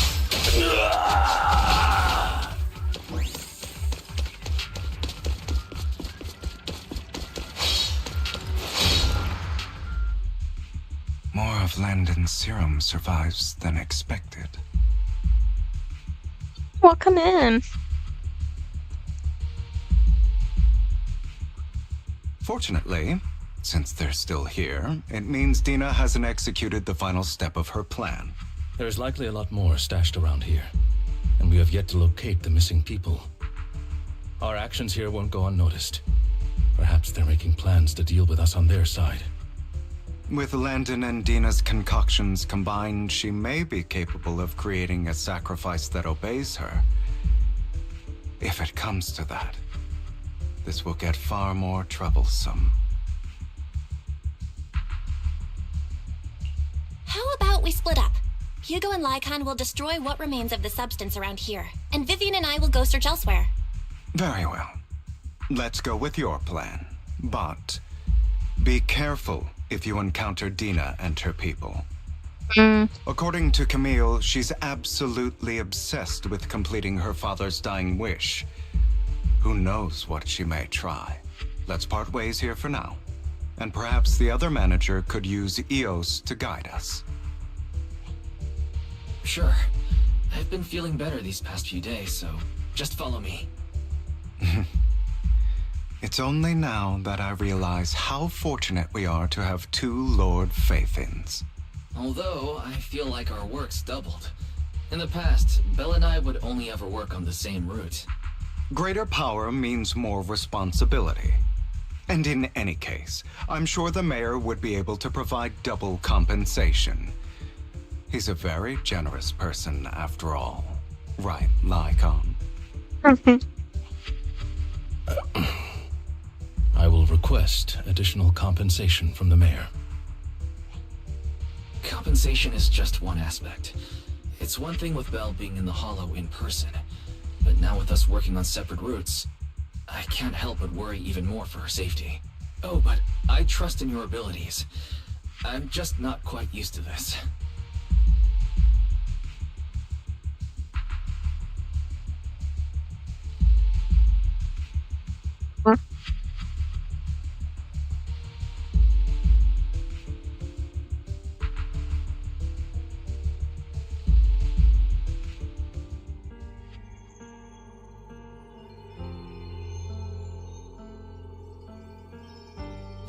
future I saw. Lord Phaethon.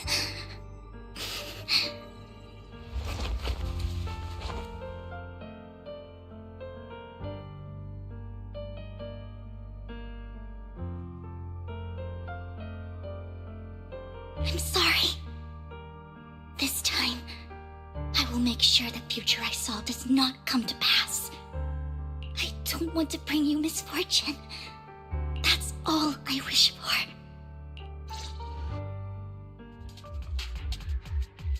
Don't tell me she's gonna take the stupid mess.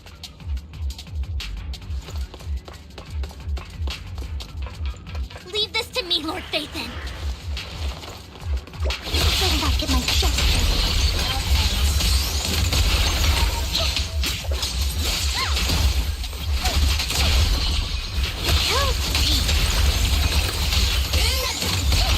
Notice me, Lord Phaethon.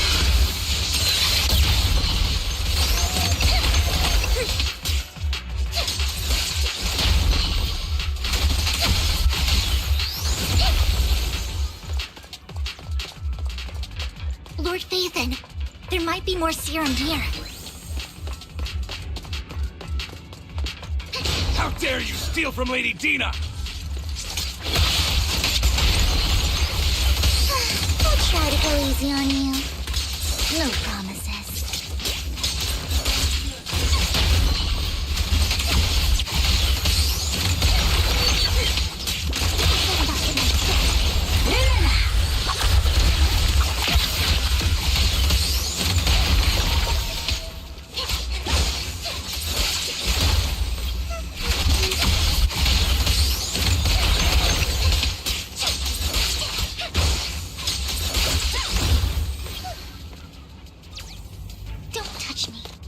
There are containers by the fissure.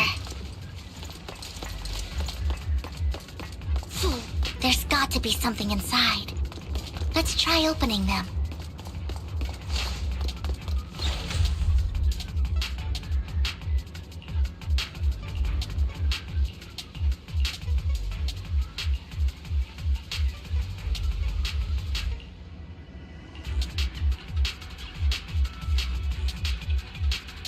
Okay. So we got a lot of ethereals we gotta deal with.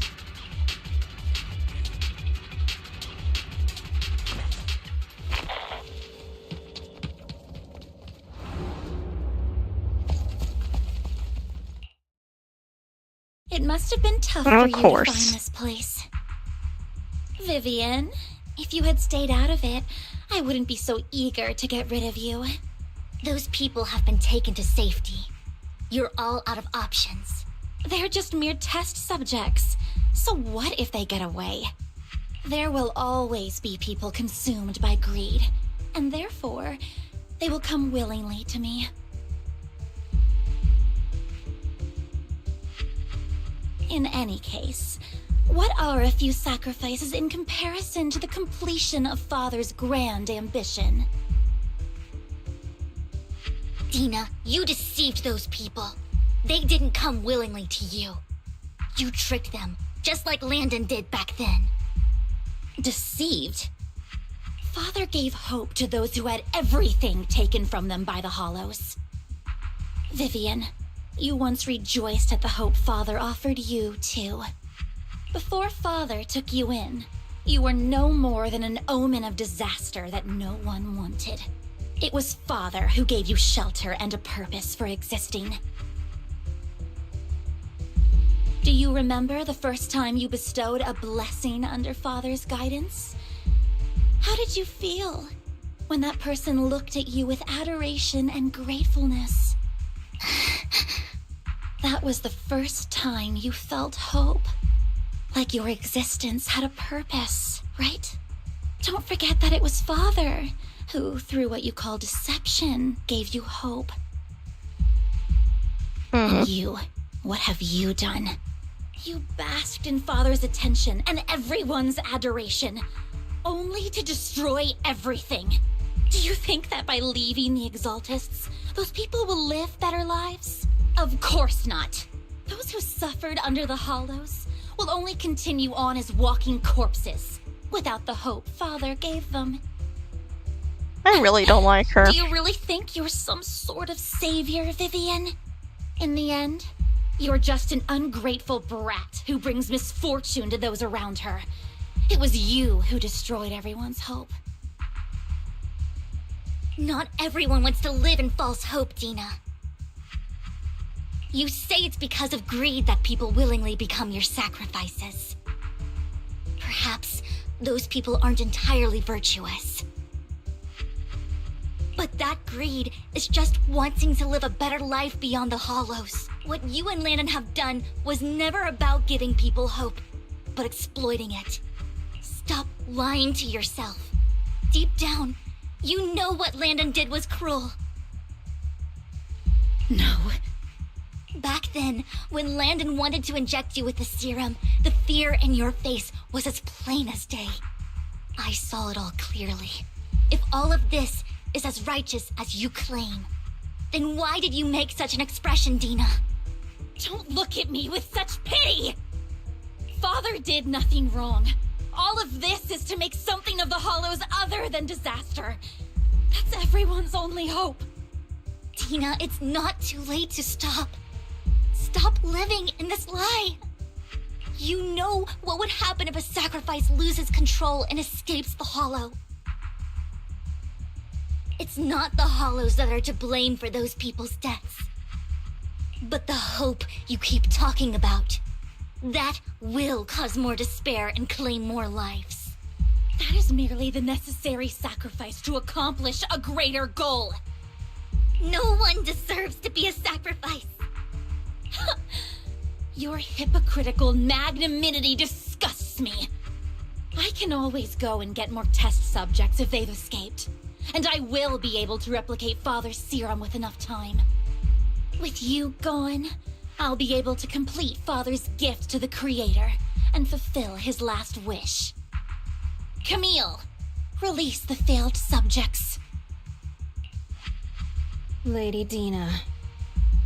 Camille, are you going to do what you did before? You keep saying you'll follow the Creator, but it's all lies. Lady Dina, the Hollows took my family from me. I understand that there's no way to get back what I've lost. It was Lord Landon who told me that the Creator would guide me. One day, Hollows will no longer be disasters. Everyone will be able to survive inside them. I look forward to the day when this hope becomes reality. I watched you grow up, and I know that you've always looked up to your father. He gives you hope, and I destroyed that hope with my own hands.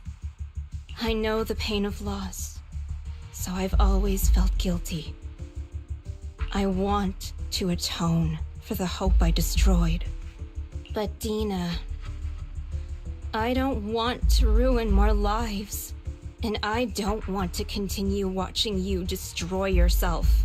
Vivian is right. Not everyone wants to live in false hope. So Camille, are you abandoning me too? I'm not abandoning you. I just don't want to see you go past the point of no return. The point of no return? I passed that point ages ago. No, Dina. You can still turn back. I'll be your way back. Where are you going, Camille? I made a deal with Hugo and the mayor. If someone needs to take the fall for this, let it be me. I did it. All of it. I've been forcing Landon's only daughter, Dina, to research how to create sacrifices. I colluded with the Ravenlock family for my own gain. Everything Dina did was under duress. Since I've kept her captive for so long, she doesn't have the skills to survive as an independent member of society. She'll need a caretaker and teacher. Someone who will look after her and educate her. No! I refuse, Camille! I refuse to accept this! Dina, I'm going to dispose of those failed subjects. I won't allow it! You'll die! I won't allow it! You can't leave me. I command you! You've always followed my orders, and you will follow them now! It wasn't your orders that I've been following. My younger sister, who was stolen from me by the Hollows, also had such beautiful red hair. When Landon told me the Creator could bring me hope, you were standing there, right behind him. I was certain, then and there, that this was the hope the Creator had given me. Start over, Dina. You still have so long, so much time. You'll make friends, find people who love you, and make many beautiful memories. That's not what I want! Camille, you're not allowed to die! I won't allow it! I won't allow it! Goodbye, Dina. And I'm sorry, Vivian. I'll leave the rest to you.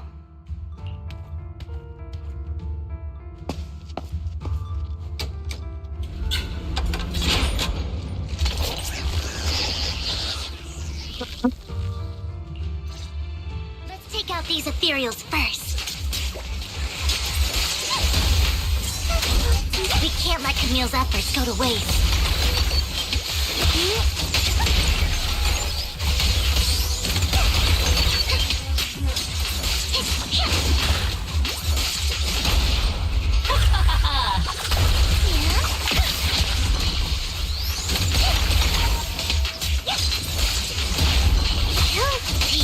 Let's go after Dina, Lord Phaethon. They must be on the other side of the fissure.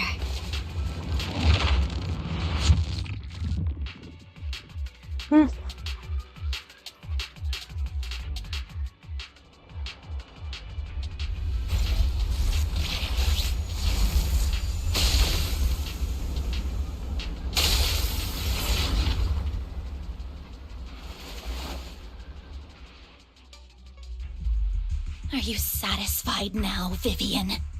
You were the one who brought yourself to this point. You're saying this is all my fault. Losing my father, losing Camille. I wish you had never come into my life. At first, when Father brought you home, I was happy. There are so many Exaltists, yet Father never allowed me to get too close with any of them. I never had any friends either. But when Father brought you back, he told me to take good care of you, that you were my first friend. I was also so happy the first time you took my place in helping Father select a person to receive the blessing, because it meant you were different from all those other people. You could stay with me. But soon, I grew jealous. You took the attention that should have belonged to me. You even took Father's love from me. It's only because of my ability that Landon... I know, but... Vivian, jealousy is something you cannot control. Of course, the same goes for fear and hatred. I was terrified that one day you would look at me and shed tears. I knew if that day ever came, Father would not hesitate to force the blessing upon me. And when that day did come, I hated you for causing my father's death. Tina, you knew everything about what happened back then, so... why are you still defending Landon? And why didn't you tell me back then? If I had known earlier, maybe I could have found... Because it's the only thing that makes me more special than you, no? It proves I had Father's trust. I was more useful to him. Vivian, you said you wandered without a home ever since you were young, hated by anyone you encountered. You were happy to gain recognition from everyone and help Father when you were among the Exaltists. But in the end, you discovered you were being used, so you felt betrayed and hurt. Then, what about me? All I ever had was my father. I've never known a life outside of the Exaltists. Ever since I was young, my only purpose was to help Father select who was to be blessed. The only purpose I had was my father and the Exaltists. I've never been taught anything else, Vivian. It is what little value I have, and have ever had. In the end, you took even that from me, and completely destroyed it. You think you're doing good and fighting evil. You've only managed to affect a small part of your world. But have you ever wondered if maybe that's all there is to my world? I never wanted to hurt you. You were also my first friend. And that's why I wanted to save you back then. Save me? You and Camille all talk about saving me. Why don't you understand? To me, loss is so much more painful than death. Tina, you can start over. Everything Camille did was so you could live on. Let's leave the Hollow together. There are so many amazing places in New Eridu. This time, I'll take care of you. I've also met so many amazing people. I'm sure they'll love you too. Okay, Dina? Vivian, I can't forgive you. And I don't want to forgive you. I have nothing left.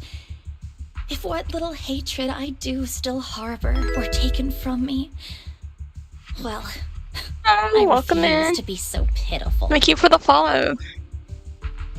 I won't apologize, Vivian.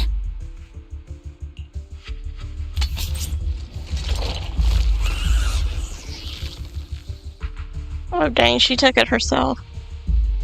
I don't want to hate myself, so I can only hate you for killing my father, and hate Camille for leaving me. That's just the kind of person I am. Hateful and despicable. I refuse to owe anyone anything. I refuse to feel regret. I won't. Vivian, I will keep hating you. I will take all who are precious to you.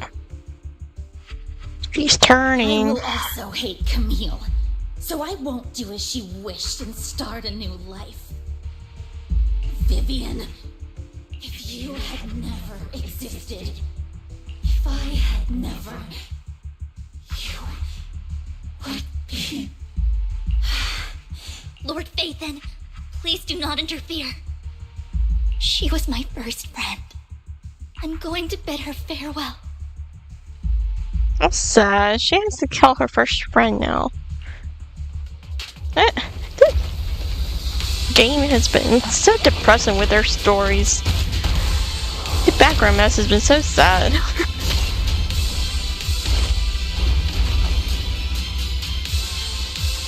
Dina, soon the pain will be over.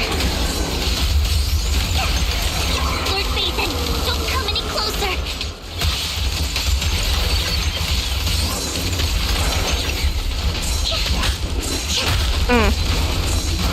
The game's lagging even a little.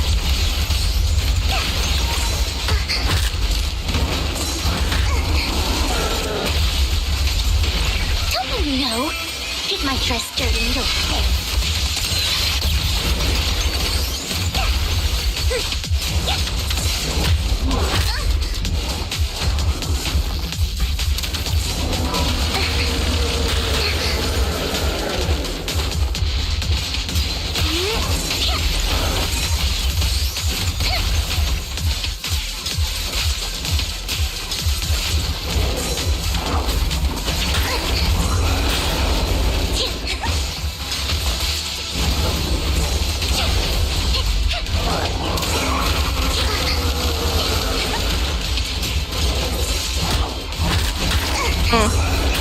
This is not working out like I want.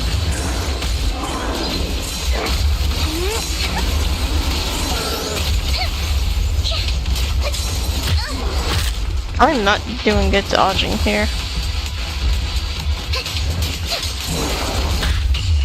Yeah.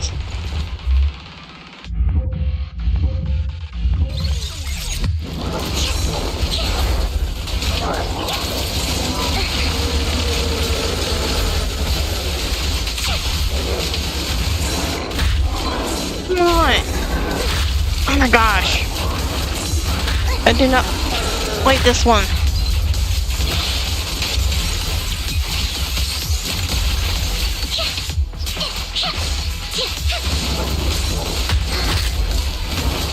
I'm over here trying to dodge and everything, and it's like, just doesn't want to. Oh, oh my gosh! Why is it so fast?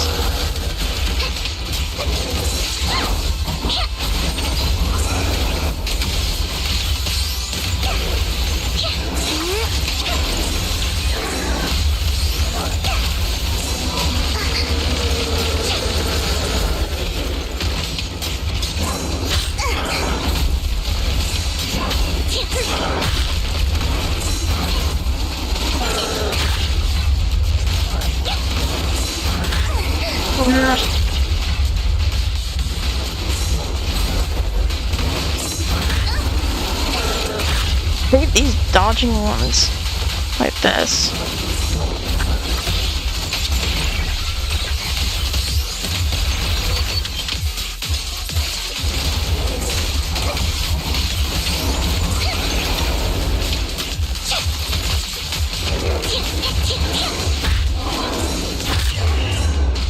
Ah!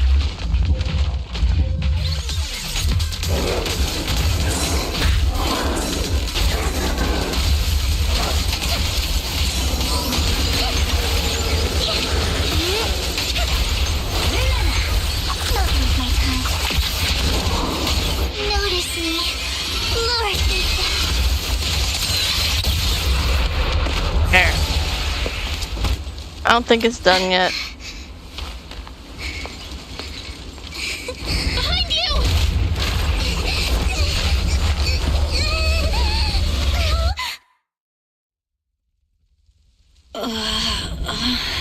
What happened? What the?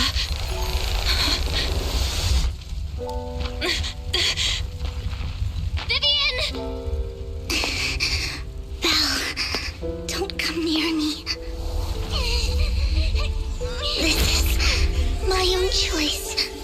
Oh, she took it. I will change the fate I saw. Vivian! I just want you to remember me when I looked my best. Vivian! Vivian, your body. I'm sorry you had to see me like this, but I don't want to be the one that only brings misfortune anymore. No, please. No. It's so warm, and the night is beautiful.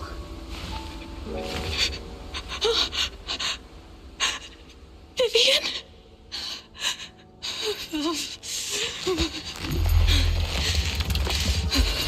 No. It can't end like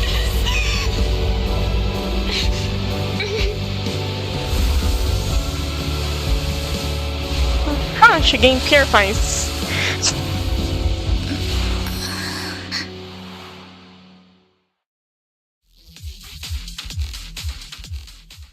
Belle gained super magical healing, purifying powers.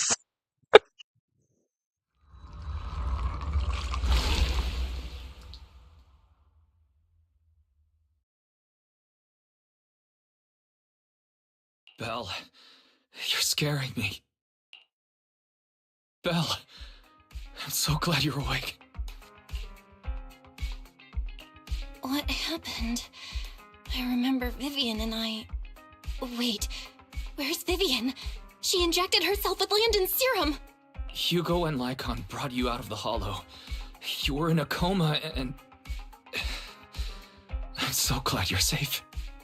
And you said Vivian used the serum on herself? But she looked fine to me, barring a couple of scratches. Hugo sent a message earlier saying he got her checked over, and she was alright. Can you recall what happened? The situation was dire, so Vivian used the serum on herself to defeat the ethereals. I saw the crystallization process starting to occur. And then I can't describe it, but I think I saw something. At the time, all I was thinking about was wanting to remove the crystals from Vivian. I don't even know what I did, but then I passed out, I guess. What happened after that? When I led Hugo and Lycon there, it was just you and Vivian lying on the ground. We didn't see anything else. Never mind that for now. Belle, do you feel any discomfort? Just a bit dizzy. For tonight, just get some rest. Hugo and Vivian said they'll come over tomorrow, so we'll discuss everything then. Okay. Okay. Good night then.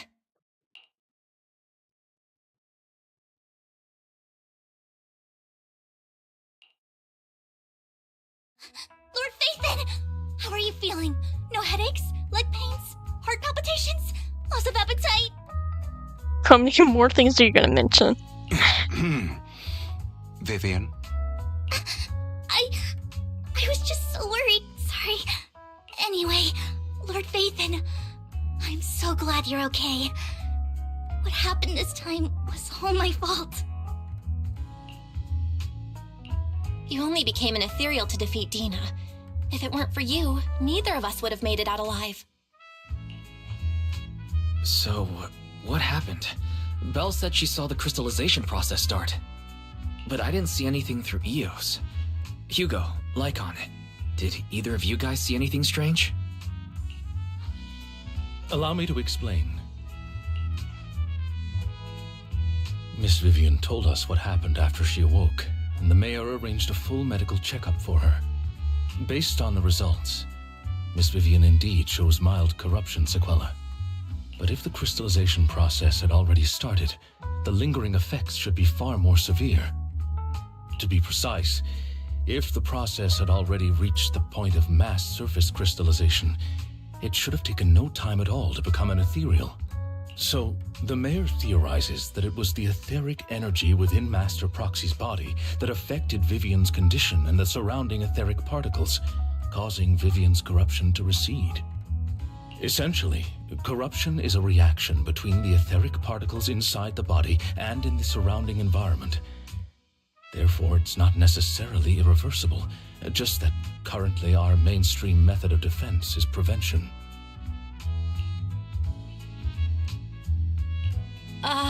How come I didn't know I had this ability? How's it even possible for me to influence other people's etheric particles? That makes it sound like I can manipulate etheric energy at will. Master Proxy, you are special.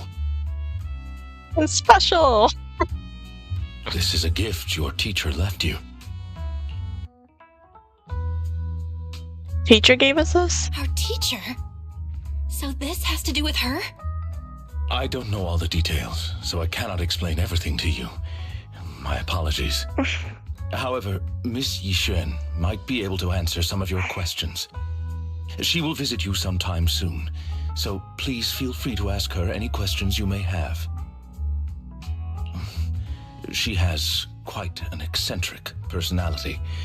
If she causes you any inconvenience... If she causes trouble, can I file a complaint about her to you? Master Proxy, you have always been a people person, so I trust you will handle things just fine. That just makes me more worried. In any case, the mayor has asked me to give everyone his most sincere gratitude. Unfortunately, the mayor could not come personally, but has promised everyone a favor. Provided it's within his means, he will offer his unconditional assistance once. There is no time limit on this favor.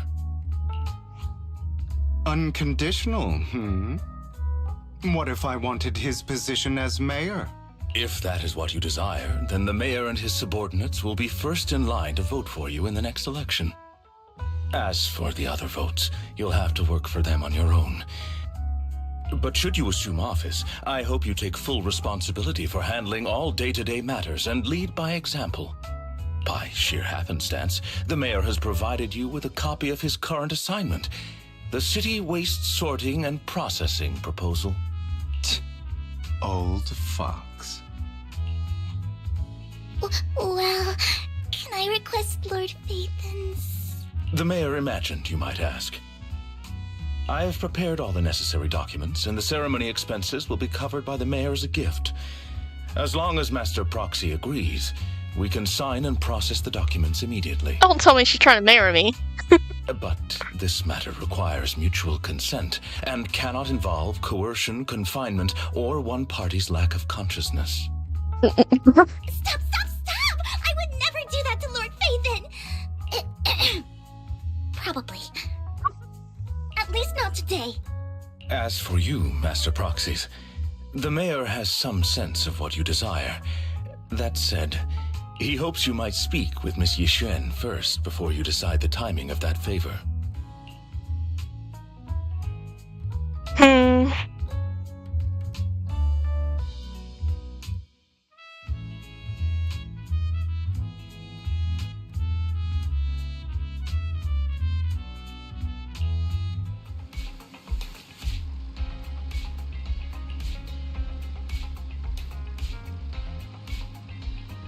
Yeah, I feel fine, I guess.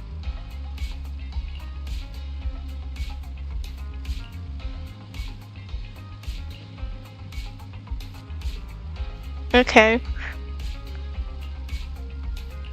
We'll go get some rest.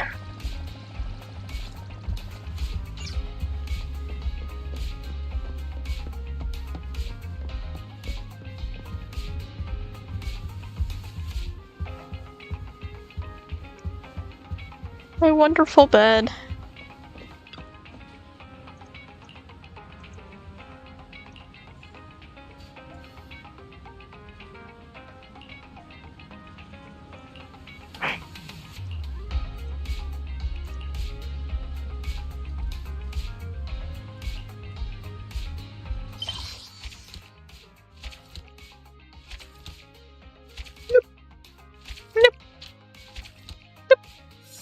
Yay!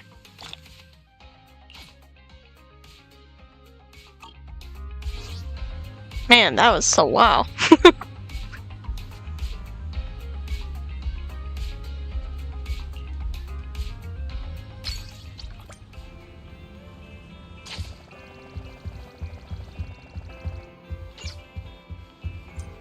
Do do do do do.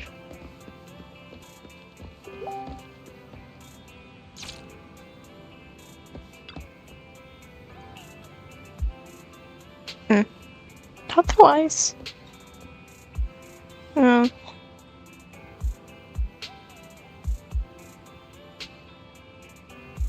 Okay.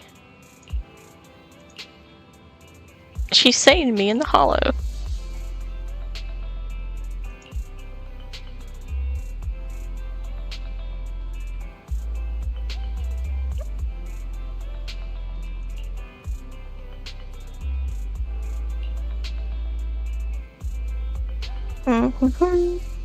That makes sense.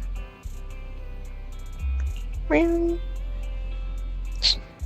She looks so serious.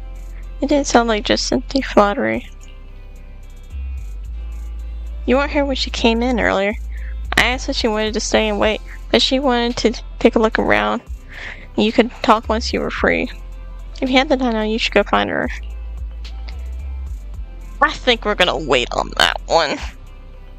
Cause that one story already took a while.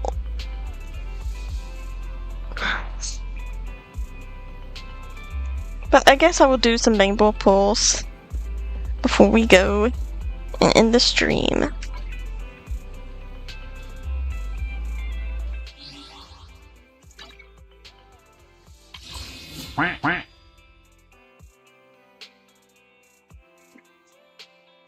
Oh, thank you for the raid. Welcome in. How are y'all doing? I am about to end though. Just gonna do some pulls first.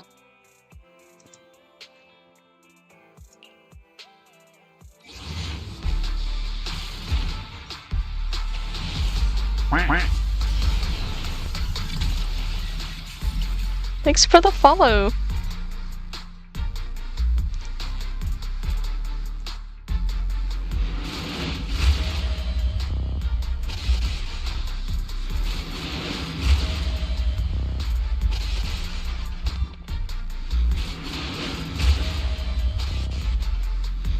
I didn't even see how many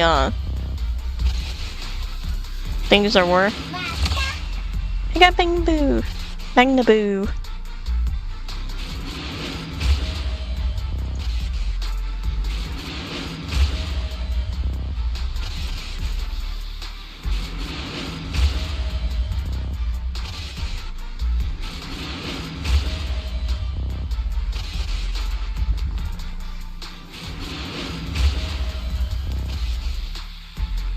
Yeah, there was just the 1A at that time.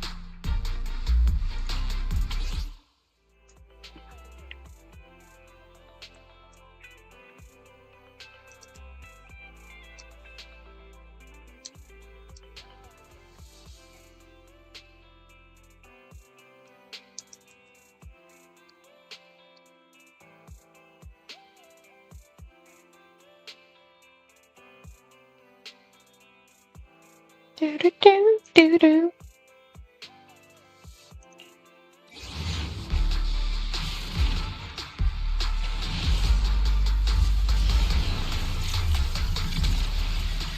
Oh, just the 1A again.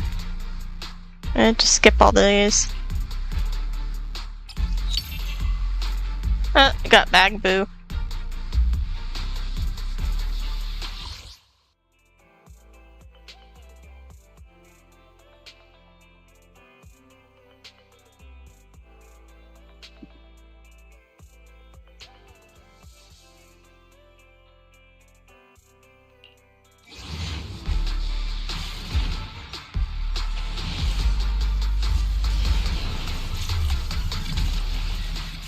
Hey, 2 A's that time.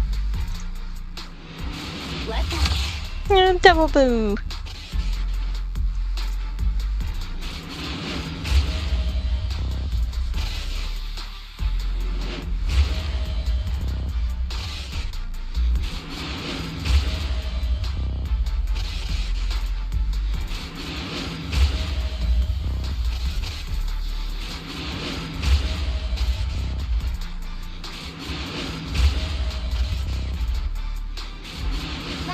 Oh, we got Magnet Boo again.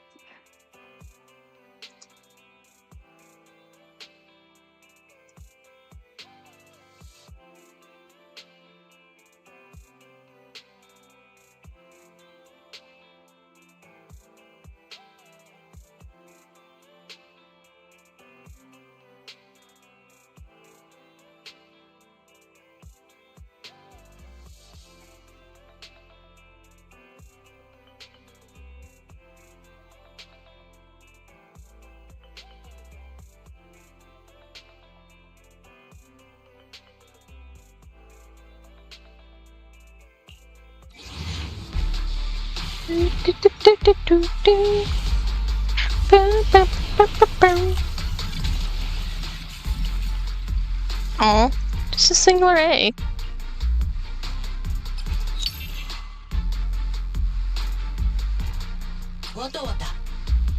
Explore Boo.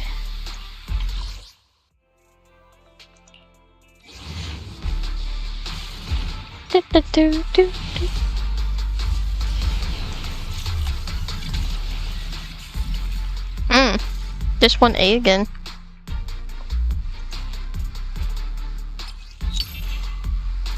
got Batty Boo. I do like Batty.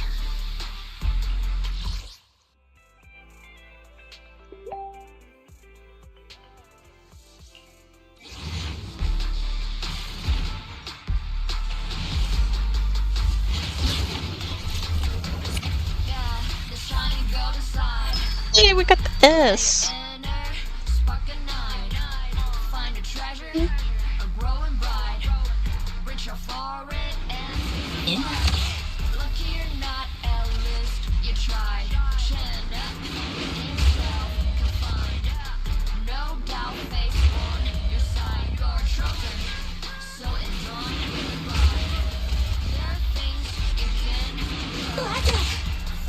Hi, Boo.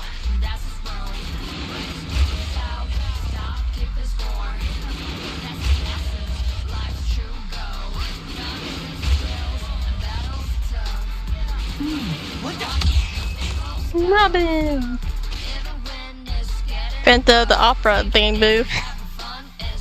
That's what he honestly reminds me of. He's just a Phantom of the Opera.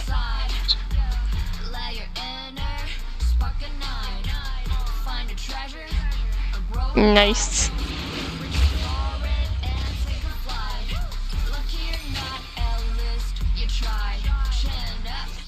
Okay, now we got that one. Guess I'm gonna go ahead and finish the little bit of talking that's left here, hopefully.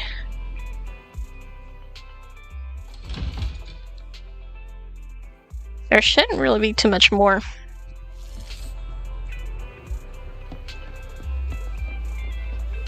Hi, person. I did not expect that such a spiritual entity would exist here. It appears this street is a geomantic gem. A spiritual entity? His name is Howl, and I guess you could say he's a neighbor of mine. Is there something special about him? No, I was simply a bit surprised. It's rare to find such an intelligent individual of this breed. Exactly. Even huskies can be really smart. Howl is proof. You're right. Yet, being overly intelligent comes at a price. It must stay here for prolonged periods of time, parted from its owner and unable to move about freely. Both a blessing and a curse. Oof. When you put it that way, that's kinda... However, it seems quite happy. We've strayed a bit off topic. Since you're back, let's discuss our partnership.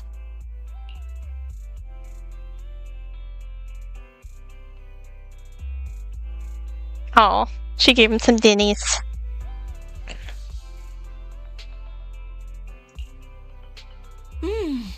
Nice job.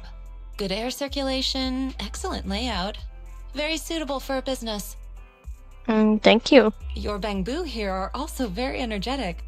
It seems your fortune is good when it comes to wealth. Didn't expect you to understand feng shui. Thank you for your blessings.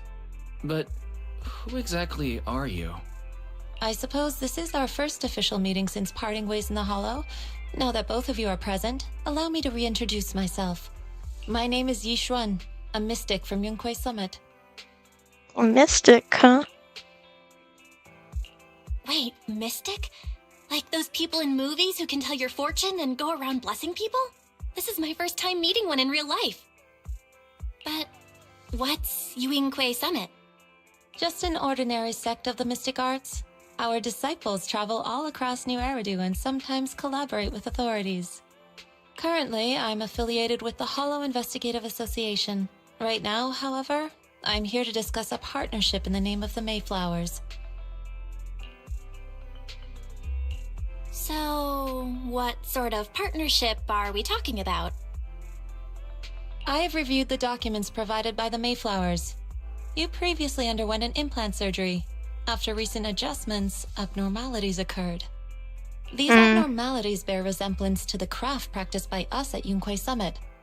If you are willing, I can teach you how to better control your abilities. To better control my abilities? It sounds great, but there's no such thing as a free lunch. Since you're willing to teach us your craft, Shifu, you must want something in return, right? That's right. Mayflower will have you join me for some investigations. Looking at my divination results, this will be a complicated and very likely dangerous matter. He's still going over the details, but should have more information for you soon. You can wait until then to decide.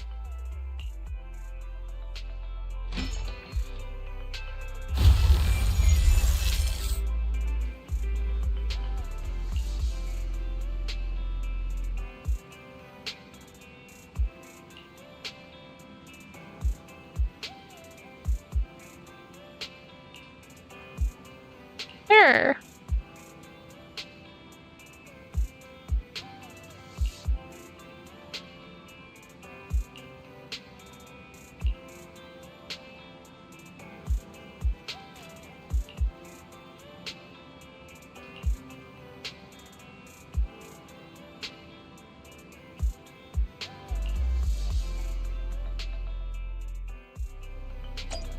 Okay.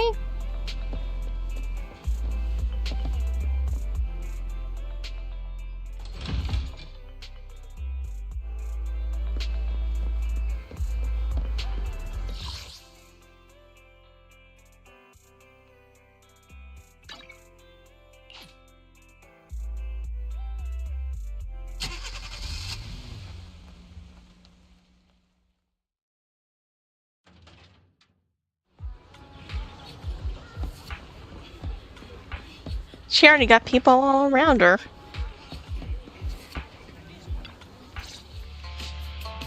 Please help me check my fortune.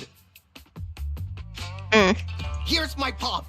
Look, doesn't this thick wealth line mean I'm about to strike it rich? No. I've looked it over, and your fortune is decent. You barely looked at it, and you're already done? You have good fortune. What? You don't believe me? I do. Thank you so much. Next, it's my turn. Hey, wait, hey, quit cutting in line. Yeah. Oh, this is where you were. Who are all these people? You're here, Belle? I decided to take a break. I didn't expect so many people to come seeking my divination services. Don't worry, I need no more than a simple spell to solve this matter. Fortune-telling services is 10,000 dennies per session. That's a quick way to get rid of people. So my services is highly expensive right now.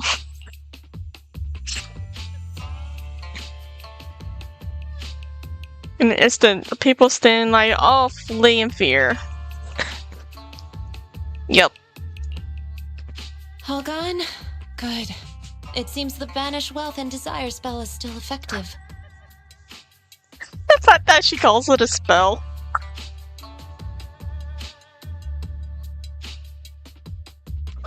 Banish wealth and desire? That's a spell? Apparently. This isn't the kind of craft you said you were going to teach us, is it?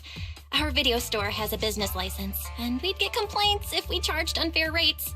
Of course not. This is just a trick to deal with trouble. I'll take my time showing you the true craft of Yunquai Summit. For now, let's find that shop.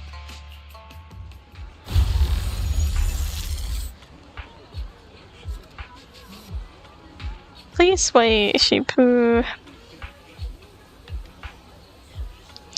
So many people wanted to tell you their fortunes. You must be a divine, immortal abolition. Great. I finally get to meet an immortal in the flesh. Please, I need your help. I am no immortal, just a normal mystic. However, it appears you're in quite a pickle. At its head when it was produced, and I don't know what parts got damaged, but sometimes it gets all dazed and really slow to respond. Also, it can't connect to the internet and can't receive messages. So it isn't cut up on anything and ends up looking even more silly. Other bamboo keep mocking it, and it's got a short temper, so it's always finding other bamboo. No, it's afraid it can't be repaired and will get scrapped, so it refused to go for repairs. I was like watching those movies with immortals who catch demons, so wants to learn mystic arts. If you try it and convince it might agree to be repaired. If you wish to use the mystic arts as cover to convince it to get repairs, shouldn't be difficult. Belle, do you know any place nearby that does repairs? There's no need for that. I can check over it first. If there's no major hardware issues, I can do some debugging and adjustments. Very well. Really? Great. Amazing. You two are amazing. My friend is not far from here. Please go and check it out. Okay. We will go help.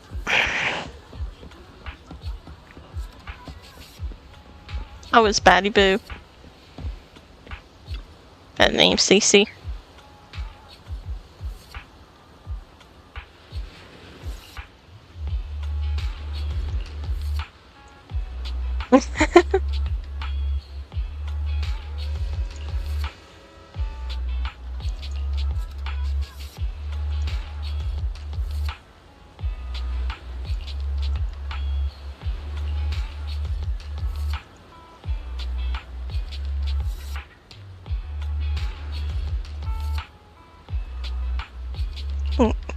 Telling it we're gonna train it in mystic arts. A dongle for what the heck is a dongle? A widget for a widget.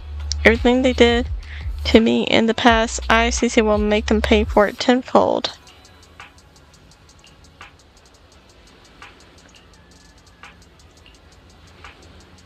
Here's a little busted. You fix it. Alright, time to fix.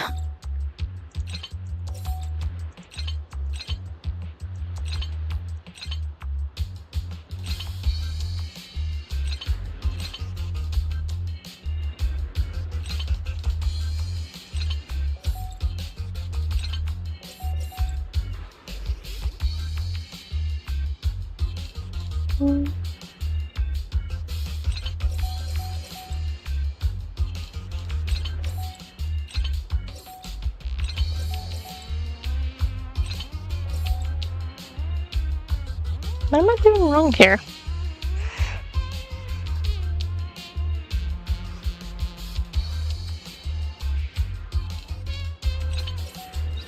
There we go.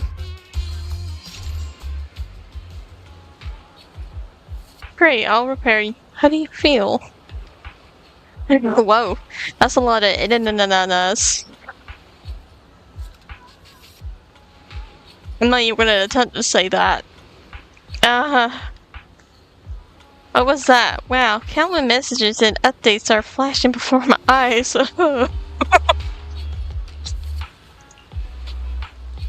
Could this be? Is this what they call enlightenment? Whoa, amazing.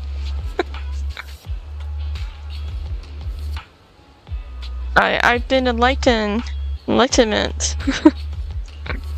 Congrats, you're now connected to the internet. Thank you, thank you. Please be my mentor, my official Shifu.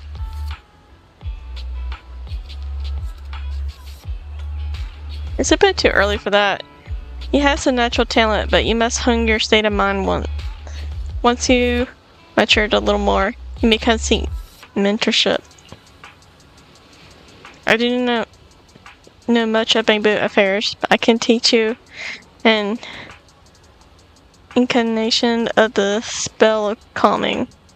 When you feel agitated and wish to fight those other bamboo, you can recite this incarnation under your breath. Their brains are made of defective parts. Thus you can avoid conflict and disaster. Oh, see. Their brakes are made of defective parts. Their frames are made of defective parts. That's messed up. Bamboo contemplates this for a while. And gray. Its gaze growing brighter. Huh. It's so amazing. As I recite the spell, this bully bamboo don't seem so irritating anymore. Thank you for teaching me the spell of calming. Shifu, it really works. You're welcome. The one should not get into fights if possible. If you must, be sure to win the fight. Understand? Understood. Thank you, Shifu. Thank you, Shifu. Thank you both for helping us. Since you're all right now, it's time for us to take our leave. Belle, let's head for that store. Yishu and Shifu, the store is right up ahead. Yes, this is the place. Ah, this is the one. Seems it's closed. Another wasted trip. Not necessarily. 1 second, please.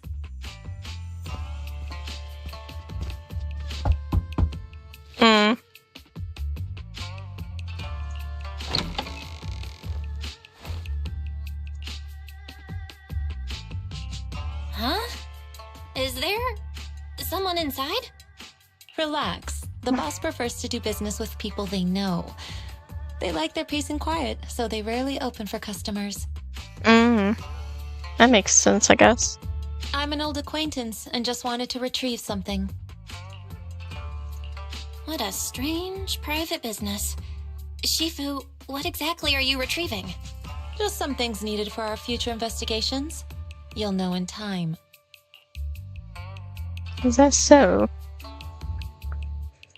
Really? Shifu, I feel like you're always so mysterious. Rest assured, I'm not hiding anything from you. It's simply because the correct time has not yet arrived, so there is no need to rush. Since we've already obtained what we came for, let's part ways here. There will be plenty of time in the future. We will certainly meet again.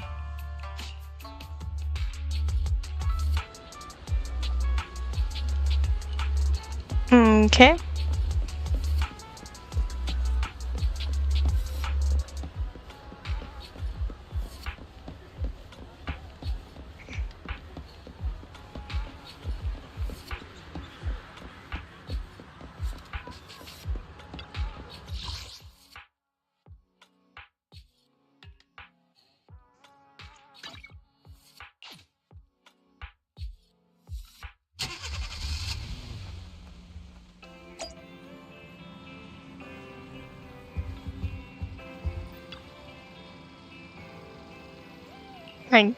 It went well.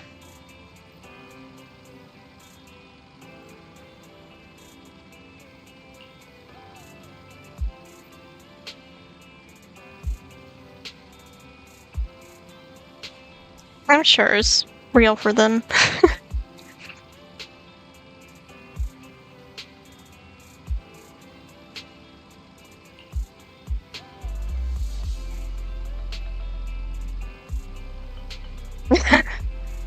Are we gonna be like those movie protagonists who use talismans to defeat ethereals and magic arrays to suppress hollows? Maybe.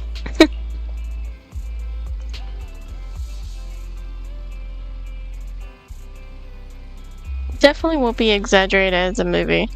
I wouldn't, but I don't think. I keep wanting to say this wrong. Yushuan? It's like Yushuan, I think. Shifu is lying. She really did display mystical powers back in the hollow. I see. Well, I trust your judgment. Plus, the mayor must have his reason for choosing her to teach us. Shifu said the mayor would have us help her on some investigation. Wonder what that is. Either way, we'll find out soon. There's no rush. Well, you've been so busy recently. You should take this time to rest and have a break.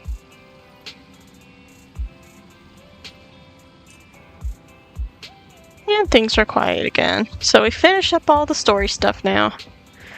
The main quest line. And I am done for the night. Because I almost go in here for like 5 hours. I thank everybody for coming by, and stopping by, say hello. And I will catch y'all in the next stream. Bye bye!